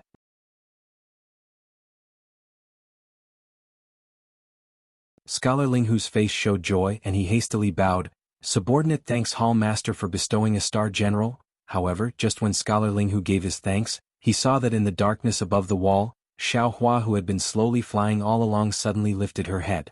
Her gaze was like lightning, directly looking at the old man and Scholar's location. As if she had discovered something, she immediately raised her hand, and an intense brilliance was born. The entire wall became snow white with a slap. The old man slightly stared blankly, and Scholar Linghu was even more startled. His eyes unconsciously slightly closed, and by the time they opened their eyes again, the wall had already returned to normal. However, that was in the darkness. Other than the lantern inside the tent, they could no longer see Xiao Hua's figure. Yes. The old man sucked in a breath of cold air, his eyes flashing with a cold light. This child perhaps has the cultivation of 4th grade upper rank essence energy. Otherwise, he simply would not have been able to discover. Good. Scholar Linghu's eyes showed a kind of eagerness and he said, Subordinate is most fond of this kind of powerful opponent. If he can become Subordinate Star General, it will be a great help to Subordinate. Aha. The old man laughed aloud. It seems you still want to have him compete with this old man Star General. Hall Master Star General is incomparably valiant. Subordinate fears he does not dare compete. Scholar Linghu smiled. However, to be able to capture this person is extremely beneficial to my Star Lord Hall. Thus, Subordinate is willing to try. As you wish. The old man waved his hand. This time's Jade Pavilion gathering is different from before. You must be careful. Do not suffer a backlash from this Taoist cultivator. Oh, right, how is the situation on Taoist Master Huoda's side? Yes, Subordinate knows. Subordinate will be careful. Scholar Linghu bowed and said, Just now, a star soldier reported that Taoist Master Huoda seemed to have suffered a setback, having been injured by a Taoist cultivator. The banquet can be considered over, but the trade gathering has not been opened. This has a somewhat bad influence on his plans. Which cultivator did it? The old man was quite interested. Was it Taoist Grandmiss Subordinate? Taoist Grandmiss Subordinate did not take action. He merely spoke out to refute Taoist Master Huoda, making Taoist Master Huoda lose face. That person is called Taoist Master Ching Su, and he seems to know we are being monitored. After he finished speaking, he left and there was no trace of him. Scholar Linghu explained, because Taoist Master Huoda lost face, he wanted to find trouble with a Black Wind Ridge cultivator named Xiao Hua, but that Xiao Hua unexpectedly concealed himself deeply, instantly injuring Taoist Master Huoda. Afterwards, he left the Immortal's abode and disappeared. Even if Taoist Master Huoda did not recover his face, perhaps that Xiao Hua would have taken action. The old man coldly smiled. Could it be you did not see? This Xiao Hua and Taoist Master Ching Su were singing the same tune, one in the light and one in the dark? Oh, not bad exactly. Scholar Linghu slapped his forehead and said, This Xiao Hua was disrespectful at the start of the toast. As it turned out, it was for the sake of a falling out later. Precisely so. The old man nodded. Although this old man did not know there was such a thing as being disrespectful when toasting, how many people would dare to fall out with Taoist Master Huoda at a banquet? If it was not arranged beforehand, would Xiao Hua have dared to make a move? This subordinate has learned. Scholar Linghu bowed and said.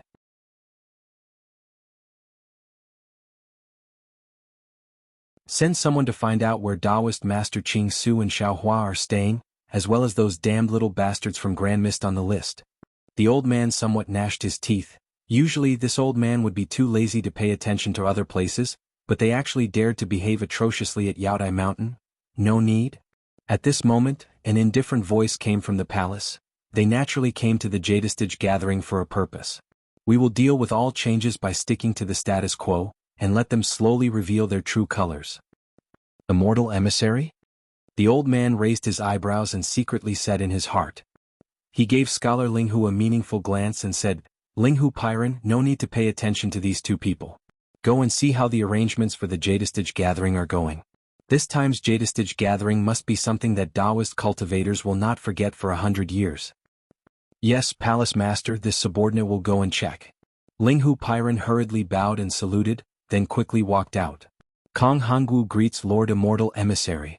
When Linghu Pyron left, the old man hurriedly got up and turned his head to look at the screen behind him. On the screen was a picture of the Moon Palace. The brilliance of the moon flashed slightly, and a layer of mist appeared. Then a light green palace dress appeared in the mist. A tall woman stepped on a cloud and descended from the moon. In the blink of an eye, she flew in front of the old man. Although the woman was already standing in front of the old man, the clouds in front of the woman's face blocked the old man's view, so the old man couldn't see her face clearly. However, the old man did not dare to neglect and respectfully saluted. Take a seat. The woman was not polite. She waved her hand, and a layer of the same faint cloud fell on the chair that Kong Hongwu sat on before. Then she sat down gracefully and ordered. Kong Hongwu respectfully said, Many thanks for the seat, Immortal Emissary. Then he also sat on the chair that Linghu Pyron sat on just now.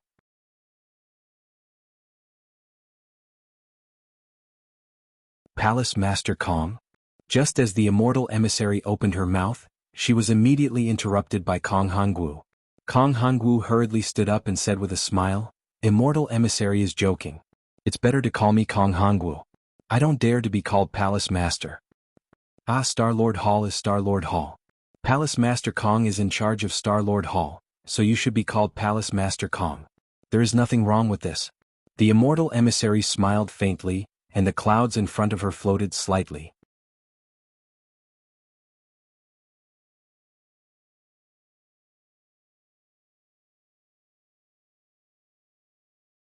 Chapter 3593. Kong Hongwu hurriedly smiled apologetically and said, The Palace Master in the Immortal Palace is the real Palace Master. My title is just to fool those Taoist remnants. Others may not know, but how could the Immortal Emissary not know? Yes, I know.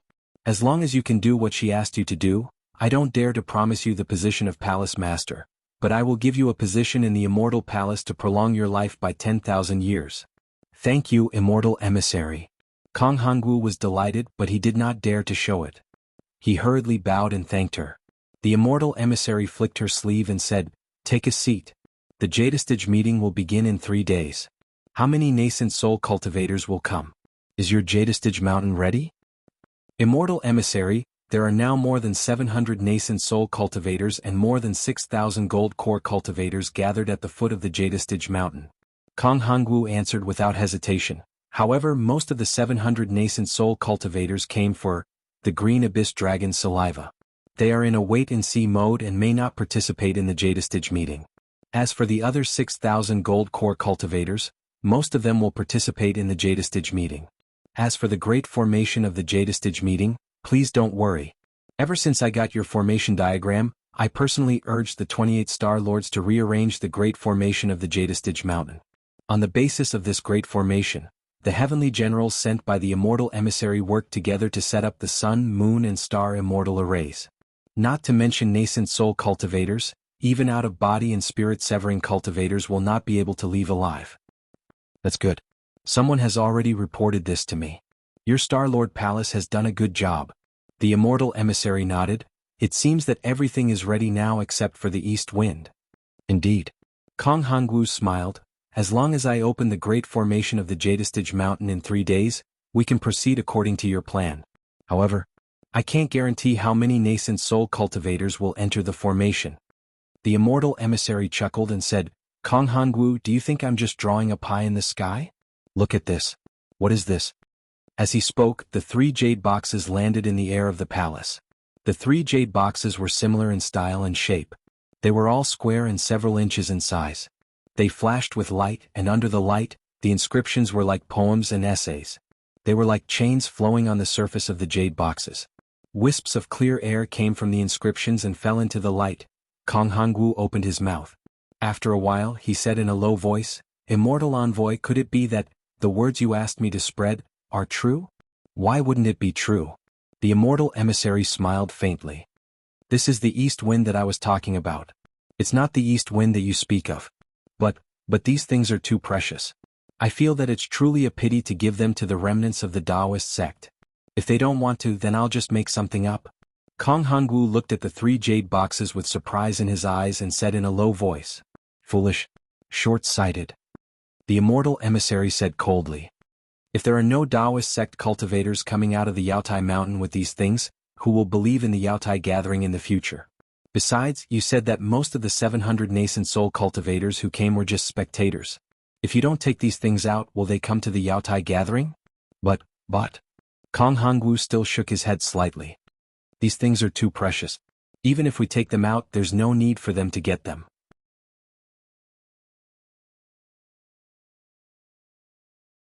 In the past, many nascent soul cultivators came out empty-handed and didn't get anything. No matter how precious these things are, they are nothing compared to the gift that she gave to the Empress at her birthday banquet. The immortal emissary smiled faintly. "Besides, there are very few nascent soul cultivators who can come out of the Yaotai gathering this time. If your Star Lord Palace doesn't take out something, how can the Taoist sect cultivators be convinced? Unless you don't want to be the Star Lord Palace master anymore, unless you don't want to hold the Yaotai gathering anymore." Yes, thank you, immortal emissary, for your consideration." Kong Hongwu nodded, then waved his hand and 3 jade boxes fell into his hand. However, in an instant, the hand that came into contact with the jade boxes cracked and formed layers of ice shards, while the other hand was suffused with wisps of flames, igniting the true qi in his hand. "This." Kong Hongwu was shocked and hurriedly urged his true qi. After a layer of dark green flashed, all the strange phenomena disappeared.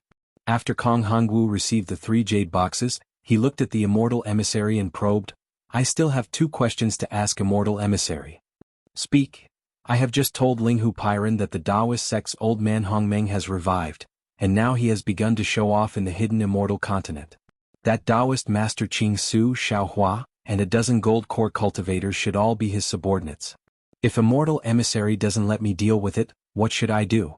Or should immortal emissary bring this news back to the immortal palace and ask immortal general immortal monarch to deal with it?" Kong Hongwu asked. The immortal emissary pondered for a moment, then nodded and said, "The immortal palace already knows about the Grand Mist Ancestors matter, but I don't know how the immortal emperor will deal with it. In addition, I know a little about Taoist master Qing Su and Xiaohua."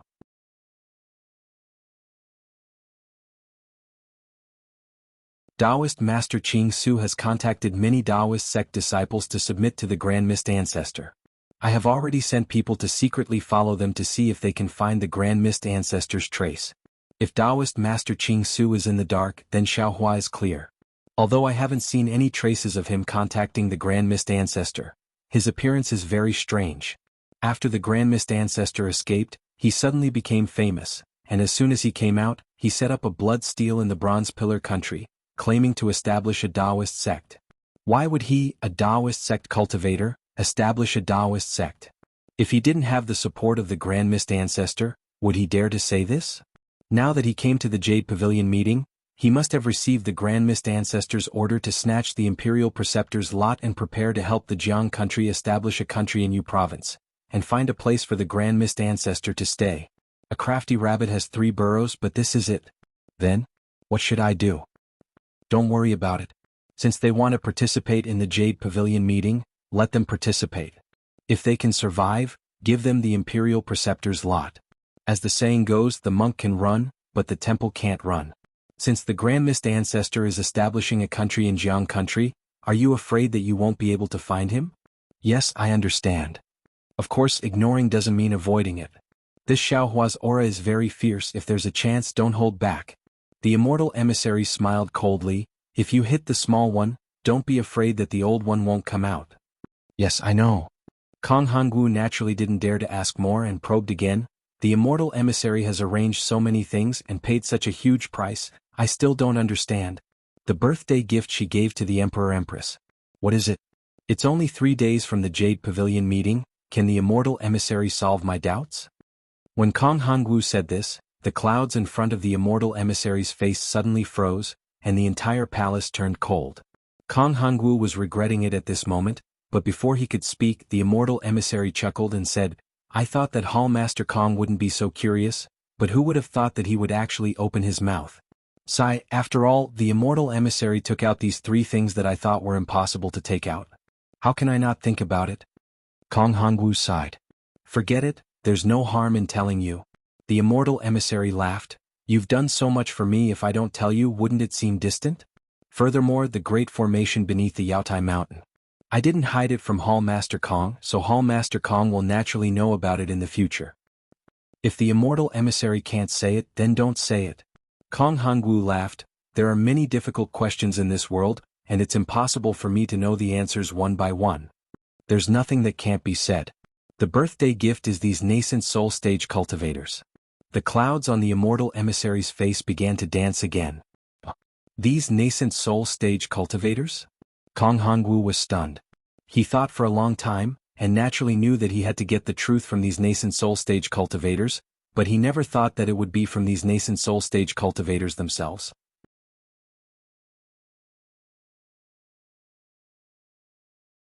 Or, to be exact, from these cultivators' nascent souls. Kong Hongwu sucked in a breath of cold air, very puzzled. Why do we, Confucian cultivators, need these nascent soul stage cultivators? Furthermore, more than 700 cultivators are 700 nascent soul stage cultivators, so many nascent soul stage cultivators. How can 700 nascent soul stage cultivators be enough? The immortal emissary said indifferently, "We need 10,000 nascent soul stage cultivators. Late nascent soul stage cultivators are the best." What? Kong Hongwu was naturally prepared, but he was still frightened by this number. He exclaimed, "Immortal emissary, are you sure? How many nascent soul stage cultivators can there be in the entire hidden immortal continent?" Immortal emissary, how can 10,000 nascent soul stage cultivators complete it? This emissary also doesn't know. The immortal emissary smiled bitterly. This emissary can only do his best and get as many as possible. At this point, Kong Hongwu didn't dare to ask another word. The lives of 10,000 nascent soul stage cultivators, this kind of shocking wealth was definitely not something Kong Hongwu could get involved in. He really regretted asking so many questions now. Alright, you don't have to think too much. Everything will be the same as the previous Jade Pavilion gathering. Throw the things into the formation and let them fight each other. The immortal emissary waved his hand and prepared to get up. Kong Hongwu hurriedly asked again, "Immortal emissary, since there are so many of them, how many Imperial Preceptors lots should we put down?" The immortal emissary stood up, and a green cloud appeared under his feet, carrying the immortal emissary into the bright moon. The immortal emissary's words fell in the palace. "The specific number is the matter of your Star-Lord Palace. This emissary doesn't dare to overstep. You decide for yourself. This emissary only wants to know the final result." "Yes, respectfully send off the immortal emissary." Kong Hongwu frowned slightly, bowed, and watched the immortal emissary's back fall into the moonlight and disappear. Alas, 10,000 nascent soul stage cultivators. What kind of birthday gift is this? Kong Hongwu sighed and sat on the chair again. With a wave of his hand, the ancient book fell into his hand, and he began to read it with relish.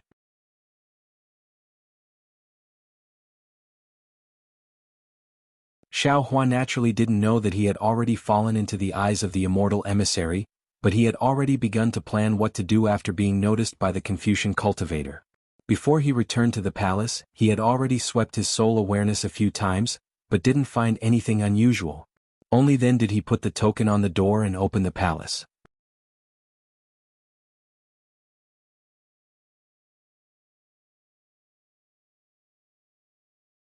Chapter 3594. Of course there was no one in the palace. Xiao Hua also understood that it was not only because Chang Yu and the others did not have a token to enter the palace, but more importantly because he offended Hua de Jinren. He might be stronger than Hua de Jinren, but in terms of connections and so on, he was absolutely incomparable. Even, maybe coming out of the Jade Pavilion gathering was the beginning of being chased by Confucian cultivators. How could Chang Yu and the others come back? Xiao Hua did not return to the quiet room. He just sat in the main hall and waved his hand, activating the restriction of the Immortal's Cave. His divine sense once again cautiously swept the area, setting up the Du Tian star formation again. Then he took out the small Qinghuan bag he exchanged with Ing Bo, restraining his slightly excited mood. Xiaohua stretched out his hand and took out a thick white bone from the small Qingquan bag. That white bone was more than 1 zhang tall, sparkling and translucent like jade. No matter if it was divine sense or Buddhist sense, he could not see anything strange about it. Kacha. A thunderbolt was born from the incomplete white bone and hit the white bone.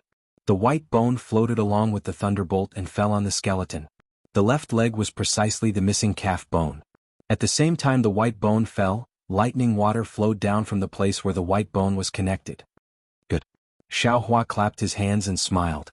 Just based on this calf bone, Xiaohua's trip was already worth it. After that, Xiaohua took out the other items that he had traded with Yingbo. Yingbo's items were very miscellaneous and very strange. Many of them should be items from the Thousand Goblin Sacred Realm. Xiaohua couldn't figure them out, but if he thought about it with his feet, he knew that they couldn't be anything good. Xiaohua only gave some unknown spirit herbs to Xiaogu to see if Xiaogu could grow them. Then Xiaohua took out the bone he exchanged with the Jindan cultivator. Looking at it with his soul sense, he was even more overjoyed. There were some soul cultivator soul techniques inside that Xiaohua did not know before. After Xiaohua sent the bone into the mysterious dark cloud and handed it to the soul cultivator Xiaohua used his hand to pinch his chin and secretly thought, "This white bone is somewhat strange. It seems to be scattered in 2 planes. Previously I thought only the Xiaoyu continent had it. Later I found out that the Western Paradise also had it. Now Yingbo must have obtained it in the Thousand Demons Sacred Realm. Since the Thousand Demons Sacred Realm has it, presumably, the hidden immortal continent also has it. This white bone, who is it? A celestial being? Also, how could there be a soul cultivator's bone in the hidden immortal continent? Could it be that there were soul cultivators in the hidden immortal continent? But soul cultivators need to consume millet, unless there is another 1 million Meng mountains on the hidden immortal continent. Forget it. Let's talk about it later. This hidden immortal continent is many times larger than the Dawn Rain continent. Previously this Xiao had only wandered around the Yu region, and only now did he reach the Yaotai mountain. Let's see if we can find Lu Zhen or find the way back to Dawn Rain continent.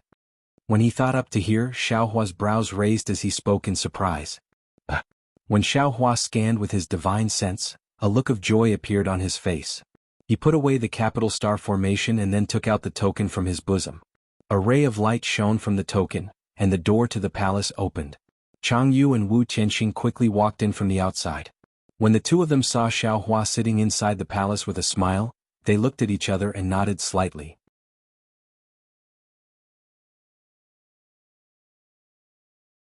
Then they walked in front of Xiaohua and knelt down in front of him with a plop sound, and said respectfully, "Junior Chang Yu and Wu Tianxin wish to become disciples of the Imperial Preceptor, and work for the Imperial Preceptor's country." Xiaohua was dumbfounded. His hand stopped halfway in the air. He was very happy that Chang Yu and Wu Tianxin had returned. After all, a friend in need was a friend indeed. However, the sudden kneeling of the two of them was out of his expectations. Looking at the sincerity on their faces, Xiaohua smiled. With a wave of his hand, the door to the cave closed. Xiaohua did not let the two of them get up and asked, "What do you mean by this? Why did you suddenly have the thought of becoming disciples of this old man?" Reporting to Senior, Chang Yu said, "Junior came to Yaotai Mountain this time to seize the Imperial Preceptor's lot. Previously, when Junior met Senior, Junior also said that Junior's cultivation had reached a bottleneck. If Junior did not rely on external help, Junior might not be able to break through. Junior wants to become the Imperial Preceptor. Although Junior must rely on the strength of the country to cultivate, more importantly, Junior must find a way out for himself. If Junior's cultivation stagnates at the gold core stage, then Junior can also enjoy glory, splendor, wealth and rank within the country. However, after Junior met Senior, Senior frankly gave Junior pointers on Junior's cultivation without any intention of treating Junior as an outsider, allowing Junior to feel Senior's breadth of mind. In addition, since Senior wants to establish a country and fight for the Imperial Preceptor's lot with Junior, Junior's chances will be reduced. Rather than Junior going to fight for it with Senior, Junior might as well directly work for Senior. This is also the reason why Junior did not come when Wu Tianxin and Zhu Qingli came to Senior to ask for benefits. Junior was thinking about how to ask Senior. Hee, no wonder this old man didn't wait for you.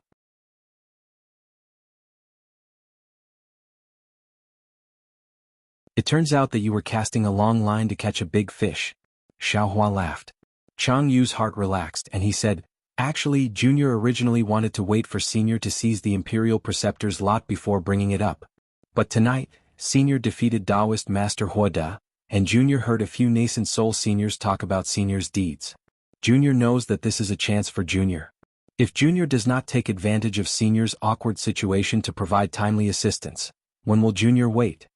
Xiaohua nodded slightly but did not comment and looked at Wu Tianxin again.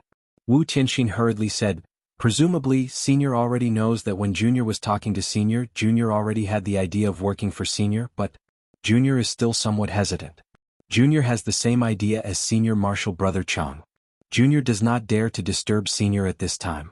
Junior wants to wait until after the Jade Pavilion meeting to mention it to Senior. However, just now, after Senior left Taoist Master Huada's banquet, Senior Martial Brother Chang, Zhu Qingli and Junior discussed. Zhu Qingli said that Senior offended Taoist Master Huada. Although Senior's strength is greater than Taoist Master Huada will definitely take revenge on Senior. Senior's future is worrying, so Zhu Qingli does not dare to get too close to Senior. At the same time, he advised Junior and Senior Martial Brother Chang not to return to Senior's palace. Junior does not know what benefits Zhu Qingli obtained from Senior, but Junior knows that Junior must come back. Out of Junior's expectation, Senior Martial Brother Chang also wanted to come back. Junior and Senior Martial Brother Chang discussed a little, and both of us have the same idea. How can adding flowers to a brocade compare to providing timely assistance? Junior earnestly asks Senior to accept the two of us. We are willing to work for Senior. Xiaohua nodded slightly. No matter if it was Chang Yu or Wu Tianxin, they were speaking from the bottom of their hearts. They didn't hide anything from him, and they even spoke about their thoughts of betting. Xiaohua thought about their actions. Although he didn't really understand them, people in this world weren't exactly the same. It was normal to have some selfish thoughts. Good. Xiaohua smiled. Since you two have such thoughts, this old man will temporarily accept you two as disciples in name. After this old man examines you two, I will accept you two as disciples. Accept disciples? Wu Tianxin was stunned. Chang Yu was even more stunned. They looked at each other with surprise in their eyes. Xiaohua was even more stunned. His face was somewhat unsightly. Thinking about what the two of them said just now, his heart thumped. That's right, they had always said that they would work for the state preceptor and Senior. They did not say that they would become his disciples. Senior, are you really going to accept us as disciples? Wu Tianxin carefully asked again. Xiaohua blinked his eyes and waved his hand in embarrassment. The Xiao heard wrongly. You wait, we kowtow to master. Unexpectedly, ecstasy appeared on the two's faces. This made Xiaohua even more surprised. He shouted and kowtowed 9 times on the ground. Get up, get up. Xiaohua hurriedly raised his hand and helped the two up. He asked curiously, so you two did not plan to become his disciples? Master. Chang Yu respectfully got up. He looked at Xiaohua strangely and said in a low voice, on the hidden immortal continent, we Taoist cultivators cannot openly accept disciples. We, being able to work for master is already the limit of Confucian cultivators' tolerance. Xiaohua understood. Li Xiang and the others all thought that he knew about this matter. They never mentioned it to him. Xiaohua laughed and waved his hand. Haha, the rules of Confucian cultivators were broken by this Xiao.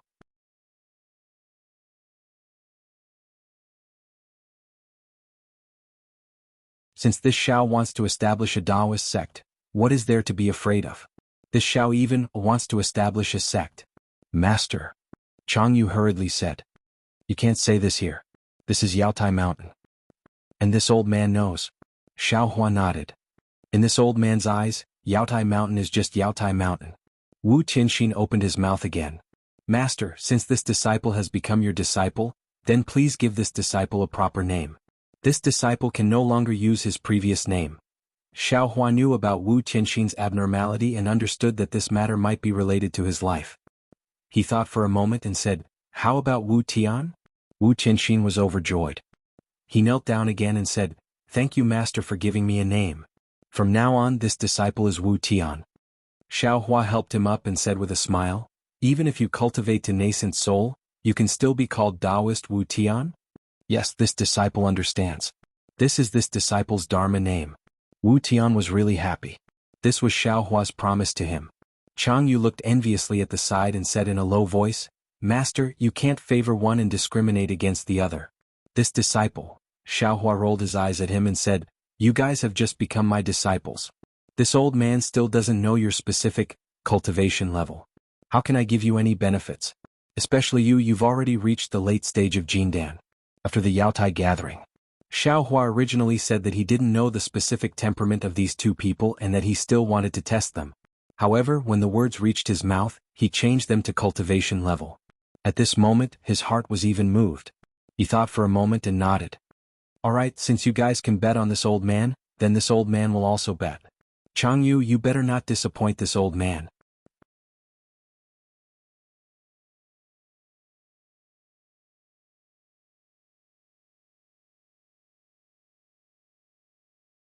Chapter 3595. When Jianghu heard this, he was overjoyed. He hurriedly knelt down and said, "Master, don't worry. Disciple will not disappoint Master's expectations. Follow this old man to the quiet room." Xiaohua waved his hand and ordered, "Wuxian, you cultivate here." "Yes, Master." Jianghu was overjoyed. He climbed up from the ground and followed behind Xiaohua. Wu Tian also bowed and said, "Disciple understands. Disciple will protect Master and senior brother." After entering the quiet room, Xiaohua ordered Jianghu to sit cross-legged. He closed his eyes and stretched out his hand. A very faint crystal thread appeared on his index finger and fell on Jianghu's dantian. After the time it took to eat a meal, Xiaohua's face was expressionless. He didn't even frown. Jianghu's heart slightly tightened. "Go ahead, let this old man take a look." Suddenly Xiaohua spoke. Jianghu very naturally agreed. "Alright." But before cultivating, a trace of hesitation flashed through Jianghu's heart. After all, he was cultivating in front of Xiaohua. His cultivation method was no longer a secret to Xiaohua. Of course, this kind of hesitation was quickly ignored by Jianghu. This was only the vigilance of a late gold core stage cultivator. It was also the result of not having a master for hundreds of years. When the cultivation method circulated, Jianghu quickly entered a tranquil state. The heaven and earth origin energy in the quiet room flowed into Jianghu's body in an orderly manner. "Alright, you can stop now." Jianghu's cultivation method only circulated a few times. Xiaohua opened his mouth and moved his finger away from Jianghu's dantian. He said somewhat seriously, "There's a problem with your cultivation method." Jianghu didn't wait to open his eyes. His face was anxious and he quickly asked, "Impossible, Master, this cultivation method of yours was taken from someone else's hands. It wasn't passed to you by someone else, right?" Xiaohua asked with a smile that was not a smile. Jianghu didn't hide it and nodded, "Indeed. Moreover, you've been cultivating for many years and have always been in the late gold core stage. You always feel like you're within the bottleneck, but it also doesn't seem to be within the bottleneck, right?" Xiaohua asked again. Jianghu's heart couldn't help but beat wildly. Wasn't this the reason why he wanted to become Xiaohua's disciple? "Master, please give me some pointers." Jianghu pleaded. "I'm afraid that your situation can only be easily resolved if you become my disciple," Xiaohua said with a smile. Jianghu was puzzled and smiled apologetically. "What do you mean, Master? Isn't it obvious? If there is a problem with your disciple's cultivation method, what will you do?" Jianghu thought for a moment and said, "The simplest way is to change your cultivation method." "Can you change it? Are you willing to part with your late gold core stage cultivation base?" Xiaohua smiled. Disciple really can't bear to do so. However, in the end, this disciple can only sever his wrist. "I'm afraid this is the reason why you want to become the state preceptor, right?" Xiaohua pointed at Jianghu and said, "If you change your cultivation technique, your lifespan is already insufficient. The simplest and most direct solution to your current predicament is to modify your cultivation method." Jianghu couldn't suppress the ecstasy in his heart and said in a low voice, "It's not that I haven't thought of this before, but even a late nascent soul stage cultivator wouldn't dare to casually change a golden core cultivation method. Furthermore, how can this disciple believe in a cultivation method that has been modified? What about the cultivation method this old man modified for you? Can you believe it?" Xiaohua looked at Jianghu with a smile that wasn't a smile and asked. Jianghu bit his lips, but his eyes were full of joy.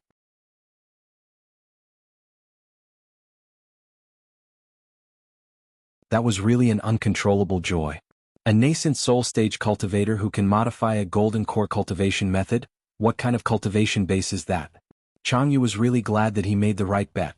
This old man has a lot of cultivation methods here, but your own cultivation method is still the most suitable for you. Give the cultivation method to this old man, and this old man will help you modify it during these 3 days of free time. Xiaohua said indifferently. Jianghu was stunned again and said in a low voice with a smile, Master, can't you be serious for a bit? Don't be too hasty.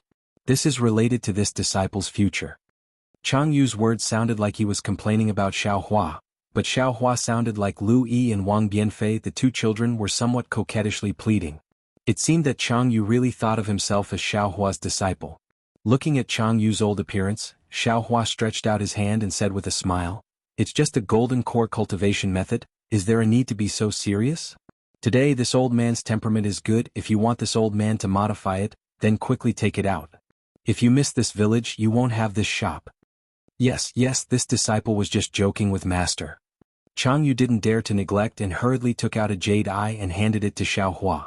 After Xiaohua took it, he didn't modify it himself and casually threw it to the green-robed Xiaohua, then said to Jianghu, Go and call Wu Tian in, this old man feels that there are some problems with this hidden immortal continent's cultivation method. It can't be. Master's meaning is... Jianghu understood and asked in disbelief. Xiaohua nodded, maybe a Confucian cultivator did something. Let's take a look at Wu Tian's cultivation method. After looking at Wu Tian's cultivation method, Xiaohua frowned.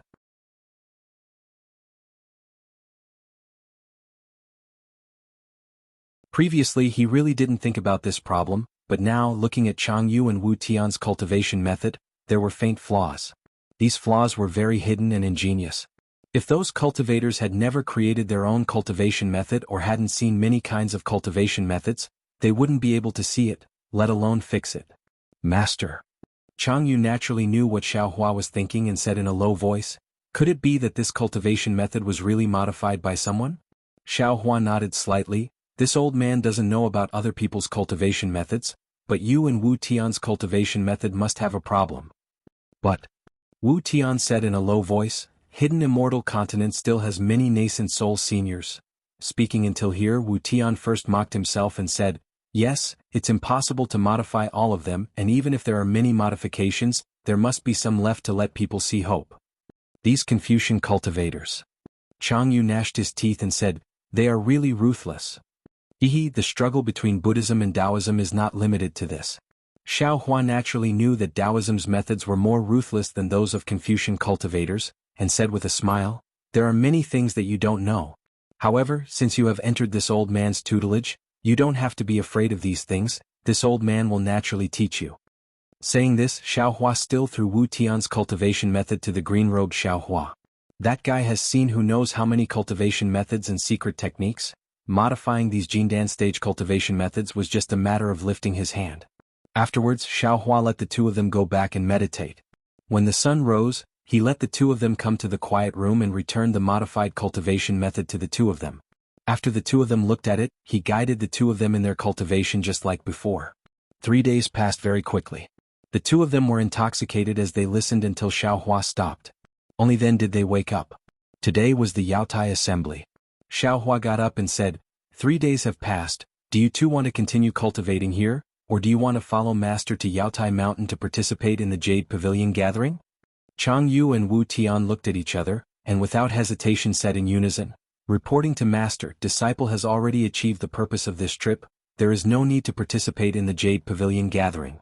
Disciple will comprehend the cultivation method here, and congratulate Master on obtaining the Imperial Teacher's lot and the 3 treasures from Star-Lord Palace. 3 treasures? Xiaohua smiled, although he didn't know what these 3 treasures were, he understood that it was some kind of gimmick from Star-Lord Palace of Confucian cultivators.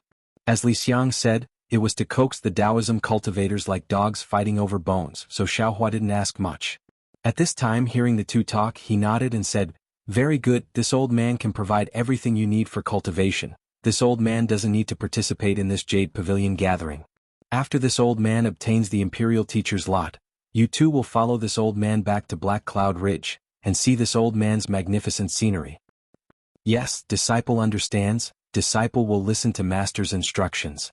Jianghu and Wu Tian respectfully sent Xiaohua out of the palace. This palace couldn't be opened by divine sense without nascent soul strength. Xiaohua wasn't here, so Jianghu and Wu Tian couldn't stay in this palace, and followed Xiaohua to fly towards Jade Mountain. At this time it was already dawn, and the three people flew at a moderate speed under Jade Mountain. High in the sky, the red clouds were still covering the sky, and they couldn't see the rising sun.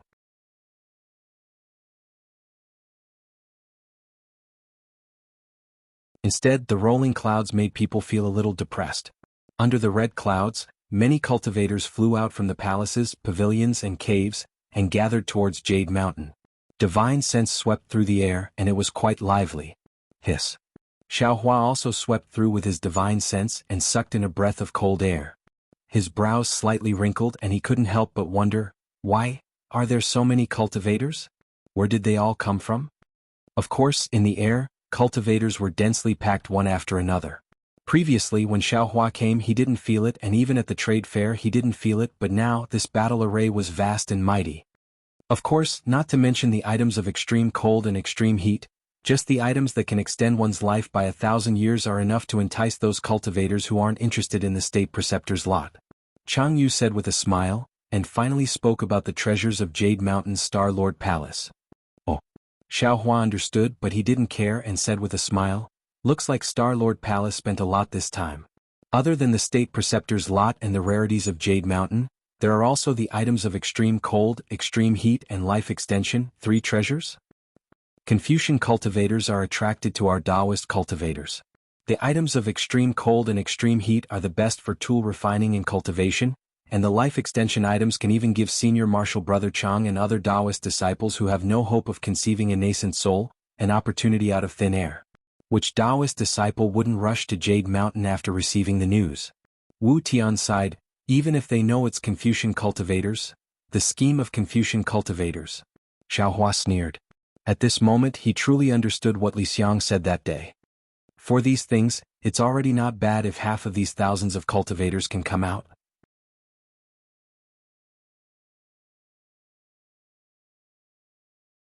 Master, don't blame them for not seeing through it. Even if it's disciple, if it wasn't for Master's guidance and knowing that my future is bright, even if disciple understood the trap inside, disciple would still have to brace himself and charge inside. Damn, there are at least 1,000 nascent soul cultivators. The more they flew forward, the more astonished Xiaohua felt.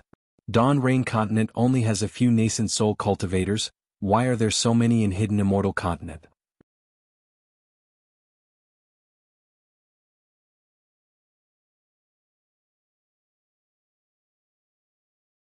Chapter 3596. Rumble? At this moment, a series of drumming sounds rang out, even more deafening than thunder. After 9 drumming sounds, the red clouds began to roll, and rays of golden light pierced through the clouds. Then the red clouds began to gather in all directions. In just a moment they had condensed into 28 huge clouds. On the clouds stood 28 immortal generals in shining armor. These immortal generals had different appearances. Some were thick, some were short and some were thin. Even their mounts were different. Some were tigers, some were wolves, and there were even some strange rabbits and roosters. 28 lunar mansions? Xiaohua stopped in the air and glanced around. He could not help but think to himself. Behind these 28 immortal generals, there were dozens of immortal soldiers in bright armor. Although the immortal soldiers behind each immortal general held the same weapon, the weapons of the 28 immortal generals were different. At this moment, these immortal soldiers and immortal generals all had solemn expressions. The clouds under their feet rolled, and there was another loud drumming sound. Beside each immortal general, there was a huge man who was several feet tall, holding a huge drumstick. He appeared from the clouds along with the huge heavenly drum. The huge men were naked from the waist up. Layers of faint mist lingered around them. Under the mist, there was a layer of oily luster on their skin. The luster danced with their muscles, flashing with a strange brilliance. Ding ding dong dong. Among the earth-shaking drumming, there was another burst of music. Although this sound was not as deafening as the drumming, it was still loud.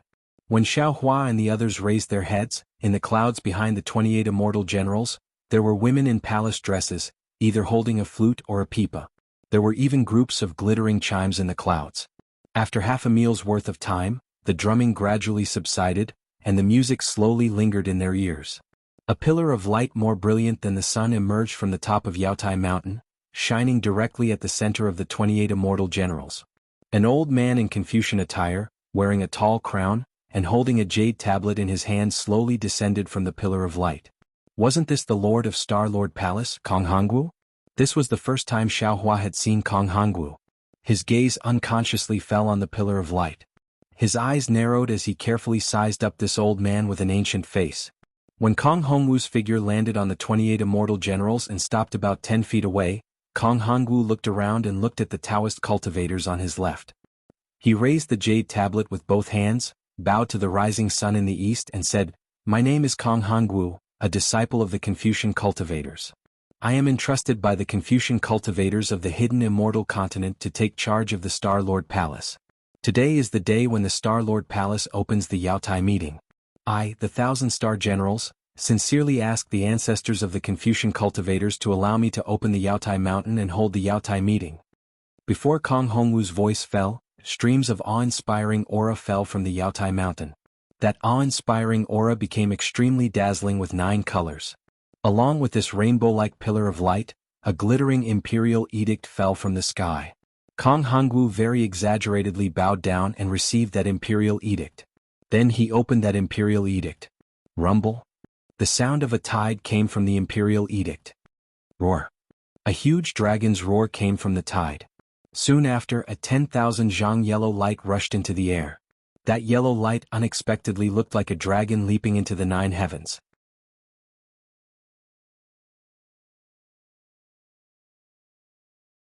It fluttered in that 9-colored light for a few moments, then coiled up and laid down on the Yaotai mountain. A kind of indescribable dragon's might and monarch's authority was even heavier than the Yaotai mountain's pressure on the hearts of all the Taoist cultivators. At this time, a voice like a big yellow bell reverberated between heaven and earth. By the will of the heavens, the ancestors of the hidden immortal continent congratulate each other. Today at the Yaotai meeting, the stars will. Every word of the imperial edict fell into Xiaohua's ears and penetrated the bottom of his heart. Every word was like a huge rock that struck Xiaohua's Tao foundation and destroyed his confidence in himself. Confucian cultivators. No, it should be said that the methods of the immortal palace are really amazing. Xiaohua slightly narrowed his eyes, allowing this Confucian cultivator's sound attack to baptize his Tao heart. At this time, Xiaohua's Tao heart was incomparably firm, and his Tao foundation was also extremely stable. It was like a towering dragon rock that towered into the sky. No matter how this sound attacked, it could not be damaged in the slightest. Even in this sound, his Tao foundation became even more solid. Looking at those early Jindan cultivators, many of their eyes began to collapse, and a kind of worship expression gradually emerged. Of course, without waiting for the voice to finish reading the imperial edict, many cultivators flashed with golden light and began to resist this sound attack. They did not see any particularly embarrassing scene, but this moment of shaking of the Tao foundation had already caused some impact. After the imperial edict was read by the heavens, the sound of "by the will of the heavens" fell. Kong Hongwu led a group of immortal soldiers and immortal generals to bow and salute. He loudly said, "By the will of the heavens, thank the heavens for their grace." Among the thousands of cultivators, there were also some people who could not help but follow in a low voice.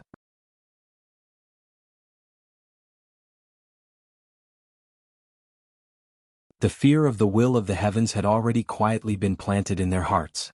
Boom! After the imperial edict was read, a loud sound of waves crashing against the rocks was heard. The entire imperial edict slowly closed, but that huge yellow dragon didn't disappear. When the imperial edict fell into Kong Hongwu's hands, Kong Hongwu gently sent it into the sky. Shua! The imperial edict was like a meteor that soared into the sky and hit the sky. The entire sky shook violently. A huge black hole flashed and a golden frame was revealed. The imperial edict fell into the black hole and disappeared. A dazzling brilliance that was more dazzling than the sun rushed out from the black hole. Everyone involuntarily closed their eyes. Roar! Without waiting for everyone to open their eyes, the coiling dragon looked up to the sky and roared. Its huge body began to swim toward the hole.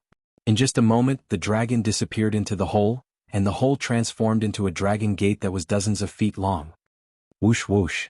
On the side of the dragon gate, the 9-colored pillar rapidly flashed and turned into thousands of 9-colored carps.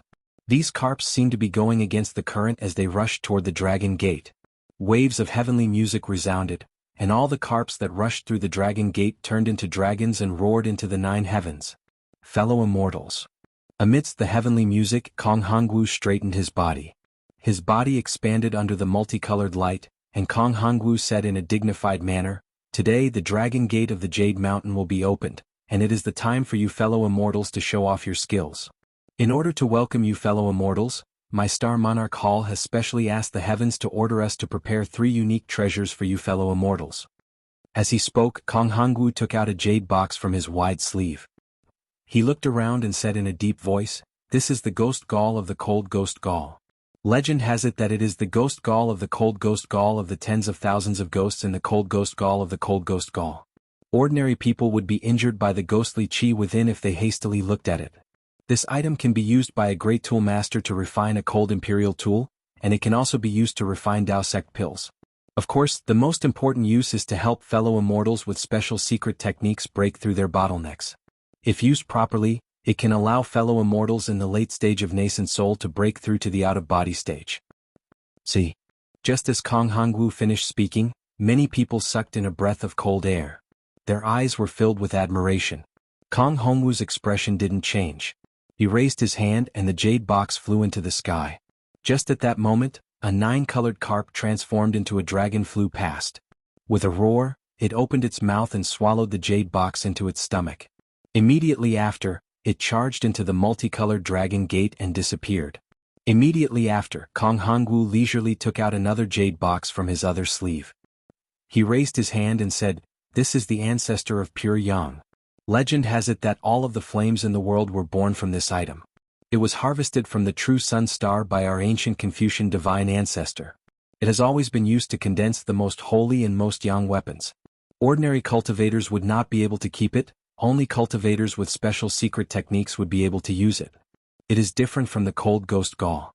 This item may not be able to help fellow immortals break through their bottlenecks, but if used to refine fellow immortals' magic treasures, it should be able to reach the spirit treasure realm." Kong Hongwu's words immediately ignited everyone's curiosity. Many people exclaimed in low voices.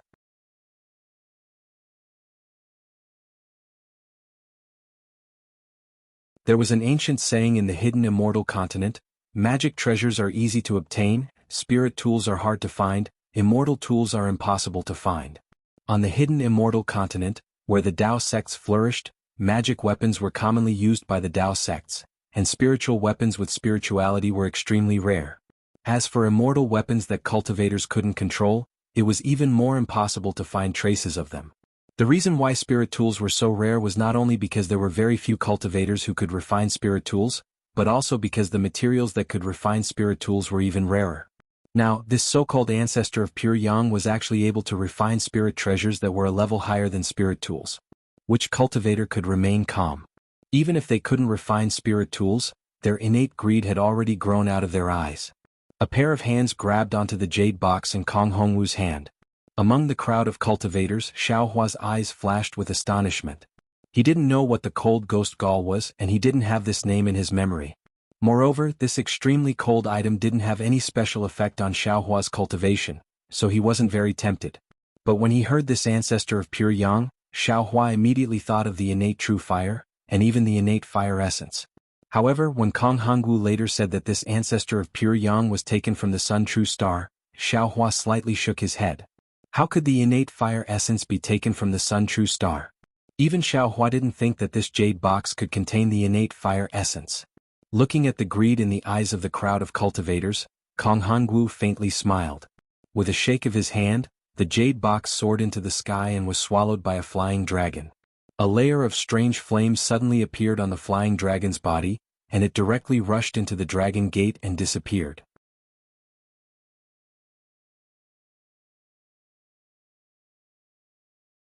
Almost all of the cultivators' eyes followed the flying dragon as it landed on the dragon gate. No one saw where Kong Hongwu took out the third jade box from. After the third jade box was taken out, Kong Hongwu didn't say anything. Instead, he quietly looked at the jade box for a moment. The entire Yaotai mountain only had faint immortal music. All of the cultivators reluctantly shifted their gaze from the dragon gate. Many cultivators couldn't help but swallow their saliva, and pricked up their ears, waiting for Kong Hongwu to speak.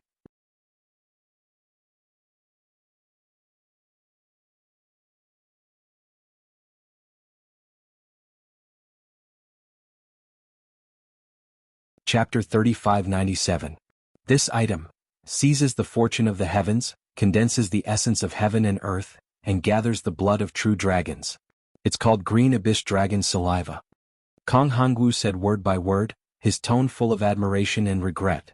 Perhaps there is a medicine of immortality in this world, perhaps it exists in the hands of the immortal palace's empress, but the medicine of immortality is hard to come by, and the fate of immortality cannot be expected.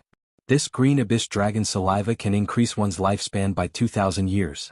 What's the difference between it and immortal medicine of immortality? Alas, it's a pity that I'm not a Taoist, so I can't participate in the Jade Pavilion gathering. This item is reserved for a Taoist. While speaking, Kong Hongwu carefully waved his hand and the jade box was about to soar into the sky. At this moment, a voice familiar to Xiao Hua sounded from afar. Hallmaster Kong, wait, Hua de Jinren? Xiao Hua raised his eyebrows and looked at the figure that flew out. Oh, so it's Taoist Hua de. Kong Hongwu's expression didn't change. He nodded slightly and said, is there anything I can help you with? I have something to ask Hallmaster. Hua de Jinren's gaze was very clear. He smiled and said, please speak. My Star Lord Hall doesn't have anything that can't be said to others.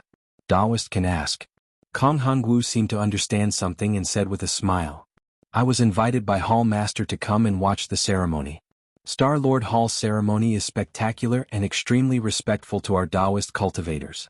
I can represent the Taoist cultivators of the hidden immortal continent to thank Star Lord Hall for their hard work. Hua de Jinren said and bowed on behalf of the cultivators. Kong Hongwu faintly smiled and raised his hand. This is my duty. It's nothing.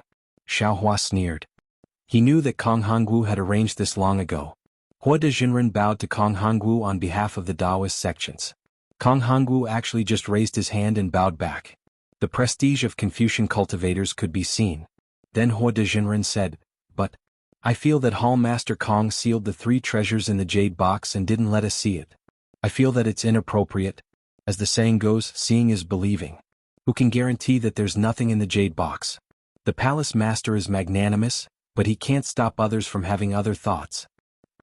What spiritual master said is very reasonable. This old man's thinking is lacking. Kong Hongwu nodded slightly, but when his gaze fell on the jade box he said awkwardly, it's just that this azure dragon saliva was sealed in this jade box by my Confucian sage with inscriptions. Only the magic of Taoist cultivators can open it. Once this jade box is opened, the item inside will be taken by the cultivator who opens it. This old man can't let Taoist and fellow immortals take a look. Well? Hua de Jinren looked troubled. He waved his hand and said, if that's the case I'll trust you. After all, Star Lord Hall. However, at this moment, Taoist Ching Su's voice rang out again. Old man Hua de, you may believe in the Star Lord Hall, but we may not. How can you represent the Taoism of the world? What you said earlier was right. Seeing is believing. How can we be sure if we don't see for ourselves? That's right, that's right. In an instant, voices of doubt rose and fell everywhere. Hua de Jinren was furious. He pointed at Taoist Ching Su in the distance and said, Old man Ching Su, you may not believe in my thousands of years of reputation, but how can you not believe in Star Lord Hall's 100,000 or even 1,000,000 years of reputation? When has there ever been a mistake in the Jadestage meeting, which is held every 10 years? It hasn't happened before, but it doesn't mean it won't happen this time.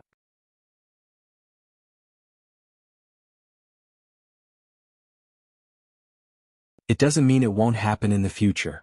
Taoist Ching Su sneered, and how can I know if there have been any mistakes in the past? I'm afraid only Star Lord Hall knows. Or second brother Hua de, you know that, right? You're being unreasonable. Hua de Jinren was so angry that his face turned red. He looked up at Kong Hongwu and the 28 immortal generals and said, this old man has never heard of a situation where the rare treasure invited by the Jadestage meeting was not honored. Aha, you two don't have to argue. Kong Hongwu said confidently with a smile, Hua de Jinren is this old man's good friend. This old man doesn't know this fellow Taoist. However, both of you are fighting for the Taoism cultivators and are the backbone of the Taoism cultivators. This old man is very comforted. Although this old man can't open this jade box without permission, this old man can swear a Confucian oath to prove that this jade box, and the previous 2 jade boxes, has the thing this old man is talking about. Hua de Jinren was stunned. Obviously, Kong Hongwu's words were beyond his imagination. Ching Su Taoist was helpless. He thought for a bit and lowered his head. After all, a Confucian oath was similar to a Taoist oath. Once the oath was made, it would take effect immediately.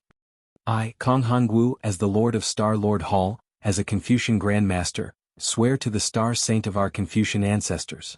As Kong Hongwu recited the oath, thunder rumbled in the void. It was as if dozens of dragons fell on top of Kong Hongwu's head. At the same time, a crimson rainbow bridge fell from the sky and covered Kong Hongwu. Today I hold 3 jade boxes in my hand. The 3 items on Jadestage Mountain match what I said. If there is even the slightest difference, I will be smashed to pieces and my soul will be destroyed. My cultivation will not be able to advance and I will never be able to step into the realm of literary saint for the rest of my life. Kacha. With a loud sound, dozens of thunderbolts fell on top of Kong Hongwu's head.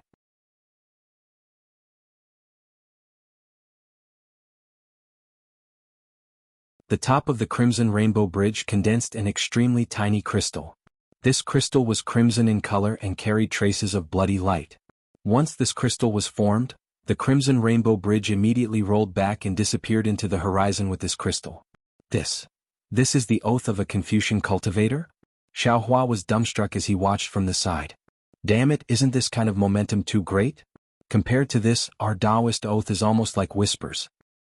Fellow immortal Huada, fellow immortal. What do you think? Kong Hongwu's tone was still indifferent. He asked softly, but there was an indescribable majesty in his voice. Huada Jinren seemed to have woken up. He hurriedly cupped his hands and said, Hall Master Kong is righteous and magnanimous. I admire you. Qing Su Daoist's face was also a bit pale. His eyes seemed to have a kind of greed. He stared at the jade boxes and didn't say anything else. In that case, please. Kong Hongwu raised his hand. The jade boxes once again soared into the sky and fell into the dragon gate, disappearing. Everyone except Xiaohua looked at the flying dragon with a burning gaze. They were reluctant to part with it. Cough cough, fellow immortals. Kong Hongwu cleared his throat and said, This old man has already sent the 3 treasures to the Yaotai Mountain. As for where they landed, this old man doesn't know. Either way, treasures have spirits. Those who are fated will get them. These 3 fated people must be among you fellow immortals. Of course, apart from these 3 treasures, the entire Yaotai Mountain will be open to all fellow immortals who are participating in the Yaotai gathering. Fellow immortals can get their own spiritual grasses and spiritual items. My Star Lord Hall won't interfere. The entire Yaotai Mountain? Xiaohua was shocked. He heard from Li Xiang that every Yaotai gathering was a part of the Yaotai Mountain. He didn't seem to have heard that it was completely used. What's going on? Not to mention Xiaohua, almost everyone was shocked. After all, this place was big, so the chances of finding treasures were reduced. Many thanks for Hall Master Kong's help. Taoist Huada smiled and said, This way we Taoist cultivators can pick more spiritual fruits and find more spiritual items. No need to be so polite. Kong Hongwu waved his hand. This is only a kind of compensation. Because this Yaotai gathering has a very small number of Imperial Tutors lots, this old man felt apologetic in his heart, so he specially sealed and opened a lot of spiritual lands for fellow immortals to pick. Oh? How many are there? Taoist Huada asked in surprise. Obviously, this was also out of his expectations. Kong Hongwu waved his big sleeve. Shua. Like a peacock spreading its tail, 10 rays of colorful light rushed out. 10 fist-sized objects that were somewhat similar to the Imperial Tutor's seal fell in the air. This object looked like a leopard or a tiger. Its body was covered with layers of dragon scales. Layers of yellow mist emerged from the dragon scales, wrapping the entire Imperial Tutor's seal. Xiaohua saw clearly through the light. It was actually an Imperial Tutor's seal. All Master Kong, are you kidding me? There are only 10 Imperial Tutor's lots? Taoist Huada almost blurted out. How is this enough? Sorry. Fellow immortal Huada, Kong Hongwu's face was full of apology. This old man knows that there are too few Imperial Tutor's lots, so I opened the whole Yaotai Mountain. Moreover, this time the 3 rare treasures are really shocking. It's also a kind of compensation for fellow immortals of Taoist. Alas, fine. Taoist Huada shook his head slightly and didn't speak again. His eyes were looking at the Dragon Gate, but no one knew what he was thinking.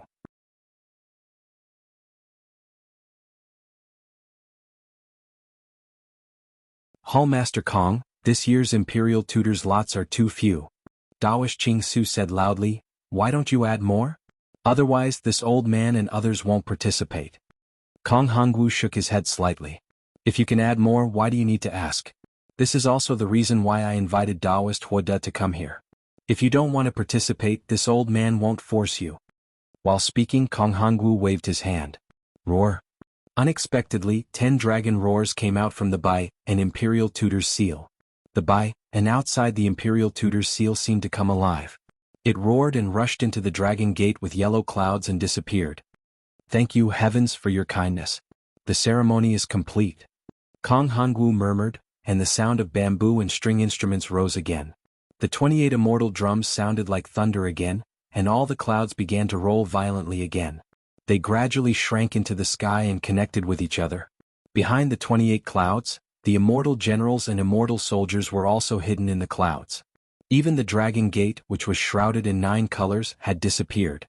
Only the dragon gate, which was overflowing with light, stood majestically in the air, waiting for the dragonized carps to come back, or for the daring cultivators to charge in.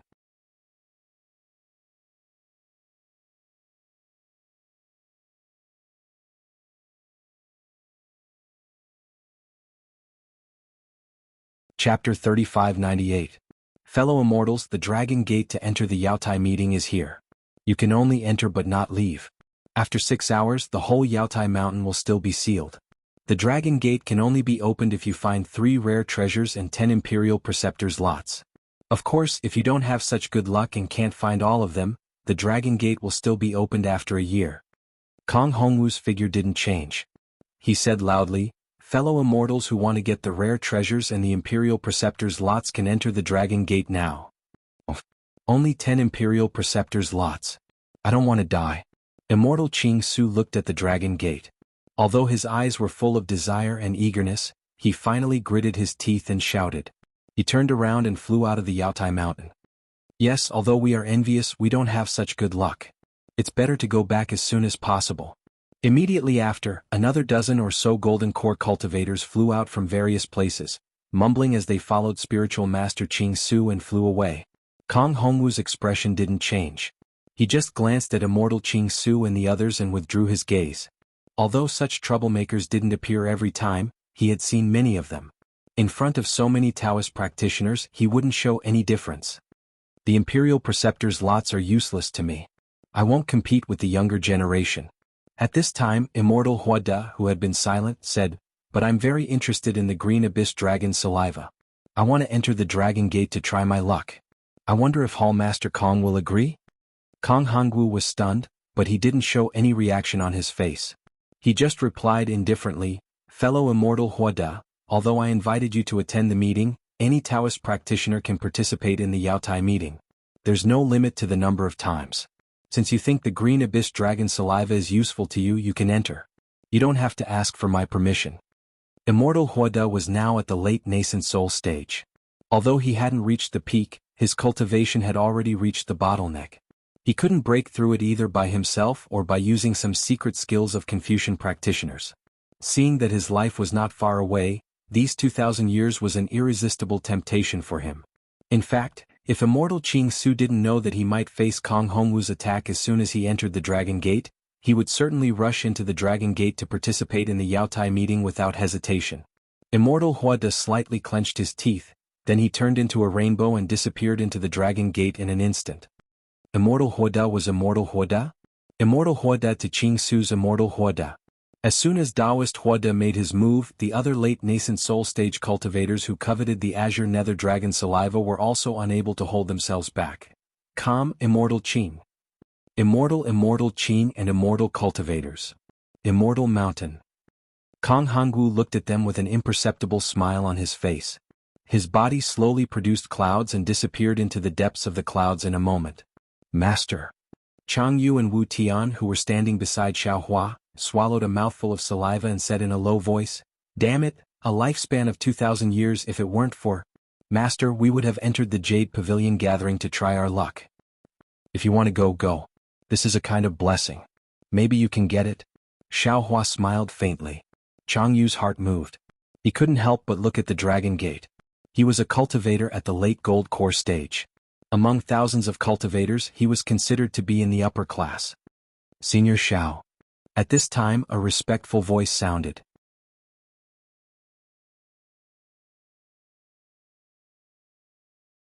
Xiaohua turned his head and saw Zhu Qingli, who had left without saying goodbye earlier.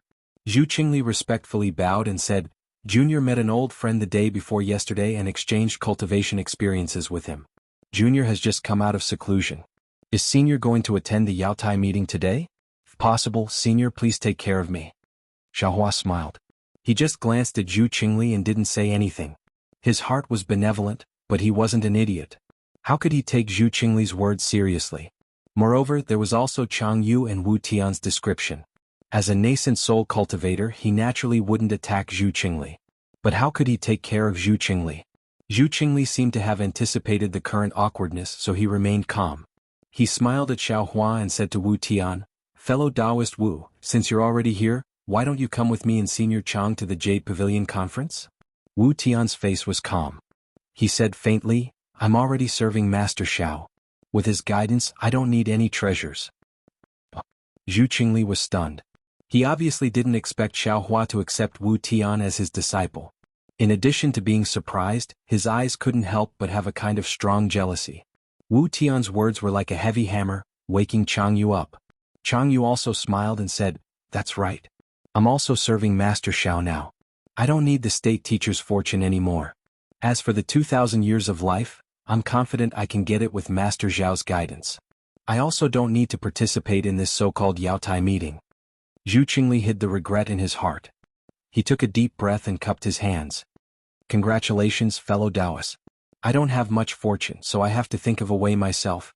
I hope I'll be lucky enough to see the moment you two become masters. After saying that, he bowed to Xiaohua again. Junior also wishes Senior to get what you want.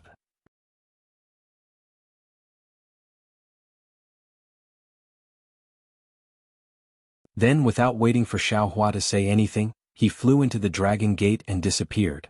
Master. Chang Yu transmitted his voice. Disciple remembers that Zhu Qingli also went to Master's quiet room alone that day. Did Master not agree to his request? Xiaohua smiled and transmitted his voice. Other people's opportunities are other people's. You don't need to ask. Even if other people are heartless, they're other people's. You don't need to know. Disciple understands. Chang Yu knew Xiaohua was a gentleman. Although he wasn't satisfied with Zhu Qingli's actions, he wouldn't talk about Zhu Qingli's misdeeds in front of others. You can make your own arrangements. Xiaohua waved his hand. When I come back from Yaotai Mountain, I'll look for you. As for this green abyss dragon saliva, you really don't need it.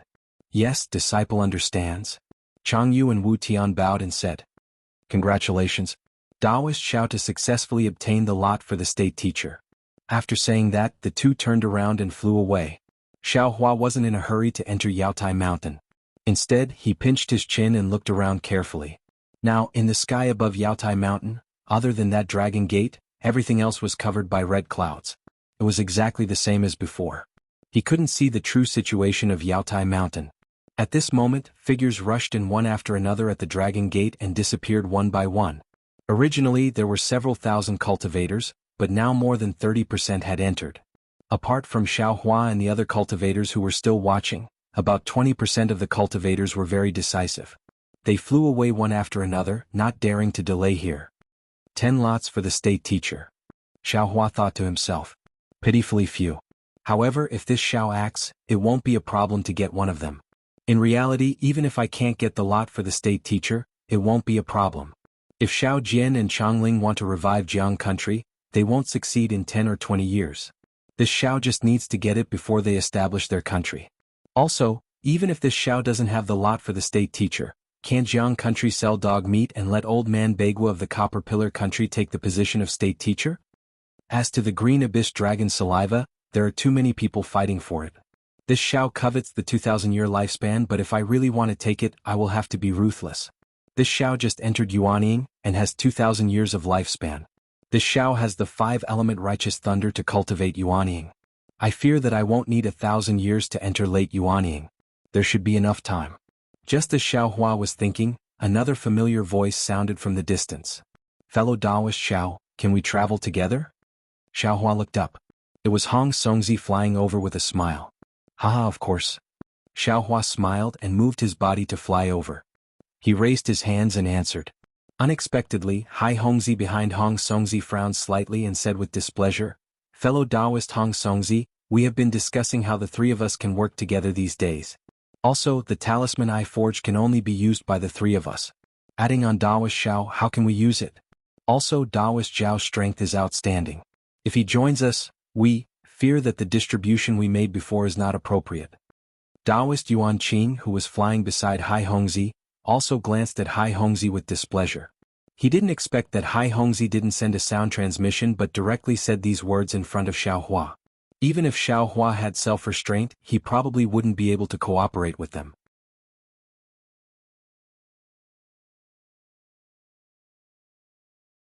Sure enough, Xiao Hua smiled faintly, stopped in midair and said, "Fellow Taoist Hong Songzi, since you have already discussed, this Xiao will not rashly join this." Hong Songzi was very embarrassed and angry. He turned his head to look at Hai Hongzi. Unfortunately, Hai Hongzi only smiled apologetically at Xiao Hua and ignored Hong Songzi. "The Xiao will go first." Xiao Hua raised his hand and gestured slightly. His figure rushed through the sky and landed inside the dragon gate. With a flash of multicolored light, his figure disappeared. Hong Songzi retracted his gaze from the dragon gate and said coldly, "Hai Hongzi, what is the meaning of this? Didn't this old man already tell you before?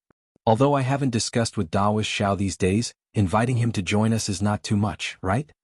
Hai Hongzi was not afraid. He only smiled and said, "Fellow Taoist Hong Songzi, the Taoist Xiao you mentioned before is a fellow Taoist with similar cultivation to us, not this Taoist Xiao who is stronger than Taoist Huada.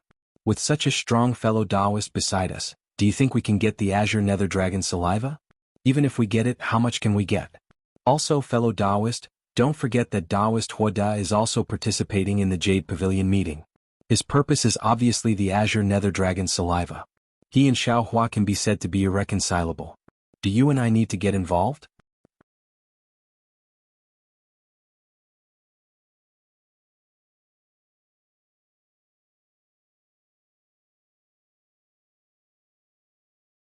Chapter 3599. It shouldn't be as serious as you think, right? Taoist Yuan Qing shook his head slightly and looked at the place where Xiao Hua disappeared.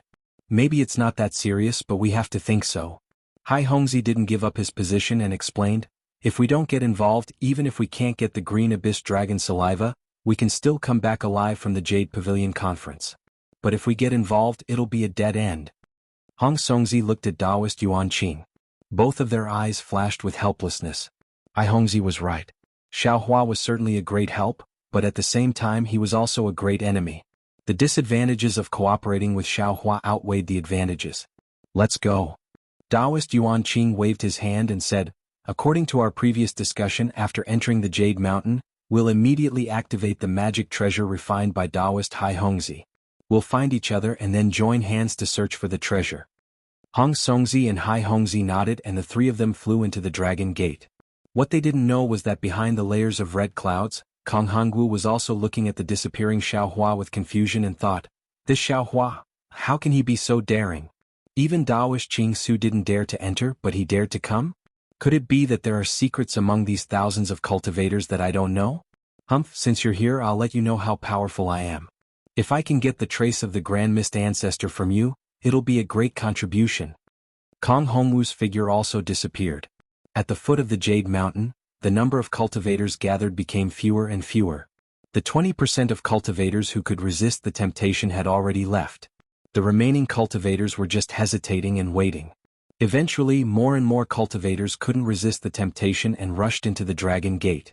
Only a few hundred gold core cultivators and a dozen early nascent soul cultivators remained. However, when another thunderclap came from the red clouds, the huge Dragon Gate began to shake and gradually shrink. The last group of cultivators couldn't resist anymore. They all rushed into the Dragon Gate and waited until the last gold core cultivator disappeared. Kacha. Like glass breaking, the Dragon Gate cracked out of thin air. The Dragon Gate, which had shrunk to a few feet, was broken into dozens of pieces and then melted into golden liquid that fell into the void. When Xiao Hua flew into the Dragon Gate, a powerful suction force was generated from all around the Dragon Gate. In an instant, a passage formed by 9 colored clouds appeared in front of his eyes. The surface of the passage was a layer of clouds that kept spiraling inward in a spiral shape. In the depths of the clouds, there were still some faint inscriptions flashing. The noble spirit roared and boiled out from the gaps of the clouds. The inscriptions were born in the flickering inscriptions, carrying Xiaohua's figure and constantly rushing into the depths. Huh. Xiaohua felt the pressure on his body and the abnormality of the passage in the clouds. He couldn't help but be a little surprised.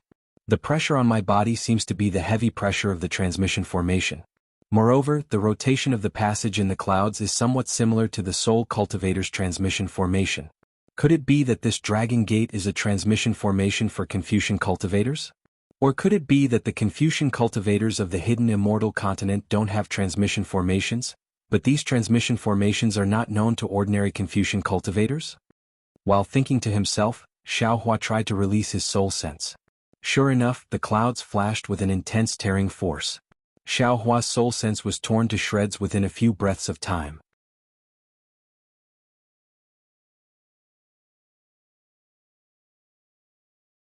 Xiaohua didn't dare to increase his soul sense for fear that he would destroy this transportation channel. He didn't know where he would end up. This transmission formation seemed to be very far away. Xiaohua stayed in this passage for the time it took to eat a meal. During this time there was no one in front of the passage. There were also no other cultivators chasing behind the passage. Presumably, every Taoist cultivator who entered the Dragon Gate would have such a legendary passage. Whoa! Suddenly, in the passage not far in front of Xiaohua, there was a whimper of wind. A dot of orange light suddenly appeared. Then, the passage in the clouds in front of Xiaohua shrank towards this dot of light as if it was being pulled. Xiaohua's figure also rushed towards this dot of light. Perhaps Xiaohua was shrinking, or perhaps the dot of light was expanding. When Xiaohua flew in front of the dot of light, that dot of light had already turned into a several zhang large light curtain. Xiaohua's whole body flashed with golden light. When he swept with his soul sense, he was immediately bounced back by the light curtain. Although the inscriptions on the light curtain were tumbling, the aura it revealed was so docile that Xiaohua couldn't feel any discomfort. Pa! With a soft and crisp sound, Xiaohua crashed into the light curtain. The scene in front of his eyes overflowed, as if he had passed through several small worlds. When Xiaohua's figure landed, he looked around and unconsciously frowned again. At this time Xiaohua was standing in a low valley. He was surrounded by several zhang cliffs. High up in the sky, several large clouds condensed into a vortex. The vortex gradually shrank and one by one, the inscriptions disappeared alternately. There weren't any special spirit fruits or spirit herbs on the nearby cliffs. There were only a number of dark green things that crookedly covered the entire cliff. At the bottom of the cliff there was a deep pool.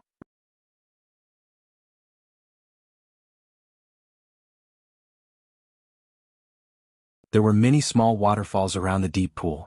At the foot of the mountain, there were many small streams flowing from the cracks in the cliff and converging into the deep pool. The deep pool was dark green, and a chill mixed with rich world's yuan qi rushed into Xiaohua's mouth and nose. At the edge of the deep pool, there were layers of needle-like leaves covering the ground. If he wasn't mistaken, they should be dark green things that fell down. Xiaohua looked around and was a little surprised. He tried to release his soul sense. After exploring for a while, Xiaohua finally had some understanding of the surroundings.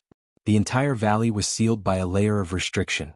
This restriction was broken, and Xiaohua's soul sense couldn't be considered complete. Moreover, where the restriction was intact, Xiaohua's soul sense was suppressed and difficult to penetrate. However, where the restriction was broken, Xiaohua's soul sense could vaguely penetrate and he could see the spirit herbs growing high up in the cliff. This is a restriction. Xiaohua already understood and thought to himself, it's no wonder that even though the heaven-earth origin qi here is so dense, there aren't any spirit herbs growing here.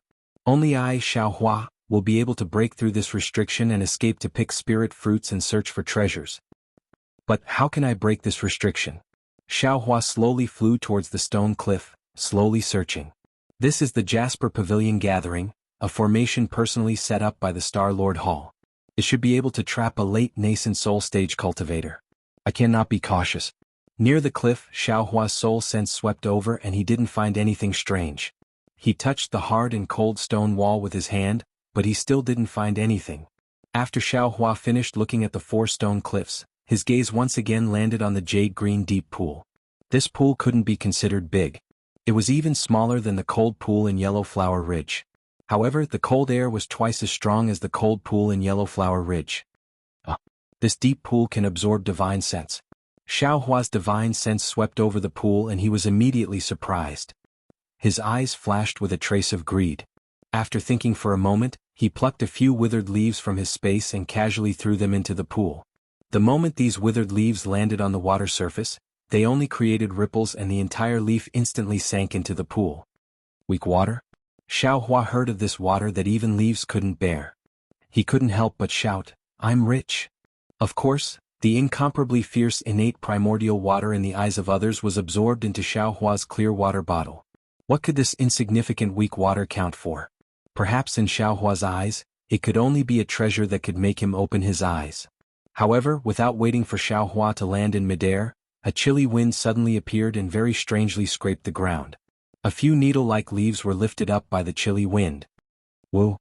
The needle-like leaves streaked across the air, unexpectedly producing an even more strange whimpering sound. After the whimpering sound passed, a mournful sound rang out. Looking again at the surrounding needle-like leaves of the deep pool, it was as if they were being grabbed by a big hand, flying up into the air in an extremely orderly fashion. The needle-like leaves were gone, exposing the ground beside the pool. At this time, the ground was densely engraved with tiny inscriptions that looked like ants. These inscriptions had begun to squirm like living ants. Wisps of noble aura blew down rapidly with the sound of the wind. When these noble aura passed through the needle-like leaves, many of them were absorbed by the needle-like leaves. In just the blink of an eye, the cold air in the pool surged up even more.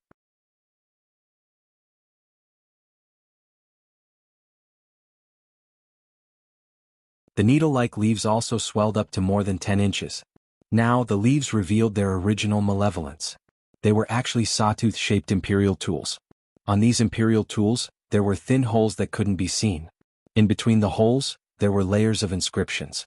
The mournful whimpering sound came from these holes. The inscriptions were still absorbing the awe-inspiring qi. Countless imperial tools continued to swell up. The entire valley is completely filled with these imperial tools. How much effort is needed to create this?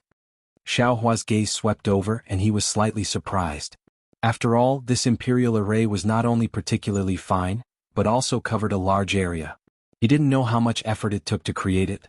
Sure enough, as the whirlwind in the valley grew stronger, the inscriptions also began to flicker. The wind borrowed the power of the inscriptions, and the inscriptions aided the might of the wind.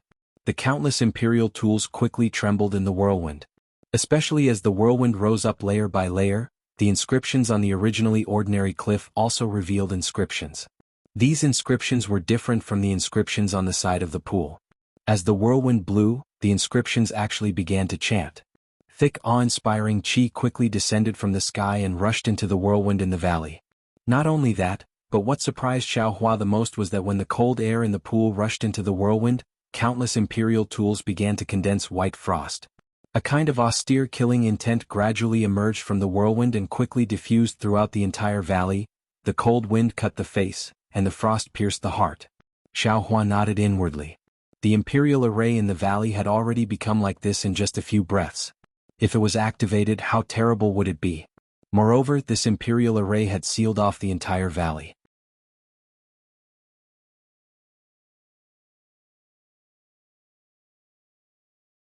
If a Dao sect cultivator below the early stage of the Gold Core realm fell into this array, it would be difficult for them to escape. Even if they could forcefully break out of the array, their cultivation would be greatly damaged.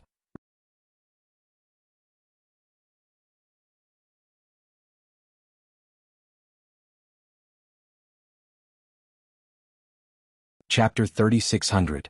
Of course, this kind of small defensive formation was nothing to Xiao Hua right now. Xiao Hua didn't need to look at the profundity and power of the defensive formation like he did when he faced the 5 brocade cloud painting, nor did he need to show off his might here. He only smiled and slapped the top of his head. A powerful pressure came out of nowhere, and soon after, a nascent soul hand that could cover the entire valley appeared. Rumble? The nascent soul hand streaked across the sky, colliding with the vast chi pillar and the whirlwind. A huge roar resounded through the entire valley. The soul-wrenching screams were loud at first, but soon after they stopped abruptly like a chicken or duck being choked by its neck. The countless sharp weapons pierced into the nascent soul's hand in a frenzy, but in the face of the massive hand, they were no more than ants trying to shake a tree. Although the sounds of friction were incessant, they quickly disappeared amid rumbling booms. However, the instant Xiaohua's big hand imprisoned all the inscriptions in the valley, Wu. Another wave of surging sound came from the cold pond. Clusters of golden light appeared in the dark green pond, and the entire pond suddenly gave birth to thousands of whirlpools. These whirlpools were actually able to break through the imprisonment of Xiaohua's nascent soul hand, as if thousands of small snakes were pouncing into Xiaohua's nascent soul hand. This restriction is actually somewhat interesting. Xiaohua sensed that the entire nascent soul hand was sore and numb. First, the imprisoned cold energy wanted to respond to the weak water, and the edges of the nascent soul hand actually had some dark blue color. This weak water is actually poisonous.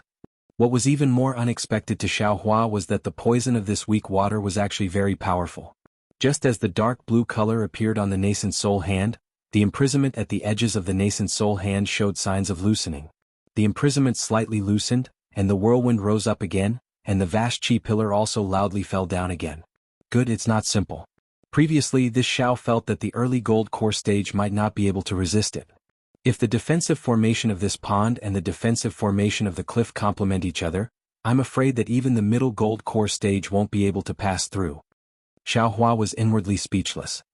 He had just entered the Yaotai mountain, and had yet to understand anything, yet he had already encountered such a large formation. Perhaps the Yaotai mountain that was several tens of thousands of li was this powerful? Thinking about the thousands of golden core cultivators, Xiaohua couldn't help but worry for them.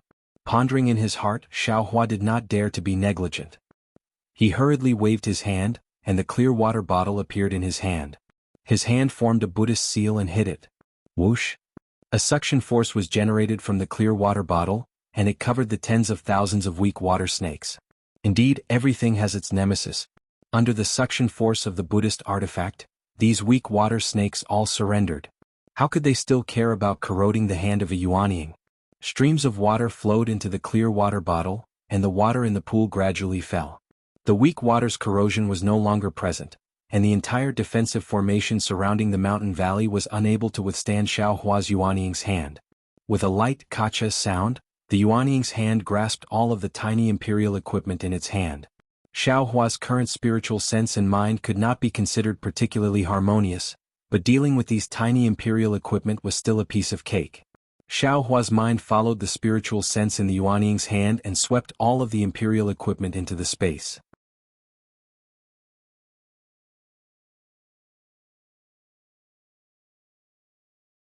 The ground of the entire valley was as clean as if it had been licked by a dog. It's a pity that these inscriptions were carved into the ground. Even if this Xiao has the ability to scour 3 feet of the ground, I don't know if they will still be useful after I collect them. Xiaohua prepared to withdraw the Yuanying's hand. Looking at the alternating light and dark inscriptions on the ground, he inwardly pondered. However, he quickly had a good idea. The Yuanying's hand fiercely grabbed the ground. With a loud boom, a large piece of the ground was grabbed by Xiaohua. That ground was originally as hard as iron, but under the Yuanying's hand, it became pure soil. The tiny inscriptions on the ground were immediately crushed by Xiaohua's hand, and they transformed into streams of awe-inspiring qi that rushed into the air, disappearing in a moment. Aha, exactly. Refreshed. Seeing this, Xiaohua was very happy. He was multitasking. On one hand, he urged the Yuanying's hand to destroy the inscriptions in the valley one by one. On the other hand, he urged his psyche power to collect the weak water. After half an hour, the entire valley, whether it was the stone walls or the ground, was in a mess. There was not a single inscription to be seen. Looking at the previously serene cold pool, the pool water was clean, revealing the dark blue bottom of the pool. There were also many inscriptions at the bottom of the pool, as if pieces of articles were engraved there. As for the center of the pool, there were some white bones above the inscriptions that had not been completely corroded by the weak water. Alas, there are 3,000 weak water. Just one scoop is enough to kill a cultivator. It shows that its corrosive power is very strong. 10 years ago, the cultivators who fell into the weak water had already lost their bones. Seeing these white bones, Xiaohua sighed. These white bones must be the Jindan cultivators who participated in this year's Yaotai meeting.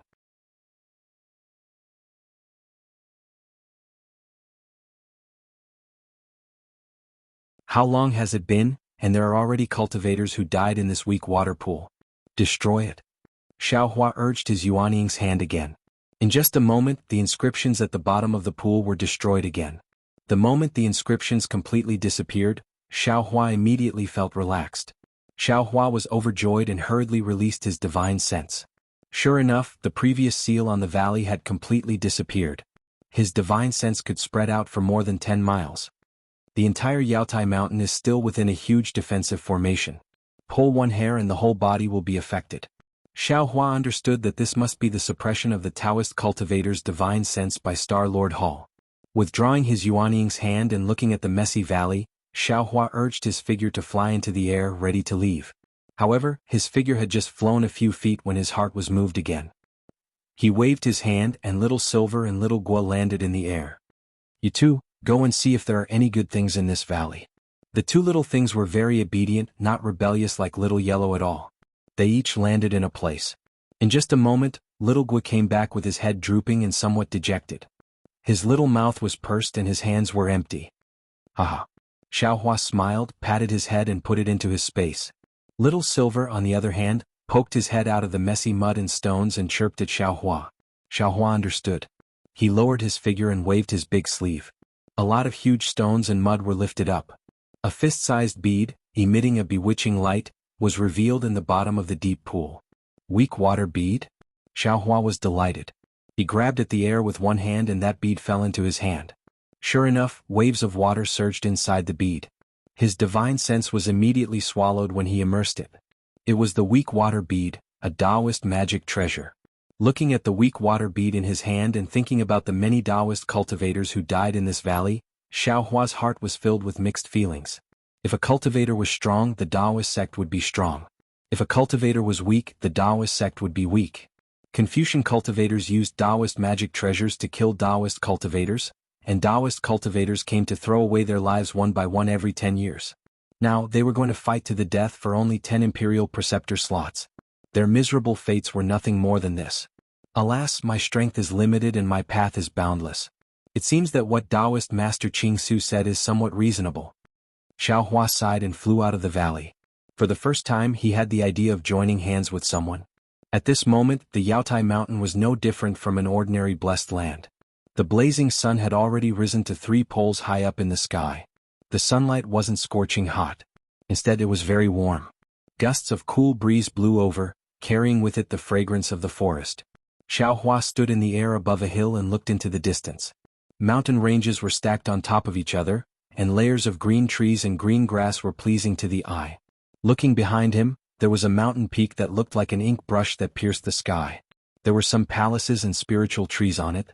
Some immortal birds were flying around the mountain peak. It looked extremely blurry. Wasn't this the Yaotai mountain that he saw earlier? Xiaohua looked for a moment and couldn't see anything strange. This Yaotai mountain was still a mountain range that was tens of thousands of li in size. Thousands of cultivators were casually sent into it. Under the situation where divine sense was suppressed, it would not be easy to encounter a cultivator. Xiaohua thought for a moment and released his divine sense.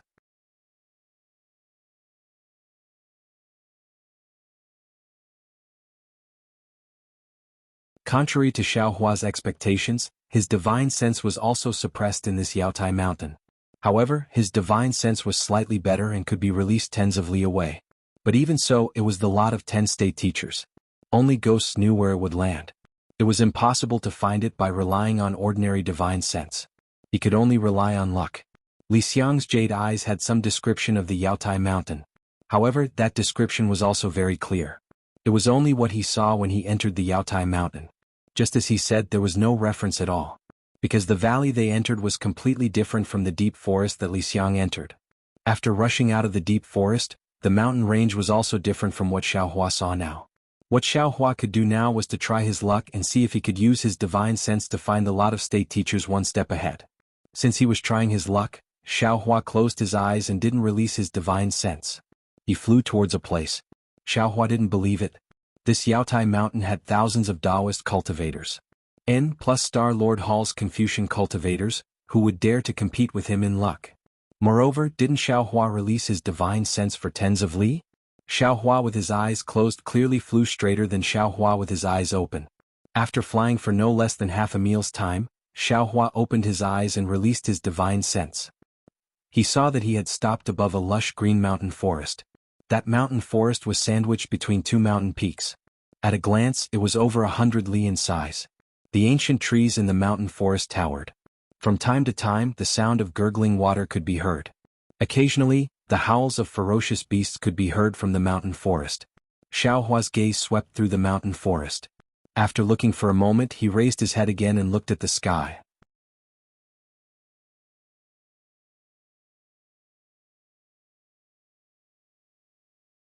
Then he turned his head again to look at the distant Yaotai mountain. His figure slowly descended.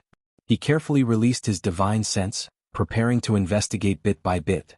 However, Xiaohua's divine sense had only explored 100 zhang when a mournful scream came from the mountain forest to his left. That scream was very muffled. Just as it sounded, it was immediately suppressed. It was as if a cultivator was swallowed by a ferocious beast. Hearing this, Xiaohua raised his eyebrows. At the same time that his divine sense swept over, he used the wind escape technique. His entire figure flew over like a gust of wind.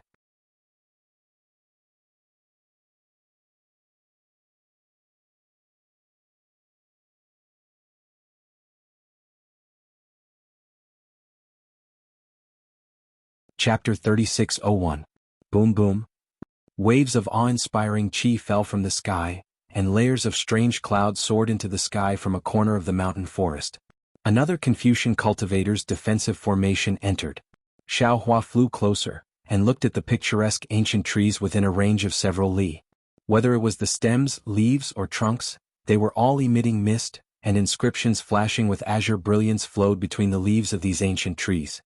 He immediately understood that this was a defensive formation composed of thousands upon thousands of ancient trees, and if there was no accident, it should be of the wood attribute. Almost without thinking, Xiaohua clapped his hand, and the Yuanying's hand appeared again. It turned into 100 zhang in size and grabbed from top to bottom. Kacha. Like a thunderclap, the ancient trees within 100 zhang were all grabbed by the huge hand, and the entire ground shook. Clusters of inscriptions carrying awe-inspiring chi condensed into a 1 zhang long spear that pierced into the huge hand. Unfortunately, before the spear could pierce into the huge hand was already shattered by the restrictive force. Roar! The huge hand overturned the defensive formation, revealing the situation inside. 100 zhang huge beast roared and rushed out from the defensive formation. Under the huge beast, a bloody smell was emitted. The craggy mountain rocks were actually covered with bones. Some of the bones were dried up and some of the bones were dripping with blood. It was quite glaring. This giant beast was like an ox, with a single horn that was several zhang long standing straight on its forehead. The tip of the horn carried a cold light, and the long fur on the giant beast's body flickered with a green brilliance.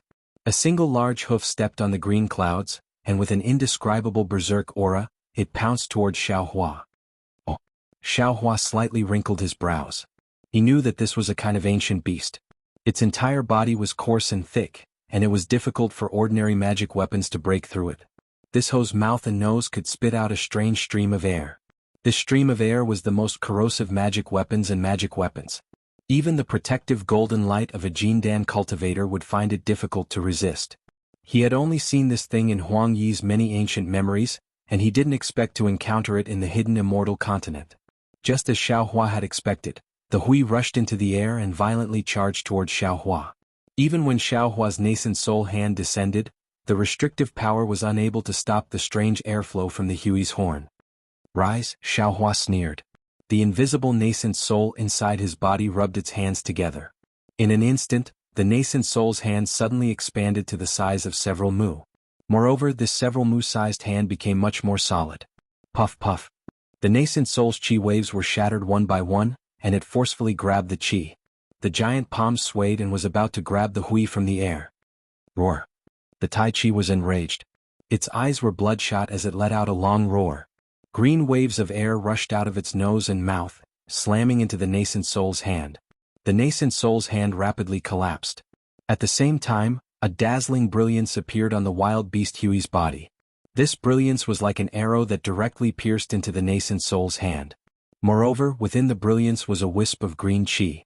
This green chi caused the giant palm to give birth to a slippery feeling. Attacked from both inside and outside, Xiaohua's giant palm was the same as before.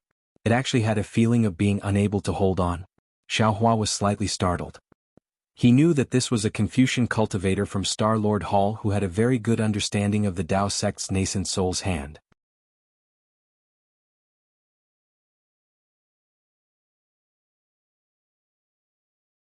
Whether it was the defensive formation or the ferocious beast, they all seemed to have the means to resist the restrictive power of the Tao sect.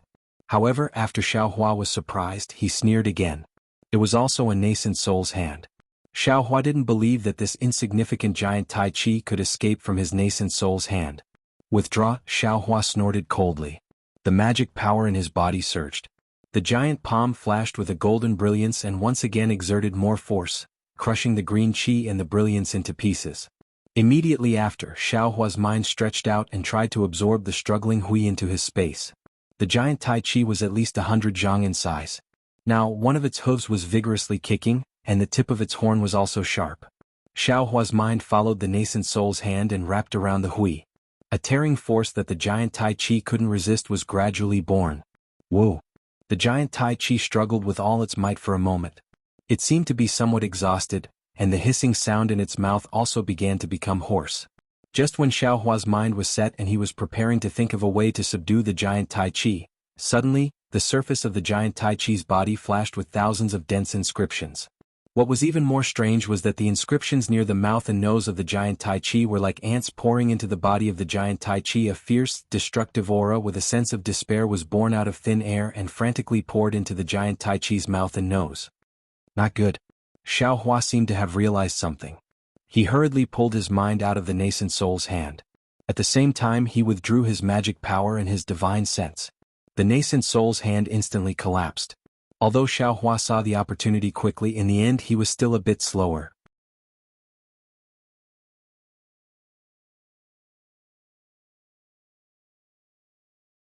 When the giant Tai Chi escaped from the nascent soul's hand, it didn't escape like it usually did. Instead, it desperately struggled in the distance. It was even more miserable than when it was caught by the nascent soul's hand before. Boom! With a loud sound, the 100 zhang large giant Tai Chi exploded with a loud bang.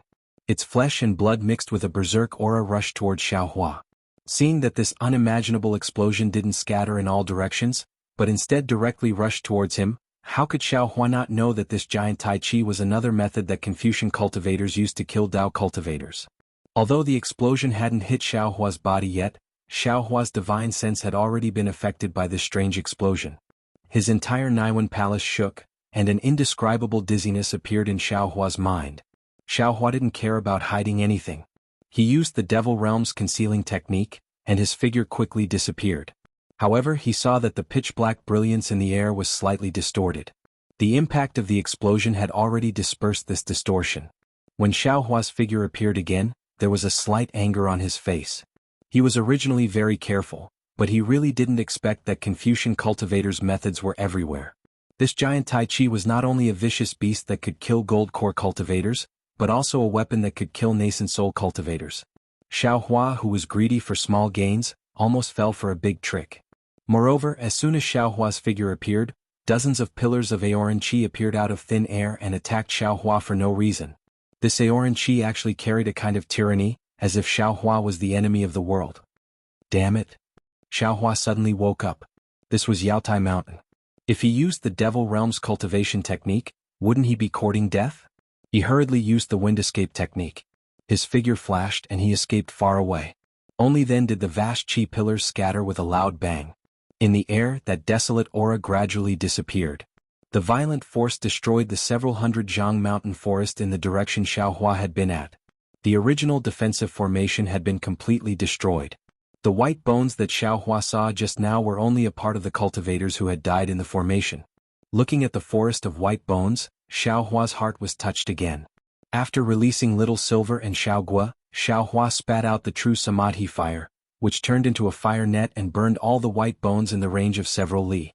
After waiting for a while, Xiaogua's face was full of pride. She brought back some spiritual herbs. These spiritual herbs were quite rare, and most of them weren't in Xiaohua's space. Hearing Little Silver's chirping in the distance, Xiaohua naturally knew what it had discovered. After landing, Xiaohua discovered that Little Silver was actually anxiously scurrying around in the ground. However, Little Silver, who had always been able to freely escape through the earth, was only able to escape a few inches underground before being unable to go any further. Huh. A strange expression appeared in Xiaohua's eyes. Forming a seal with his hands, he also tried to escape underground.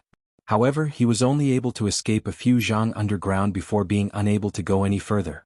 Confucian cultivators really have painstakingly operated this Yaotai mountain for who knows how many years. I'm afraid that within several tens of thousands of li, the surface of the ground has been used with Confucian techniques. And it's possible that it's Taoist techniques. Xiaohua looked pensive. No Taoist cultivator can use the 5 elements escape technique to explore underground, and it's also impossible for them to escape underground. Thinking of this, Xiaohua waved his hand and said, "No need to go down.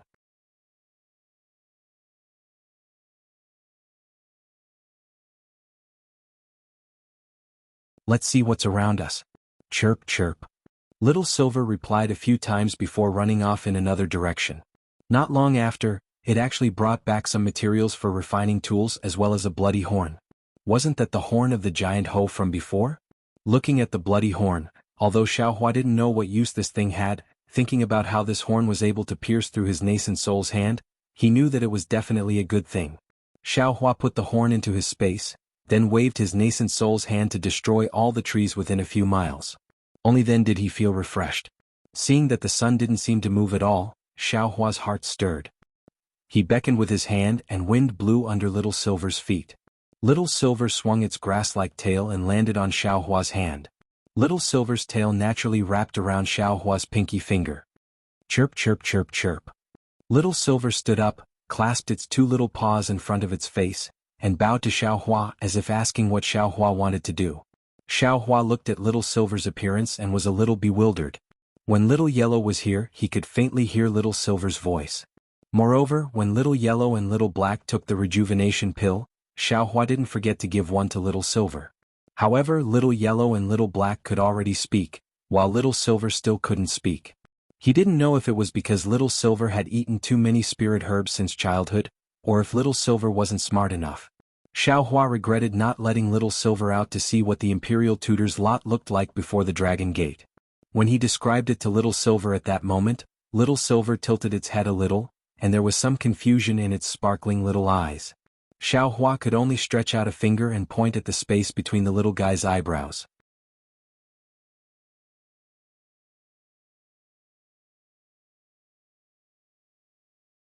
In an instant, Little Silver's eyes lit up.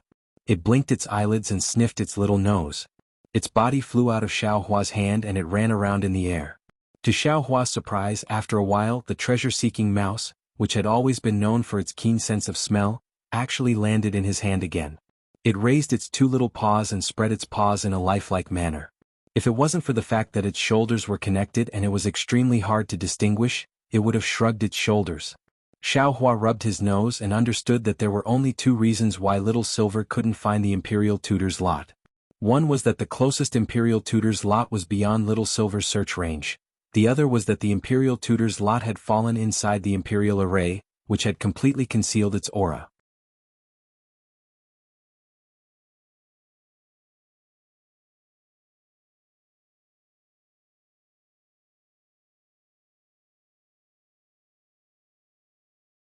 Chapter 3602. Alright. Xiaohua smiled bitterly and flicked Little Silver's little butt with his middle finger. Go look for it, this old man will follow you. Before Xiaohua could finish speaking, Little Silver's nose suddenly twitched, and his body turned into a silver light as he flew off in a certain direction. Great! Overjoyed, Xiaohua hurriedly used his wind escape technique to chase after Little Silver, and at the same time he released his soul consciousness in that direction. After flying for the time it took to brew a cup of tea, they unexpectedly encountered 2 golden core cultivators. These 2 golden core cultivators were in a very sorry state and looked like they had just escaped from a defensive formation. When the 2 golden core cultivators saw Xiaohua and Little Silver, they were delighted. Seeing the joy in their eyes, how could Xiaohua not know what they were thinking? He coldly snorted and no longer concealed his cultivation. The pressure of a nascent soul cultivator suddenly gushed out, causing the 2 of them to be frightened to the point their faces turned deathly pale and they almost collapsed in the air. Xiaohua was too lazy to pay attention to them and directly flew after Little Silver. The 2 golden core cultivators dejectedly flew off in the opposite direction. It was just that as Little Silver flew, he stopped and looked around as if he couldn't find his way. Xiaohua smiled as he scooped Little Silver up and put him on his shoulder before continuing to fly forward. Not long after, the originally warm sunlight actually turned cold. Xiaohua saw two undulating mountain ranges appear in front of him. They looked very abrupt and were grayish-white in color. Hidden in the forest, they looked like two huge pythons biting each other as they surrounded a mountain stream with a radius of more than 10 li. There were no ancient trees in the mountain stream, only large craggy rocks of different sizes. Some were dozens of zhang tall, while others were several zhang tall. Wisps of cold air condensed into ice shards which were born in the mountain stream from time to time. Standing in midair, Xiaohua had already released his soul consciousness to scan the surroundings. He wasn't in a hurry to act and only narrowed his eyes at the sun above his head. His gaze then fell on the two mountain ranges as if he didn't care about the mountain stream at all. At that moment, a sharp wind suddenly blew just several zhang away from Xiaohua. This wind was extremely cold, and as soon as it appeared, it immediately swept up clusters of ice shards which flew toward Xiaohua. Little Silver, who was on Xiaohua's shoulder, suddenly quivered. His little nose twitched a few times and he was about to fly toward the whirlwind. "Come back." Xiaohua called out to Little Silver and then raised his head slightly to look at the mountain range opposite them. It was at this moment that Little Silver let out a shrill cry. Its small body suddenly curled up and the fur on its body exploded. Its two bright eyes were filled with vigilance as it looked at the mountain range just like Xiaohua. Above the mountain range there were also two shadows. One was flying in front, and the other was following behind. The shadow in front was not big, but it was flying very fast. A moment later, a sharp divine sense swept over and swept past Xiaohua before landing on Little Silver. This divine sense was very strange. When Little Silver's divine sense locked onto it, he trembled and whimpered a few times. He didn't dare to stay in the air any longer and first flew to Xiaohua's shoulder. Then, feeling that it wasn't safe, he looked for Xiaohua's right hand and landed. His little tail tightly wrapped around Xiaohua's thumb, and he hid his little head between Xiaohua's four fingers. His entire body curled up looking very scared. Xiaohua covered Little Silver with his hand as if to comfort him. He looked at where the shadow came from.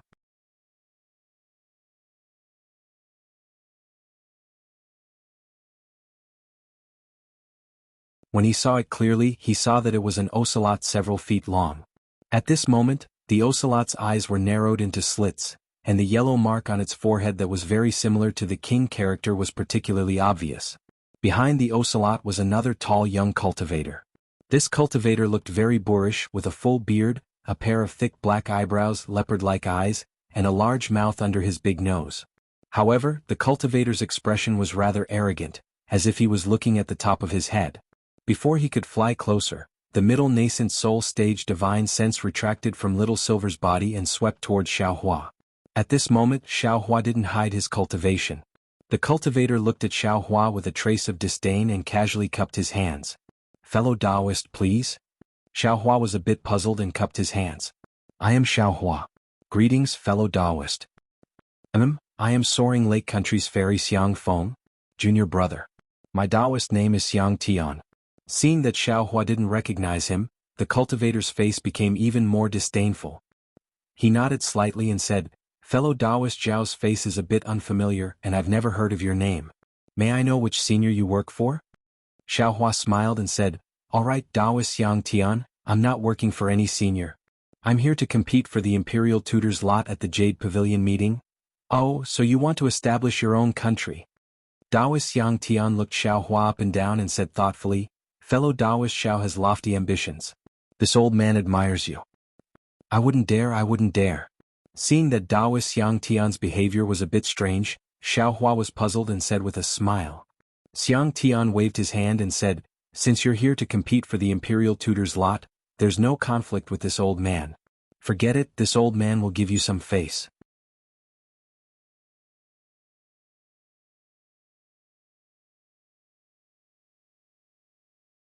"How much is your spirit-seeking mouse worth? Give me some face?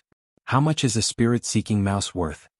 Xiaohua was stunned, but then he quickly realized and said, "Fellow Taoist Yang Tian, I'm very sorry. This spirit-seeking mouse is this Zhao's treasure." "I never thought, Xiaohua." Taoist Yang Tian didn't wait for Xiaohua to finish and said coldly, "Could it be that you've never heard of fairy Xiang Feng?" Xiaohua shook his head and said, To be honest, this Xiao has never heard of it. Good. Daoist Xiang Tian nodded and said seriously, since fellow Daoist Xiao has never heard of Fairy Xiang Feng, then this old man will pretend that I didn't hear what fellow Daoist said. This spirit-seeking mouse is not bad. This old man will pay you 100 top-grade primal stones. Give it to this old man. Xiao Hua smiled bitterly in his heart. This Reverend Xiangtian was already a mid-nascent soul-stage cultivator, but he was still so ignorant. Xiao Hua really didn't know how he cultivated to mid-nascent soul stage. Oh, it should be said how he lived to mid-nascent soul stage. Not to mention 100 top-grade primal stones, this Xiao wouldn't exchange it even if it was 10 million. Xiao Hua said indifferently, if fellow Daoist Xiang Tian doesn't have anything else, then this Xiao will enter the defensive formation. Oh whoa. The ocelot suddenly let out a long howl in midair, and its golden fur puffed up like little silvers. It opened its eyes at the same time, and its gaze was like lightning as it looked at Little Silver. Little Silver let out a cry and tried to drill into the gap between Xiao Hua's hands. Unfortunately, how big could the gap between Xiao Hua's hands be? It was impossible for Little Silver to drill into it. Daoist Xiang Tian's expression changed greatly. He reached out his hand to touch the Qingquan bag on his waist, but he quickly put it down and said angrily, Xiao Hua, don't be so shameless. This old man has already made things clear for you. Hurry up and give this spirit-seeking mouse to this old man. Once this old man's ocelot devours this spirit-seeking mouse and grows up several times, this old man will tell Fairy Xiang Feng your name. Not to mention that you want to establish a country on the hidden immortal continent, even if you want to cultivate to the late stage of nascent soul, this fairy can help you. Hearing that the ocelot wanted to devour Little Silver, Xiao Hua suddenly realized why Little Silver was so scared. This ocelot should be the spirit-seeking mouse's natural enemy. Xiao Hua coldly looked at the ocelot and then at Daoist Xiang Tian. He said, fellow Daoist Xiang Tian, this Xiao will treat your words as fart. If you want to enter the defensive formation, this Xiao won't stop you. But if you have other thoughts, don't blame this Xiao for being ruthless and not showing mercy. Aha, not showing mercy? Daoist Xiang Tian laughed. This old man has lived for thousands of years and those who dared to say such words to me have already turned into ashes. This old man really didn't expect someone to be so arrogant in this Jade Pavilion conference. Xiao Hua was so angry that he laughed. He never thought that his first move in this Jade Pavilion conference would be against a Daoist cultivator. Seeing Daoist Xiang Tian raise his hand to form a seal, Xiao Hua didn't dare to be careless. He stretched out his hand and was about to release the spirit-killing light. Faced with this kind of cultivator who didn't know what was good for him, Xiao Hua absolutely wouldn't show mercy. Who knew how many Daoist cultivators Daoist Xiang Tian had killed before he met him? Ayo. The ocelot was clearly connected to Daoist Xiang Tian. Its tail curled up like lightning and it raised its front paws and pounced at Little Silver in Xiao Hua's hand. At this moment, a beast roar that was very similar to the ocelot's rang out in the distance, followed by a pleasantly surprised voice.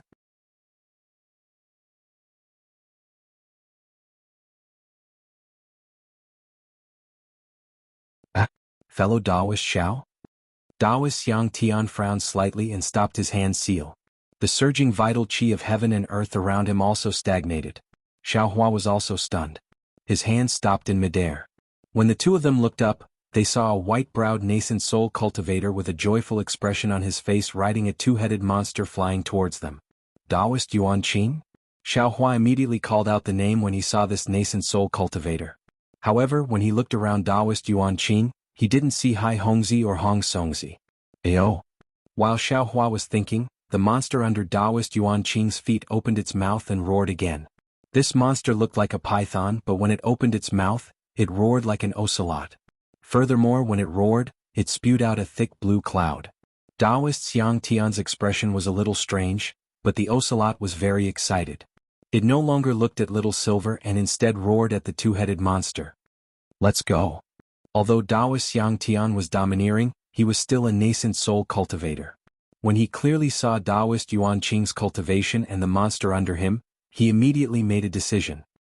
He no longer paid attention to Xiao Hua, and with a shout, he flew towards the source of the sound.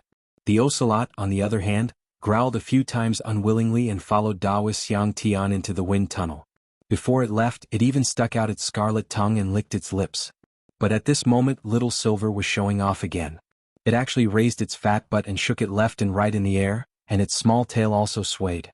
It really wasn't clear whether its fear just now was real or just an act.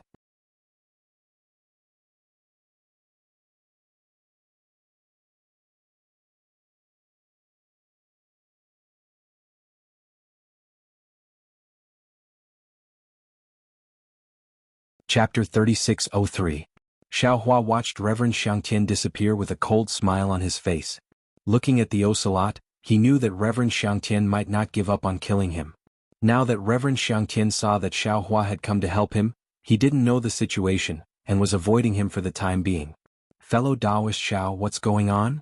Reverend Yuan Qing landed on the ground, and the two-headed monster shrank down to only a few feet long.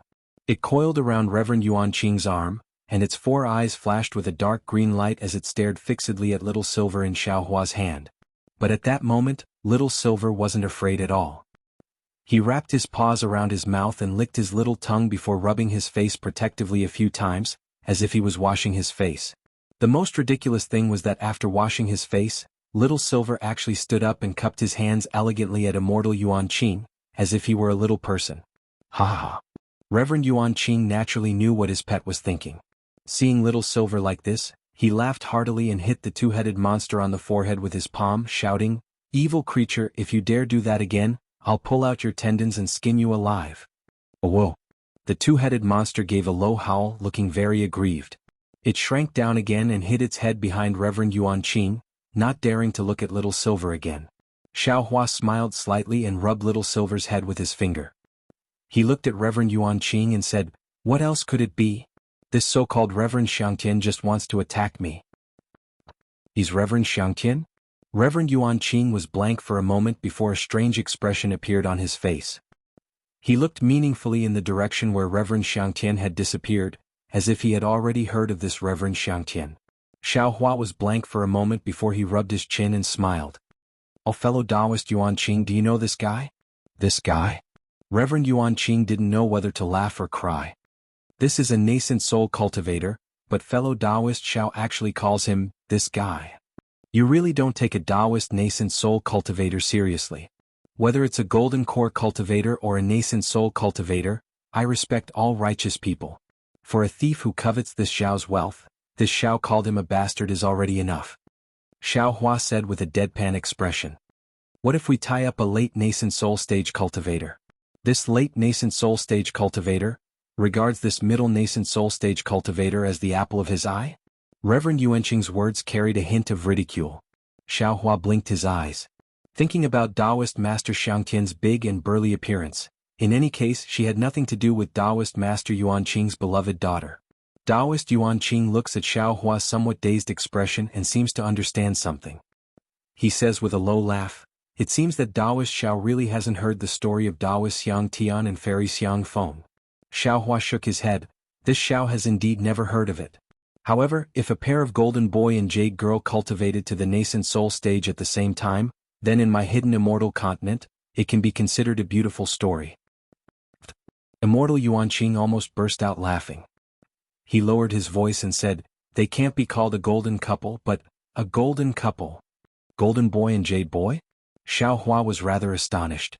He did not seem to understand what Reverend Yuanqing was talking about. Taoist Yuanqing laughs loudly. He pats the two-headed monster with his hand and yells, "Evil creature, quickly leave. Don't listen to some corner." Roar. The two-headed monster roars loudly and flies towards the place where Taoist Xiang Tian fell. Taoist Yuanqing says to Xiao Hua with a smile, "Taoist Xiao, let's go in first."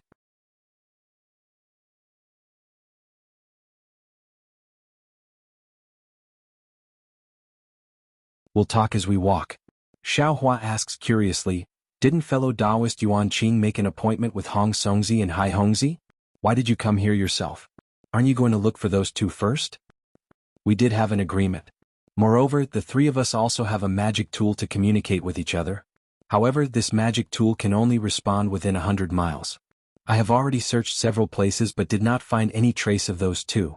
Now that we have met Taoist Xiao and the trace of a rare treasure, we naturally have to look for the rare treasure first. Actually, when I saw fellow Taoist, I already wanted to join hands with fellow Taoist. Unfortunately, Hai Hongzi did not agree and I had no other choice. Now, it seems that I still have fate with fellow Taoist Xiao." Xiao Hua nods and says, Since that's the case, it's fine. This Xiao is aiming for the Imperial Preceptor's fortune while fellow Taoist Yuan Qing is aiming for the rare treasure. We don't conflict with each other and can cooperate. That's right, that's right.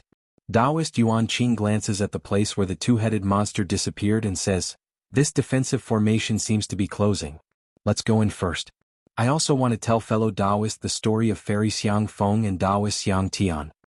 Good. Xiao Hua says with a smile, "Fellow Taoist Yuan Qing, please go in first." Taoist Yuan Qing does not hold back. Since the two-headed monster did not give any warning, the entrance of the defensive formation was naturally not dangerous. He moves his body and enters the wind tunnel.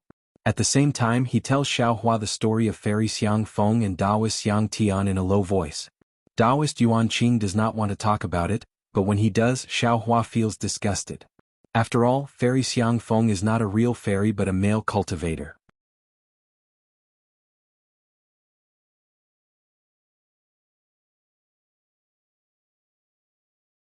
However, she likes men and thinks of herself as a fairy, so she calls herself Fairy Xiang Feng after reaching the nascent soul stage. This Taoist Xiang Tian is naturally Fairy Xiang Feng's exclusive property. Fairy Xiang Feng likes Taoist Xiang Tian very much and uses all kinds of methods and elixirs to help Taoist Xiang Tian reach the nascent soul stage. Under Fairy Xiang Feng's connivance, Taoist Xiang Tian naturally does not look in anyone's eyes and can take whatever he wants. Others are afraid of Fairy Xiang Feng's power and can only be angry but do not dare to say anything. Damn it. Xiao Hua follows Taoist Yuan Qing into the formation and sees fog everywhere. Not only is he unable to see far with his naked eyes, even his spiritual sense feels like it is being corroded. He swings his arm as if to drive the fog away and says, "How can there be such a person in this world? It's simply filthy to the extreme. This Xiao is covered in goosebumps just listening to it." Hee hee. Taoist Yuan Qing says with a smile, "There are countless strange people in this world, it's just that we don't know about them. You don't even know how ruthless Fairy Xiang Feng's methods are. No cultivator who falls into Fairy Xiang Feng's hands can come out alive. Even people who hear about his methods are disgusting. No one wants to offend him and no one wants to fall into his hands." Why is that? Xiao Hua, of course, knows that Taoist Yuan Qing has not finished his words, so he asks hurriedly. Taoist Yuan Qing says, "Actually, Fairy Xiang Feng is also a pitiful person. Although he is very intelligent since he was a child, his fate is full of misfortunes. Before he became a baby, he encountered many disasters. As for what kind of disaster he encountered, it's impossible to know now. Because all the people related to him were killed by him after he became a baby. I'm afraid it's because of his previous experience that he has such a strange hobby." This. Xiao Hua shakes his head slightly. This person's temperament, I'm afraid, is already twisted. Roar? Just as Xiao Hua is speaking telepathically, he suddenly hears an angry roar. Taoist Yuan Qing's expression changes drastically when he hears it, and an embarrassed and angry voice bursts out from the bottom of his tongue. "Which blind little bastard dares to bully my Si Hong?" Saying this, Taoist Yuan Qing doesn't have time to greet Xiao Hua, and his figure turns into a rainbow as he rushes in the direction of the monster Si Hong's angry roar. However, Reverend Yuan Qing was truly infuriated. His entire body was flashing with a dark green brilliance. Wherever the rainbow touched, the dense fog would be pushed away. Moreover, the dense fog within a radius of a few feet to the left was frozen into wisps of sparkling and translucent fog, which then fell to the ground. Xiao Hua looks at Taoist Yuan Qing's back and then at the icy fog, and a look of understanding flashes in his eyes. Since Taoist Yuan Qing's target isn't the Imperial Preceptor's lot, then it must be the cold ghost Gaul. Roar roar. Taoist Yuan Qing's figure disappears, and a series of roars can be heard in the distance. Although these sounds are very similar, Xiao Hua can clearly hear that they are the cries of the ocelot and Si Hong. At that moment, Little Silver, who is curled up in Xiao Hua's palm, suddenly stands up. He looks extremely excited and points his little paw in front of him, urging Xiao Hua to speed up. Xiao Hua smiles slightly. His figure also sways, and he turns into a golden rainbow as he chases after Taoist Yuan Qing. The distance between them is no less than several li. Before Xiao Hua can pass through the thick fog, roars can be heard one after another, and the thick fog surges even more. Xiao Hua doesn't need to release his soul sense to know that a fierce battle is taking place up ahead. Sure enough, Xiao Hua flew to a place where the fog was slightly thinner.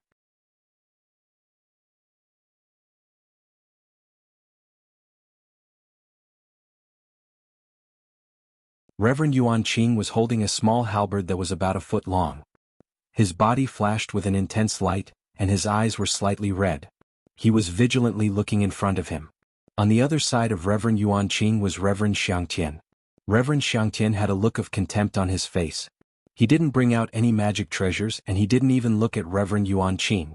His gaze was fixed on the space between the two of them. Si Hong, who had taken out the two-headed monster, was fighting the ocelot. The ocelot is clearly more agile than Si Hong, and is also much more powerful. In the short time that Xiaohua disappeared, the ocelot has already bitten several wounds on Si Hong's back. Thick blue blood seeped out from the wounds. While Si Hong was in pain, he seemed to have gone mad. His two snake-like heads roared and spat out aqua-blue venom towards the ocelot. Unfortunately, the ocelot dodged and spat out an earth-colored light from its mouth. Not only did it avoid the venom, but it also swept the venom back. Although the venom was powerful, even the surrounding fog would be corroded by the venom. However, it had no effect on the ocelot. When Xiaohua appears, Daoist Xiangtian immediately shifts his excited gaze away from the ocelot and coldly glances at Xiaohua. Although he doesn't say anything, the warning in his eyes is obvious. Ayo! At this time, Si Hong's left head roars loudly.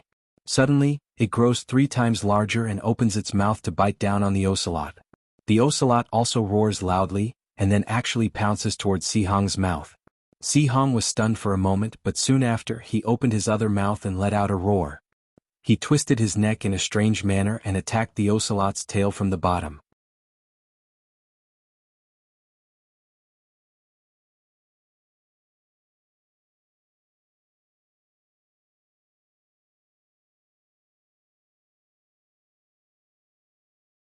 Chapter 3604. Hee. A strange smile appeared on Reverend Xiangtian's face. He shifted his gaze away from Xiaohua and looked at the ocelot with excitement. Although Xiaohua didn't know how powerful the ocelot was, he knew that Si Hong was about to suffer a great loss. Reverend Yuan Qing's face was so gloomy that it seemed like it would drip water at any moment. Sure enough, when the head above Si Hong's head was about to pounce down at lightning speed and the sharp fangs in its mouth were revealed, the ocelot suddenly arched its back and slightly moved to the side when it was only a few feet away from Si Hong's head. Then, the tail that had been curled up behind its back suddenly stretched out and hit Si Hong's head with a "pa" sound. Si Hong's entire body instantly moved a few feet away.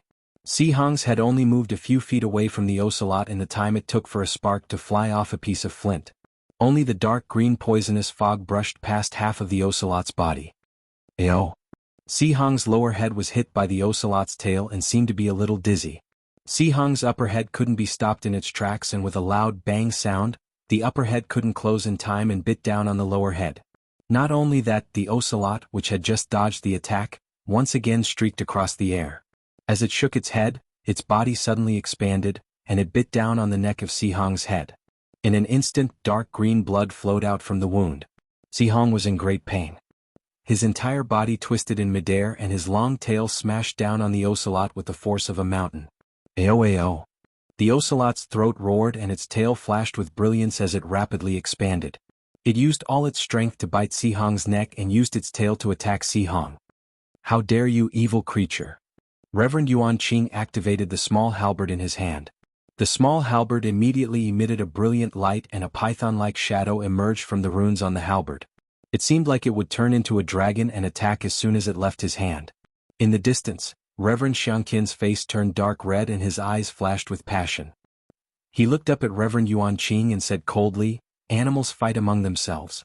If someone disturbs us, don't blame this old man for not treating you as a human." Reverend Yuan Qing bit his lip as if he was enduring and waiting for help, but he didn't look at Xiaohua. At this moment, Little Silver's tail in Xiaohua's hand was released from Xiaohua's thumb. That little claw slightly scratched Xiaohua's palm as if it wanted to move. Xiaohua's heart thumped and he flicked Little Silver's but with his middle finger. Little Silver actually immediately understood Xiaohua's meaning. Wind stirred up under his feet as he flew in the direction of the ocelot and Si Hong. Compared with the ocelot's and Si Hong's imposing and Xiaohua's body, it was pitifully small and pitifully weak. Reverend Yuan Qing's when he saw Xiao Little Yuan Qing's. Little to Xiangtian Reverend Yuan Qing. Seeing Xiaohua make a move, Reverend Yuan Qing was reassured. He didn't think that Little Silver could do anything, but he was sure that Xiaohua wouldn't just stand by and watch. Knowing this, Reverend Yuan Qing suddenly attacked with the small halberd in his hand. With a cold aura and a dazzling splendor, the small halberd streaked through the air. The tip of the halberd lengthened as it pierced the space between the ocelot's eyebrows. "How dare you!" Reverend Xiangtian had been on guard for a long time. He roared angrily and his whole body trembled as if he was extremely excited.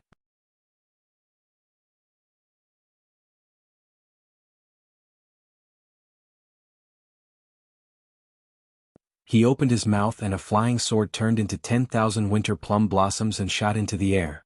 Seeing that the battle between the two nascent soul cultivators was about to break out, Xiaohua put his hand on his waist as if to take out some magic treasure from his Chengkuan bag. But at that moment Little Silver, who had already flown to the edge of the battle between the ocelot and Si Hong, abruptly turned into a thin silver light and charged straight for the ocelot's back. He was faster than lightning and furthermore, he didn't make the slightest sound. Xiaohua was stunned, Reverend Yuan Qing was stunned, and Reverend Xiangtian was also stunned. The magic treasures of the two nascent soul cultivators froze in midair. The ocelot was now locked in a stalemate with Si Hong and couldn't pay too much attention to it. However, the ocelot had also sensed Little Silver's attack, and its body immediately emitted a layer of earthy yellow light. This light was surrounded by wisps of demon fog, and its brocade fur stood straight up, each strand flashed with light. Swish! It was like a stubborn stone thrown into the water, and the ripples didn't seem to have the power to resist it. Little Silver pounced on the ocelot's back. Whether it was the defensive light, the sizzling demon fog, or the brocade fur, they couldn't resist Little Silver's bite at all. Little Silver's body sank into the ocelot's back. "Whoa!" The ocelot cried out in pain. Before it could pull its mouth away from Si Hong's neck, there was a flash of silver light in front of its chest, and Little Silver actually flew out from there. As soon as Little Silver flew out, the ocelot immediately went limp in midair. Paw! There was a crisp sound as Si Hong's tail hit the ocelot's forehead. Its head was smashed to smithereens and its entire body fell from midair. The whole process took only a few breaths. Not only was Reverend Yuan Qing in disbelief, even Xiaohua himself felt that it was a little inconceivable. "Whoa!" Reverend Xiangtian let out a roar similar to an ocelot's.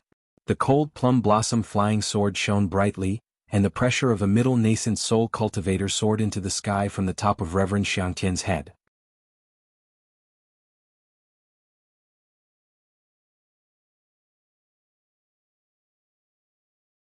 Reverend Xiangtian was furious. At that moment Xiaohua's unhurried and cold voice rang out.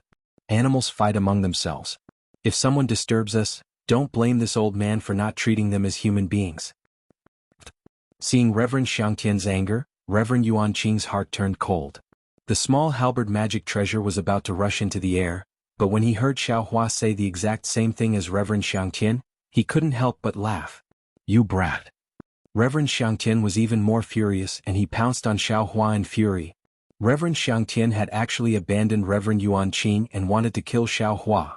As soon as Reverend Xiangtian's pressure was released, it immediately stirred up the clouds, and the thick fog within a radius of several hundred feet was swept away. Xiaohua sneered and with a flip of his hand he was about to hit his own head. At this moment a sudden change occurred. Rumble. The space within a radius of more than 10 miles was filled with thunderbolts, and a thick righteous qi was generated from all directions, falling towards Daoist Xiangtian. An aura akin to the might of the heavens was born from this wave of awe-inspiring qi. Not only did it envelop Reverend Xiangtian, but it also enveloped Xiaohua and Reverend Yuan Qing, as well as several tens of kilometers around them. Reverend Xiangtian's pressure had triggered the restrictions of the defensive formation. But that wasn't the end of it. The thick fog within several tens of kilometers was dispersed by the awe-inspiring qi, revealing the true appearance of the defensive formation. Below Xiaohua and the others, icy ponds appeared one after another. Icy rivers that were as thin as palm prints also appeared. The dense fog actually came from the icy ponds and icy rivers. At this moment, there were still wisps of fog rushing into the air. Following the appearance of the defensive formation was a group of cultivators scattered around the glacial ponds and glacial ponds. There were at least a dozen of these cultivators, and aside from the nascent soul cultivator furthest away from Xiaohua and the others, the rest were all gold core cultivators. These cultivators' qi was affected by the awe-inspiring qi, and they had no choice but to release their pressure and magic treasures to resist with all their might. Some of the weaker ones were even knocked to the ground by the awe-inspiring qi. The thick fog dispersed and Xiao Hua and the others recovered their divine sense. With a sweep of their divine sense, the group of cultivators unconsciously focused their attention on a cliff at the edge of the space. They saw a ball of two-colored light flickering there, and even the divine sense of a nascent soul cultivator couldn't see it clearly. The aura of the strange treasure was coming from this ball of light. Xiao Hua and the others were some distance away from the strange treasure, but the other nascent soul cultivator wasn't too far away. Just as they discovered the strange treasure, the nascent soul cultivator's body turned into a rainbow, and he charged towards the strange treasure as fast as lightning, shattering the awe-inspiring qi along the way. Damn it! The culprit who triggered the defensive formation, Taoist soaring heaven, was furious and cursed. The flying sword in the air was too late to attack Xiao Hua, so it hurriedly turned around and flew towards the nascent soul cultivator like a blooming plum blossom. From the looks of it, it seemed like it wanted to snatch the strange treasure from the nascent soul cultivator. Damn it, this bastard, isn't he just courting death? Xiao Hua's palms stopped in midair, and he couldn't help but ridicule Taoist soaring heaven, who was almost 20% faster than the nascent soul cultivator. Taoist Yuan Qing didn't dare to put away the small halberd. He pointed his finger and the small halberd flew back to the top of his head to protect him.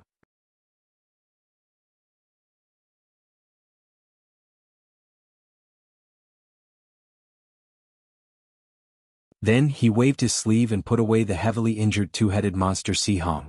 He coldly said, "Although we are mid-nascent soul cultivators in this bastard's eyes, we are no different from early nascent soul cultivators.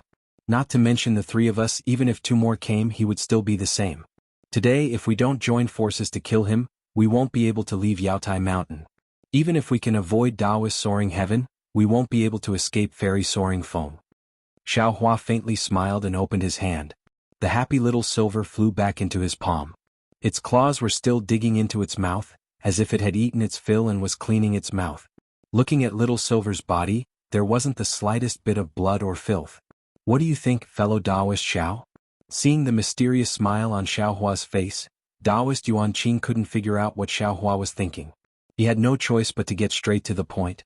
Taoist soaring heaven's ocelot was indeed killed by Si Hong, but in the end, it was still killed by fellow Taoist's pet. "Oh Taoist, I don't want to tie Taoist together with me.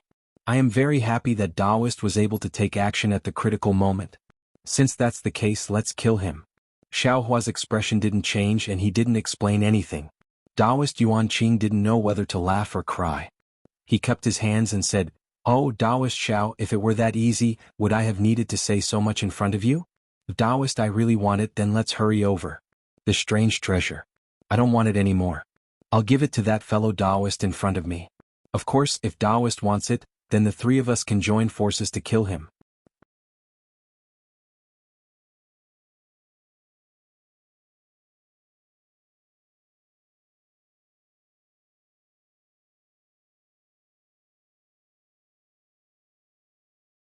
Chapter 3605. Alright, let's do as Taoist Yuan Qing says. Xiao Hua nodded. He looked very relaxed as if he was about to swat a mosquito. Taoist Yuan Qing wasn't as calm as Xiao Hua. He had heard of Fairy Xiang Feng's fame and felt that Xiao Hua was underestimating Taoist Xiang Tian. He wanted to say a few more words, but when he saw that Taoist Xiang Tian and that nameless nascent soul cultivator were about to approach, he didn't dare to delay. He hurriedly moved his halberd and chased after Taoist Xiang Tian. When Taoist Yuan Qing chased after him, there was a strange look in his eyes.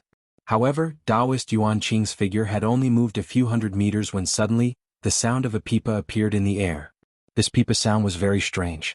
It was low and deep like raindrops falling directly into people's hearts. Soon after, the raindrops became as big as a bucket and continued to crackle.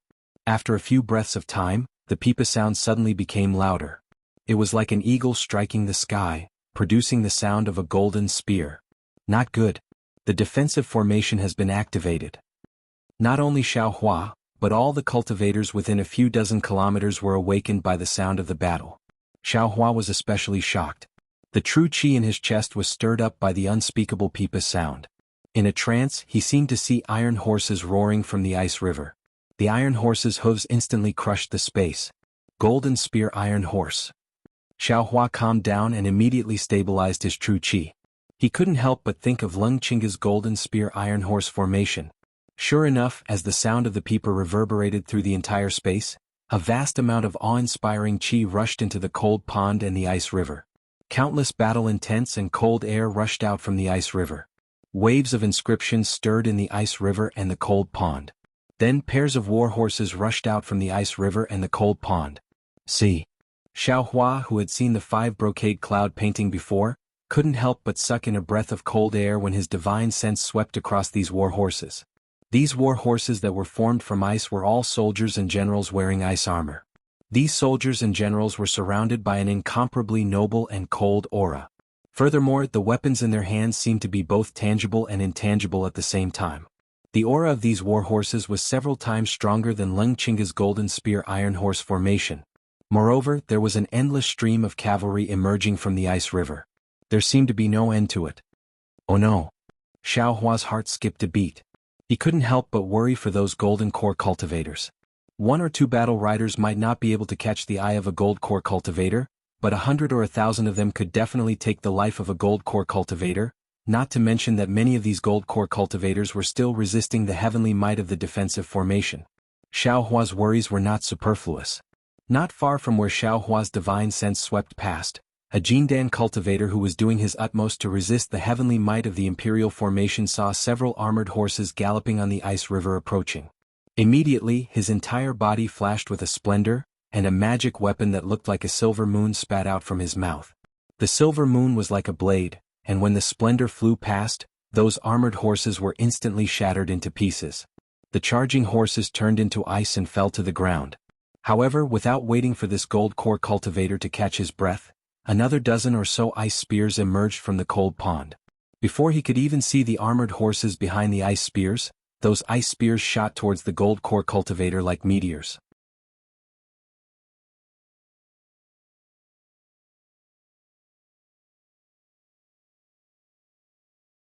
The gold core cultivator's figure slightly swayed, as if his pressure was shaken by the heavenly might of the formation. Soon after, his head also shook, and it seemed as if countless armored horses had appeared before his eyes. When the ice spears approached him, that cultivator let out a loud roar. The silver moon magic weapon flashed again, and the dozen or so ice spears were easily destroyed. Even when the magic weapon rushed into the ice river, it brought with it 10,000 drops of frost, and the armored horses that were unable to charge out were also destroyed in one strike. The gold core cultivator caught his breath, and thick clouds immediately appeared beneath his feet. The clouds carried the cultivator's body and flew straight into the air. However, after flying for several meters, whoosh! Several ice spears shot out from the thick clouds beneath his feet. They very strangely stabbed towards the gold core cultivator's lower body. The gold core cultivator turned pale with fright. Only now did he understand that these weapons and armored horses could be produced from any kind of fog. Even his magic cloud technique was not spared. Fortunately, this gold core cultivator was alert enough. He had already realized that something was wrong. He hurriedly turned his body into the wind, and used the Dao Sec's flying technique to hastily dodge. Pu-pu-pu. Several muffled sounds rang out. Several spears were shattered, and the gold core cultivator was also pierced by 2 of the ice spears. However, the gold core cultivator's body shone with golden light. The ice spears only managed to pierce his defensive magic weapon, and they were broken again. Just as this gold core cultivator was still in shock, and his heart had just started to feel lucky, a clump of cold air once again strangely appeared a few feet in front of his head. This time the gold core cultivator was prepared. He looked very calm. With a wave of his big sleeve, kacha-kacha sounds rang out. Several Dao weapons broke on his iron-like Dao robe.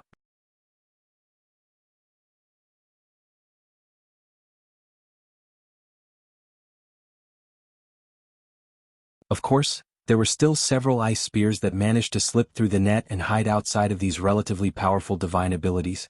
The gold core cultivator's body shone with golden light again. Clearly he wanted to block these ice spears. However, when the ice spears pierced the golden light, the gold core cultivator's complexion changed greatly. Without waiting for him to stir up his true essence again, or activate his silver moon magic weapon, one of the ice spears pierced his chest. The gold core cultivator let out a blood-curdling scream. His corporeal body floated down like a withered leaf. The ice spear that sneak attacked him just now, like the other spears and halberds, sank into the cold air and disappeared without a trace. In just a short moment, the gold core cultivator controlling the formation was suppressed, his soul suppressed, his spirit attacked, and his life was taken away. The hundreds of years of hard work he had put into cultivating turned into flowing water. A strand of wandering soul calmly disappeared. Hiss. Xiaohua could clearly see from high up in the sky that the killing ice spear was no different from the other ice spears. His divine sense was unable to distinguish it at all. Seeing the gold core cultivator fall so easily, Xiaohua hastily opened his transcendence vision. With one glance he couldn't help but suck in a breath of cold air. This was because within the countless mist, there were actually many immortal weapons wielding ice spears that would occasionally appear from the fog of the defensive formation. After killing a gold core cultivator with one strike, they would immediately disappear into the formation. It was as if they were dragging mud and water. It was truly incomparably mysterious. Within this defensive formation, more than half of the gold core cultivators had already fallen in a short moment.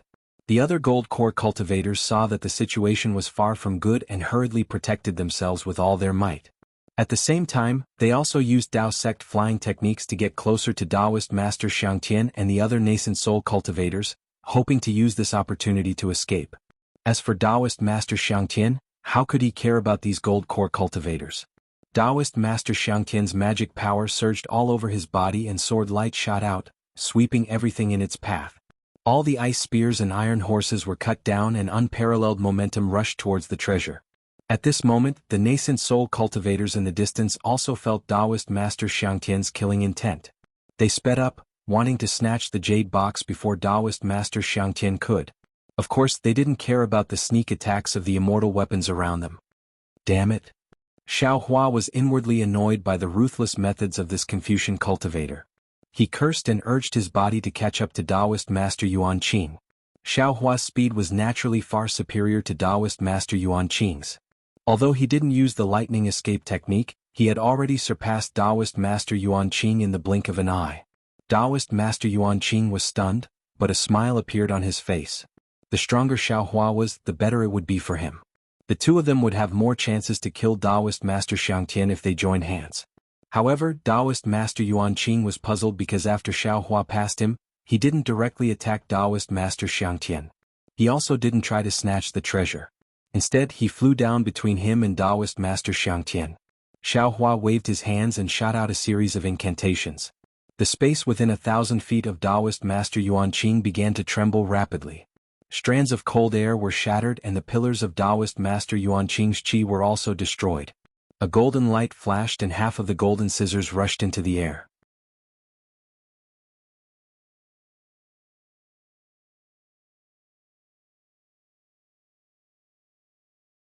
Ah! Miserable screams sounded and several broken limbs wearing immortal armor fell into the fog in the distance. Too fierce. Taoist Master Yuanqing was flabbergasted. As the saying goes, when an expert shows his hand, you can tell whether he is an expert or not. Although this saying was very vulgar, it was very appropriate to use it on Xiaohua. Taoist Master Yuanqing had overestimated Xiaohua, but that overestimation was far from Xiaohua's fierceness. Taoist Master Yuanqing was well aware of the limitations the defensive formation had on Dao sect cultivators. He could easily cast the confinement of 1,000 feet outside the Yaotai mountain, but inside the defensive formation, it was already a miracle that he was able to confine a few thousand feet. Otherwise he wouldn't have desperately chased after Taoist Master Xiangtian, and Taoist Master Xiangtian and that nameless nascent soul cultivator wouldn't have had to desperately rush to the cliff where the treasure was. Normally, a nascent soul cultivator would be able to snatch the treasure within a dozen or so miles. Even if they used a flying technique, they would be able to snatch it in the blink of an eye. Taoist Master Yuanqing was pleasantly surprised and his expression changed once again. The magic power in Xiaohua's body surged and the safe area that Xiaohua's magic power restricted was constantly expanding. The golden core cultivator next to the immortal soldier who had just been killed was already at the edge of the safe area. It wasn't until now that Taoist Master Yuanqing realized what Xiaohua was thinking. He really didn't understand. After all, that golden core cultivator wasn't Wu Tian or Changyu. Of course, Xiaohua's actions only made Taoist Master Yuanqing respect him and trust him even more. He only urged his magic power to chase after Taoist Master Xiangtian, who was already close to the treasure.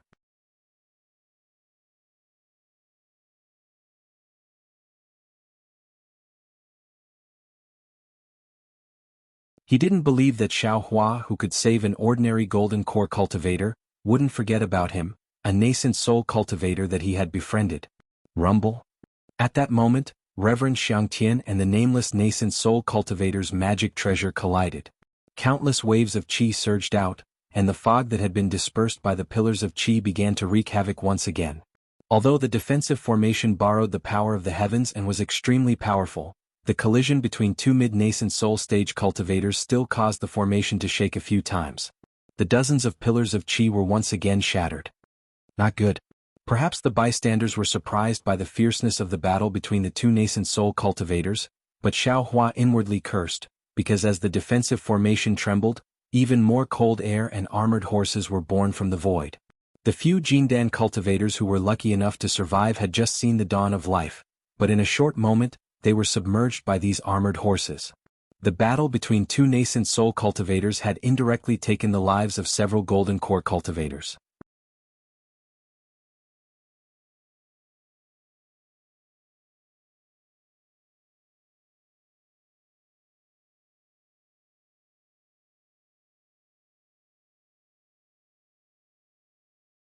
Chapter 3606. Seeing this, Xiao Hua sighed in his heart. During the trip to Yaotai Mountain, Li Xiang had made it clear that they had to hide their strength and keep a low profile. Although Li Xiang might not have seen the immortal weapons hidden in the fog, he also knew that the Confucian cultivators would not easily let the Taoist cultivators go. Xiao Hua rashly wanted to save these Jindan cultivators and display his superhuman skills, but at this time he really did not have the strength to do so. Several Jindan cultivators were scattered around the Great Formation. He had only used the soaring dragon shears to kill a dozen immortal weapons. Just as he was about to use his Yuanying hand to cover the nearest Jindan cultivator, there was a sound of surging waves. Countless ice currents flashing with an extremely cold aura appeared all around the Great Formation. One by one ice cavalrymen, several zhang tall, strangely protruded from the ice currents. Streams of vast qi once again rumbled and poured into these ice cavalrymen. Streaks of azure light seeped out from these ice cavalrymen. The azure dragon saber that they wielded was more powerful than any magic tool. Cracks appeared in the void as it flashed out. Even the magic treasures of Jindan cultivators could not achieve such an effect. The Confucian cultivators had gradually released their means. When these ice cavalrymen appeared, the Jindan cultivators were all greatly shocked. Their faces were ashen, and their hearts were filled with despair. Previously, the Iron Glacier armor had already beaten them to a pulp. Now, the Ice Cavalrymen were several times more powerful than the Iron Glacier armor. The Jindan cultivator's fighting spirit was completely gone, especially the Jindan cultivator near Xiao Hua's confinement area. He completely gave up resisting and only wanted to be protected by Xiao Hua. After Xiao Hua used the soaring dragon shears to kill a dozen Ice Cavalrymen, he really could no longer take care of this cultivator who had lost all fighting spirit. The Ice Cavalryman suddenly thrust forward, and an ice spear that was 100 times colder than ice pierced deeply into his back. Even the Jindan cultivator who was about to self-destruct was suppressed by this coldness. His entire body turned into an ice sculpture and fell to the ground. Not only that, but these cold currents that were like the eruption of an icy river instantly appeared everywhere within the imperial formation that spanned dozens of kilometers. Ice spears that were comparable to Jindan stage cultivators strangely appeared from the void. Even within the space that Xiao Hua had just sealed, the powerful imperial formation's heavenly might tore apart the restriction inch by inch. At the places where the restriction was torn apart, strands of icy currents appeared like blood clots. Hundreds of ice spears appeared along with the appearance of the ice cavalry, and each ice spear stabbed towards Xiao Hua like flying swords. Xiao Hua had no time to care about himself, let alone the several Jindan stage cultivators. After the ice spear appeared, they all died in the time it took to drink a cup of tea. Reverend Xiang Tian and the nameless Yuanying, who were charging towards the ancient treasure, were surrounded by ice cavalry just like Xiao Hua. These ice cavalry blocked their path, and even with all sorts of divine abilities, they were unable to kill these ice cavalry. Xiao Hua naturally had to resort to trickery. Although the Dharma eye between his eyebrows was not particularly obvious, it was still slightly open. After all, Confucian cultivators were very proficient in using deception tactics, so Xiao Hua naturally could not be careless. Sure enough, after a dozen ice cavalry arrived, an immortal general that was several times stronger than the ice cavalry rushed out of the icy water with an ice cavalry in his hand. With a whistle, he stabbed towards Xiaohua like the other ice cavalry.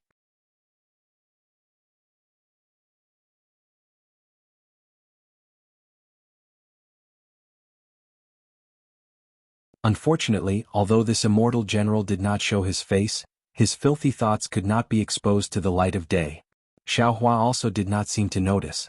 He casually waved his Taoist robe and scattered most of the ice spears. A few ice cavalry powerlessly pierced the golden light protecting Xiaohua's body. Seeing the ice spears pierce Xiaohua's armpits, the immortal general raised his eyebrows slightly as if he was happy. Unfortunately, his eyebrows seemed to have stopped there and could no longer be raised. At this moment, Xiaohua suddenly shook his hand and a wishful staff appeared in his hand. The wishful staff whistled through the air, flashing past the ice spears and smashing into the immortal general's head. The immortal general did not understand how he had died under Xiaohua's hands. The staff was too strange. No one would have imagined it. When Xiaohua encountered such an obstruction, there was no need to mention Taoist Shangtian, Taoist Yuanqing, and the nameless nascent soul cultivator. There were even more cold currents near the strange treasure. Before Taoist Yuanqing could catch up to Taoist Shangtian, he was blocked by many ice cavalry and had no choice but to use his small halberd to meet them. The ice cavalry and ice spears might be the appetizer for these nascent soul cultivators, but the immortal general hidden among the ice cavalry was the appetizer. Several times, the three nascent soul cultivators were almost stabbed by the immortal general. How could the three nascent soul cultivators not know that something was wrong? Reverend Xiangtian hurriedly slapped his hand on the door above him, causing a cluster of green light to shoot up into the air. The green light transformed into countless sword lights that rained down like a fountain, enveloping the space several hundred feet around Reverend Xiangtian. These sword lights were filled with sword shadows and chilling intent.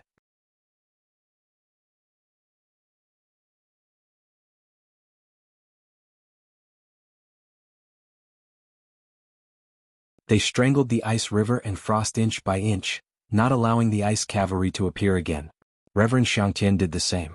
Reverend Yuanqing and the nameless nascent soul cultivator did the same. One of them unleashed a watercolored light that looked like a boat in the ocean to protect himself, while the other condensed a huge spindle-shaped magic treasure to shield himself. Neither the ice spears nor the cavalry could break through their defense.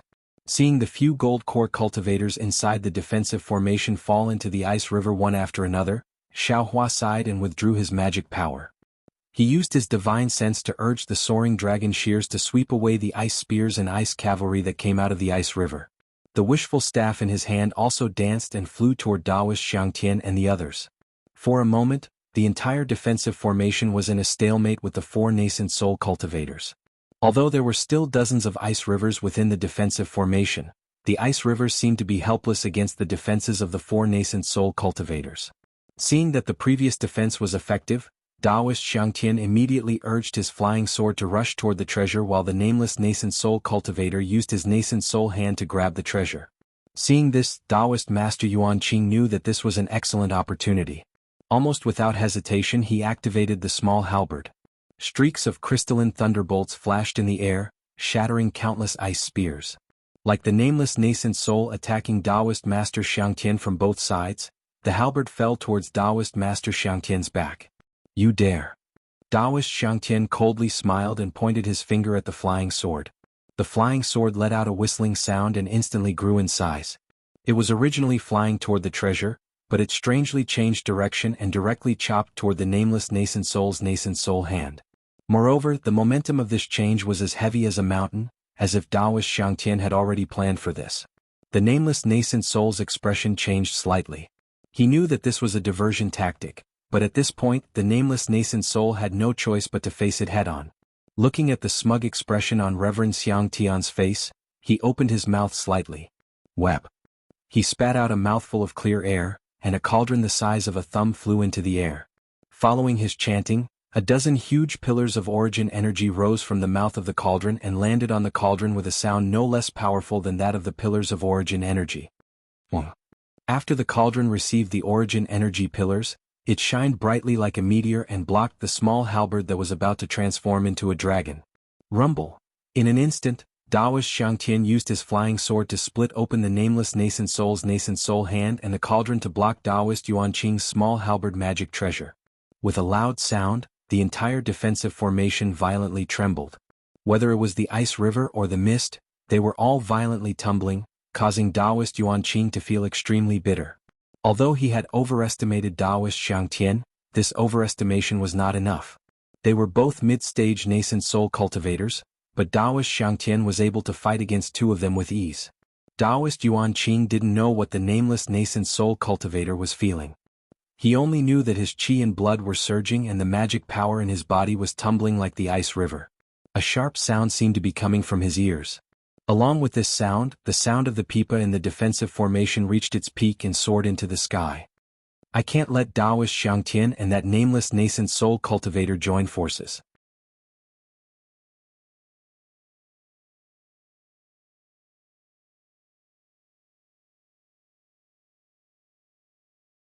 I must join forces with Xiaohua to kill Taoist Xiangtian.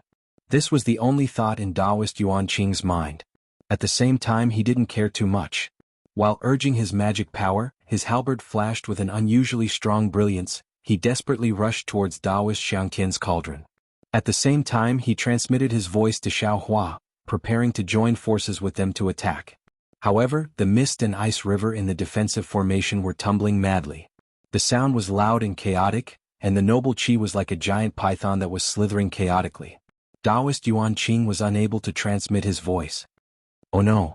Taoist Yuan Qing's heart suddenly shuddered and he had an ominous feeling.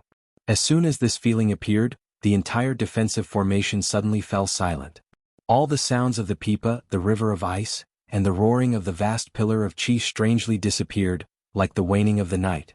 In this moment of extreme silence, Taoist Xiangtian's cold plum blossom flying sword rushed out of the ice river and once again turned into a big plum blossom hand to grab the strange treasure on the cliff.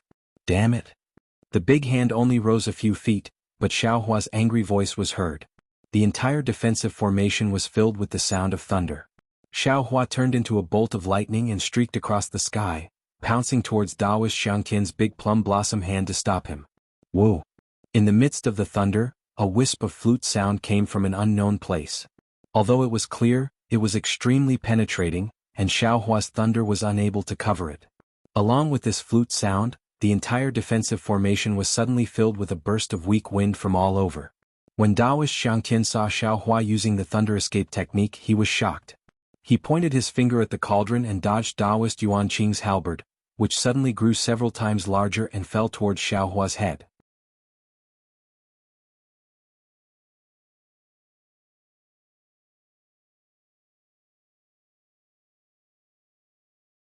Although Xiaohua's thunder escape technique was extremely fast, the cauldron produced a huge suction force and he had to pass through it. Xiaohua sneered and waved the wishful staff in his hand. In the eyes of Taoist Xiangtian, the wishful staff inconceivably grew longer and bigger and hit the cauldron. The cauldron was no longer under Taoist Xiangtian's control and began to tumble in the air.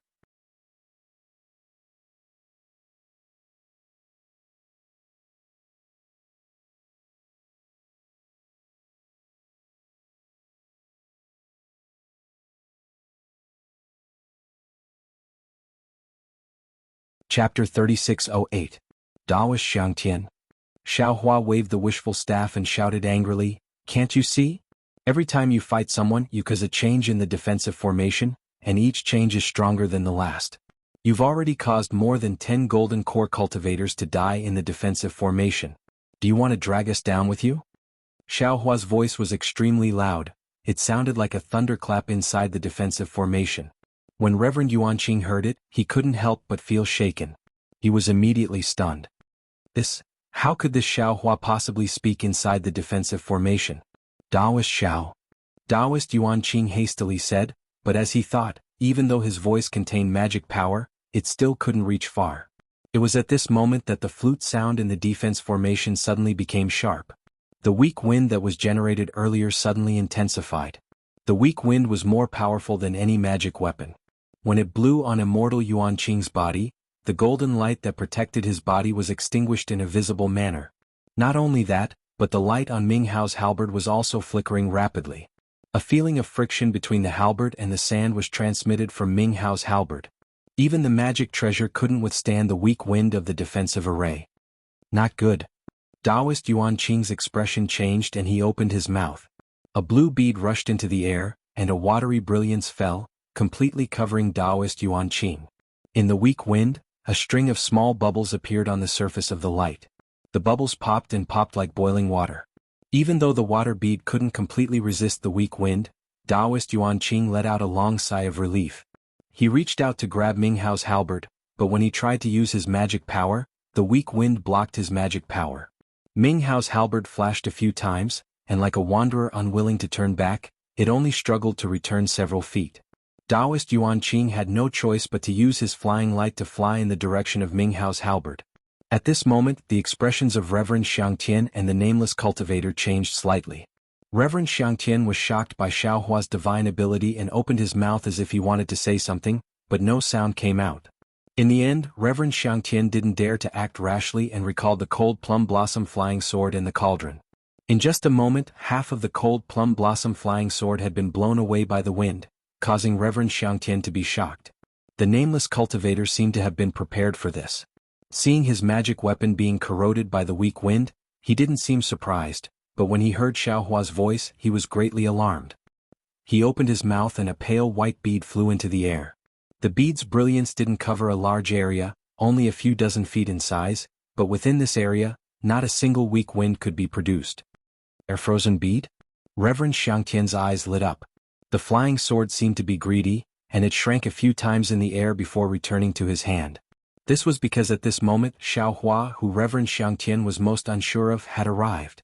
Although the golden light around Xiaohua's body flickered slightly in the wind, as if it was being eroded by the wind, Xiaohua's flying speed was much faster than before. Although it couldn't compare to the lightning evasion technique, in the eyes of Reverend Xiangtian, his heart couldn't help but skip a beat.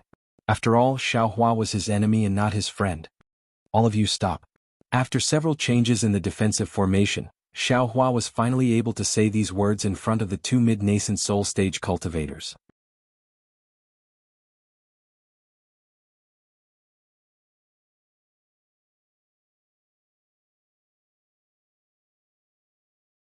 If anyone dares to act rashly again, this Xiao will immediately kill them. With that, Xiaohua's eyes swept over Reverend Xiangtian and the nameless cultivator like lightning. Reverend Xiangtian flew into a rage and the flying sword in his hand flew into the air again. His previous misgivings were thrown far away as he loudly shouted, "Brat, what qualifications do you have to order this old man around? What divine ability do you have to kill this old man? What if I join in?" The nameless cultivator's eyes twitched in the face of Xiaohua's fierce expression. When he heard Reverend Xiangtian's challenge, his eyes flashed with a trace of ridicule. He raised his hand and a small drumstick that he had put away earlier shined with a yellow light. "Join an eye." Reverend Yuanqing finally arrived and said with a smile, Ming Hao's halberd in his hand. Reverend Xiangtian coldly snorted and said, "Even if it's the three of you, do you think this old man will be afraid of you?" However, although Reverend Xiangtian's voice was fierce, the flying sword in his hand didn't fly out. Xiaohua coldly smiled and said, "I don't know if you're afraid or not. What I do know is that if you don't cooperate with the three of us, not to mention the treasures on the cliff, even your life will be lost." With that said, Xiaohua pointed to the left and sternly shouted, "Take a look. The defensive formation is filled with weak winds and glaciers. There are also immortal soldiers and immortal generals hidden inside. Don't tell me you don't know the existence of these immortal generals and how powerful they are.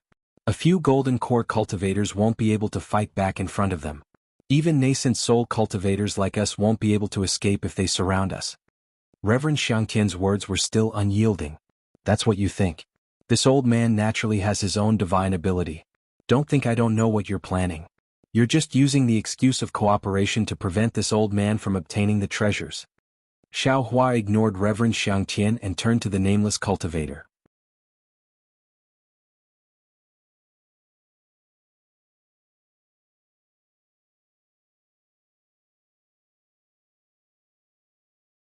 He cupped his hands and said, "I am Xiaohua of Black Cloud Mountain.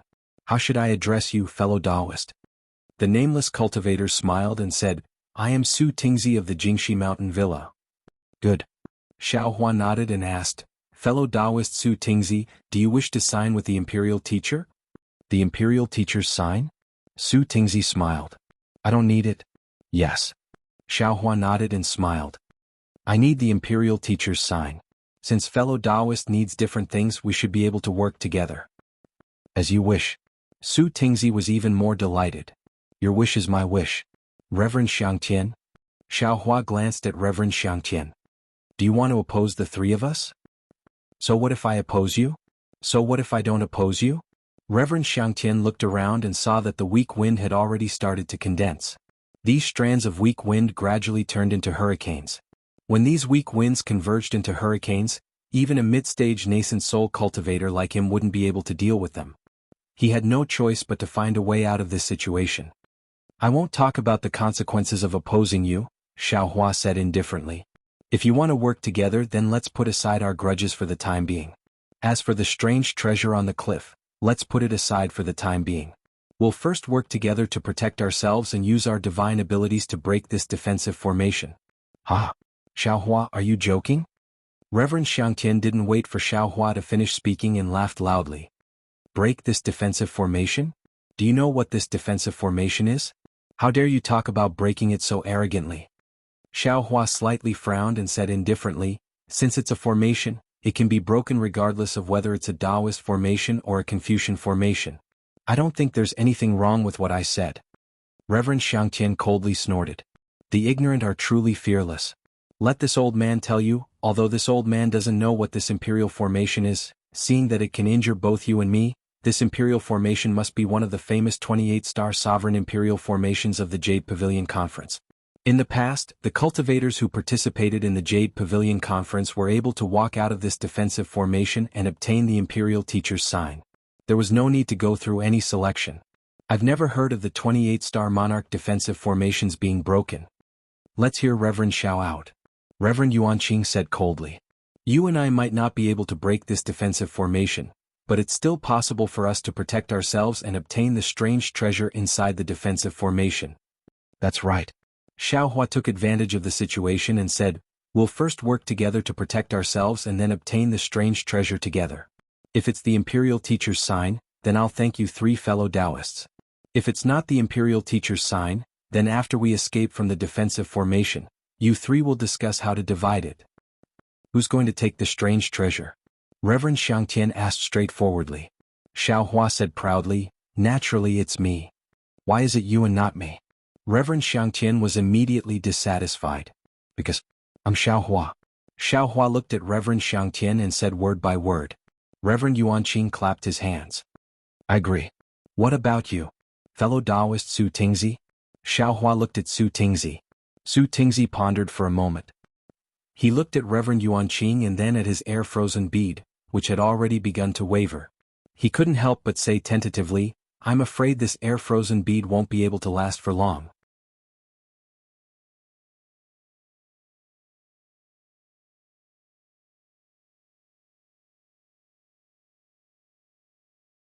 If Reverend Xiao has the means to protect us while we head to the place where the strange treasure is, then I'll agree for fellow Taoists to take it. Yes, I'll naturally agree to this. As Xiaohua spoke, he waved his hand and the weak water bead flew into the air. As soon as the weak water bead flew out, puffs of weak water fell down and formed a water curtain of varying density that protected the four of them. The dense weak water blocked the weak wind. Although the weak wind was able to pass through the sparse weak water, Reverend Yuanqing and the others could see through the sparse weak water. The weak wind that passed through the sparse weak water couldn't threaten the safety of the four of them. Good. I'll listen to Reverend Zhao's arrangement. Su Tingzi was overjoyed and hastily put away the air-frozen bead. Reverend Xiangtian looked at the weak water bead above Xiaohua's head and his eyes flickered. The current situation had already been decided. If he didn't agree to Xiaohua's request, then Xiaohua would definitely make a move. Reverend Xiangtian had the strength to fight against Reverend Yuanqing and Su Tingzi, but now that Xiaohua's strength was unfathomable. Reverend Xiangtian pondered for a moment and said indifferently, given the current situation, do I still have a choice? Let's go. Seeing that Reverend Xiangtian didn't object, Xiaohua didn't beat around the bush. He pointed at the weak water bead and flew toward the cliff. Reverend Xiangtian was even faster than Reverend Yuanqing and Su Tingzi. His body swayed and landed on Xiaohua's left hand. He was within the range of the weak water bead and maintained a sufficient distance from Xiaohua. Reverend Yuanqing wasn't in a hurry. He raised his hand slightly and signaled Su Tingzi to fly in front while he followed Xiaohua behind.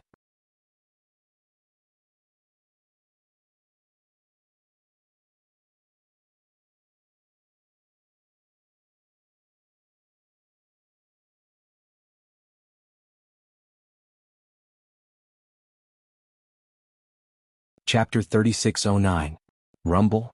Innumerable pillars of weak wind raged within the defensive array, as though they were going to tear the entire space apart. The pillars of wind hit the weak water, causing the water curtain of the weak water to shake violently, and a lot of weak wind rushed into it.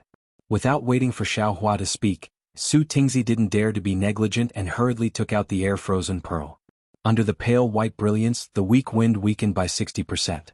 The weakened weak wind naturally couldn't threaten the 4 nascent soul cultivators. Immortal Yuan Qing stole a glance at the weak wind storm outside the brilliance and trembled in his heart. He knew very well that if it weren't for Xiaohua and Su Tingzi, he would have some means to deal with the weak wind. However, after using these means, his strength would be greatly reduced. Not to mention snatching the rare treasure, he might not even be able to escape from this defensive formation. The most likely outcome was that he would die in the formation of one of the 28 celestial lords. This.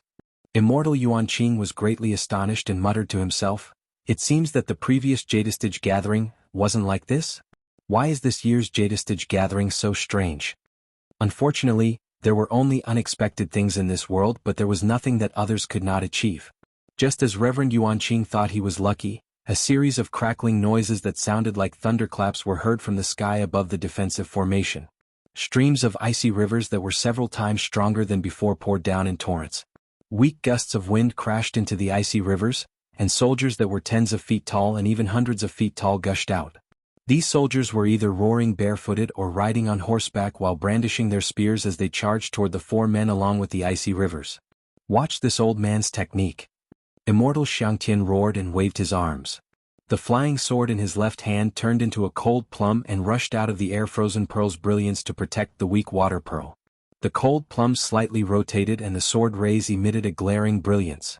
Immortal Xiangtian's right hand let out a roar from the cauldron. Samadhi true fire flew out from the cauldron and formed a layer of fire shield around the cold plum sword rays. Xiaohua's weak water droplet could only block the weak wind, it could not block the condensed ice river soldiers. When the valiant soldiers rushed into the weak water droplet, they were immediately killed by the Samadhi true fire.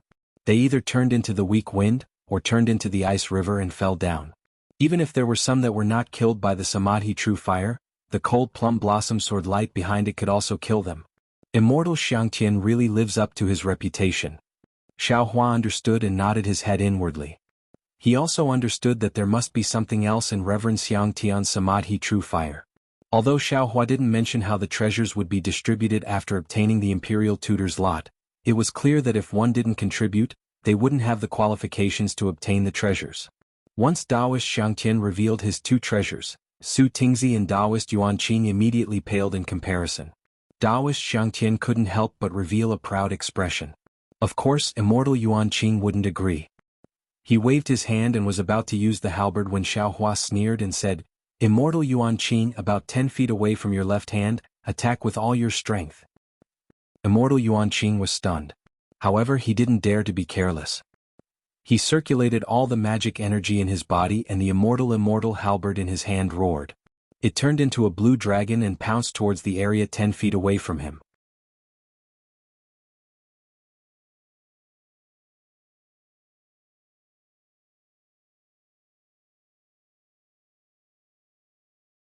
That was where the weak wind and the ice river had just appeared. Boom! Before the immortal halberd reached the ice river, the space around him was covered by the halberd's aura. Kacha kacha, sounds came from the ice river. When the dragon pounced into the ice river, a blood-curdling scream was heard. A immortal general wearing immortal armor fell out of his chest with a bloody hole. The immortal general's face was filled with disbelief. Asai. Immortal Yuan Qing sucked in a breath of cold air, let alone Immortal Xiangtian and Su Tingzi. This was an immortal general, a Confucian cultivator with 4th-grade origin energy. His strength was comparable to an early nascent soul cultivator. Even though he was hiding in the defensive formation, he was still seen through by Xiaohua. Xiaohua's words about breaking the formation were not just empty words. 30 feet above your head. Xiaohua shouted again. Immortal Yuan Qing no longer had any doubts. The immortal halberd once again soared into the sky. Another blood-curdling scream was heard. The second immortal general was killed on the spot. Too powerful. Immortal Yuan Qing was full of admiration for Xiaohua. Su Tingzi 20 feet ahead. Xiaohua shouted again. Su Tingzi's face lit up with joy. The small drumstick in his hand flew out. Whoa! A clear sound came from the drumstick. A yellow light condensed into a sharp arrow and disappeared into the void. When it reappeared, it was already 20 feet away from the weak wind. As the three expected, the corpse of a decapitated immortal general appeared again. Go! Xiaohua ordered again. The three hurriedly used their flying techniques and followed Xiaohua for several hundred feet. Kill! Kill! Following Xiaohua's orders, close to 10 immortal generals were forced out of the defensive formation. Of course, these 10 immortal generals were not killed. Among them, 4 were only seriously injured.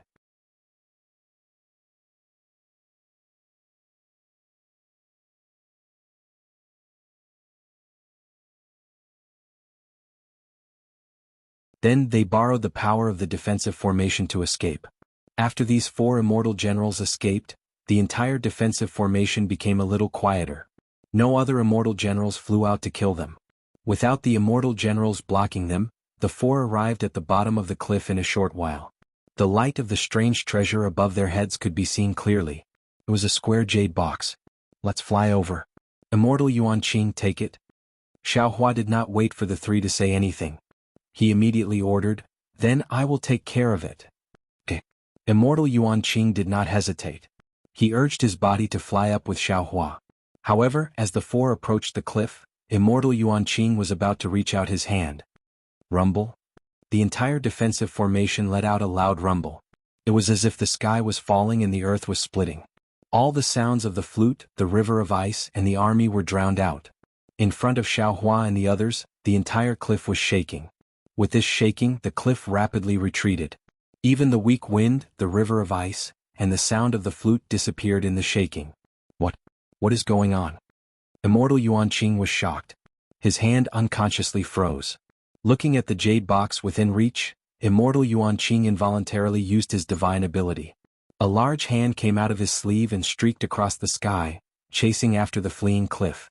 The nascent soul hand can be used. Divine sense can be used as well. Immortal Yuanqing was overjoyed. After a sweep of his divine sense, he exclaimed in surprise. At the same time, the halberd of Ming Hao flew out and flew toward the cliff in the distance. Yes, divine sense can be used. Immortal Xiang Tian was also overjoyed. However, he immediately cried out, not good this defensive formation seems to have expanded a lot. Without waiting for him to finish speaking, a slightly hoarse voice called out from the distant horizon. Where is this?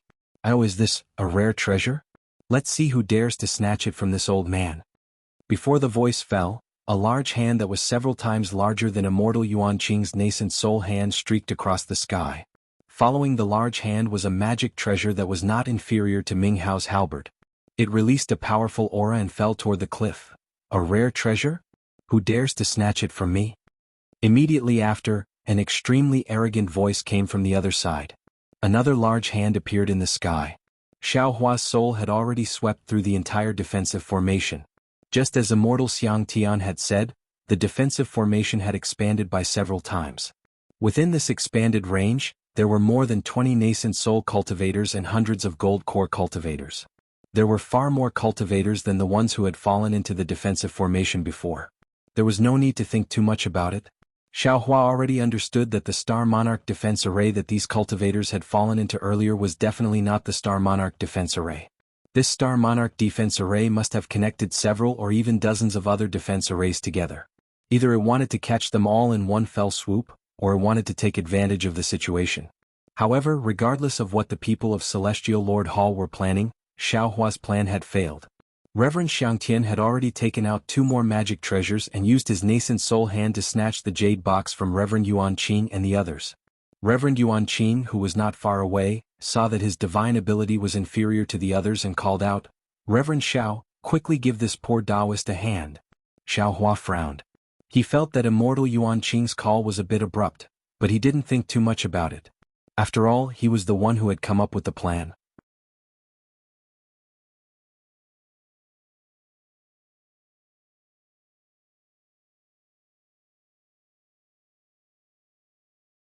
It was normal for Immortal Yuanqing to ask for help if he couldn't get the jade box. Thus, Xiaohua clapped his hand and the nascent soul hand immediately rushed out and grabbed towards the cliff. Xiaohua's nascent soul hand was much larger than the others, and its speed was also much faster. However, just as he was halfway there, the nascent soul hands that rushed out earlier felt that they were not as fast as Xiaohua. Immediately, there was a rumbling sound as they all flipped their hands at the same time. Several nascent soul hands grabbed at Xiaohua's large hand. Seeing that Taoist Yuanqing's hand was still in the lead, Xiaohua understood Taoist Yuanqing's intention. With a flip of his hand expanded once again, tightly grabbing the hands of several nascent soul cultivators. Kacha. The entire space trembled. Xiaohua's giant hand shook a few times and tore apart the other nascent soul cultivators' giant hands. Only when the several giant hands slowly disappeared did Xiaohua's giant hand collapse with a loud bang. Everyone turned pale with fright and looked at each other. At this moment, a deafening sound of a flute rang out above everyone's heads. The sound of wind and water appeared again. What made everyone tremble with fear was that a three-colored giant python fell from the sky with an indescribable majesty along with the sound of the flute. The three-colored majesty filled the entire defensive formation. Whether it was the cauldron, the flying sword, or the Hongming halberd, they all paled in comparison. Immortal Xiang Tian turned pale with fright. His heart trembled as he whispered, 28th Star Lord? You're tuning in to the Han Li's Wuxia Adventures YouTube channel. We're so grateful for your support, and don't forget to subscribe to join us on this incredible journey through captivating stories. Your generosity through donations truly makes a world of difference, as it's the primary source of revenue that allows me to expand and enhance this channel for you. Thank you from the bottom of my heart for being a part of this adventure.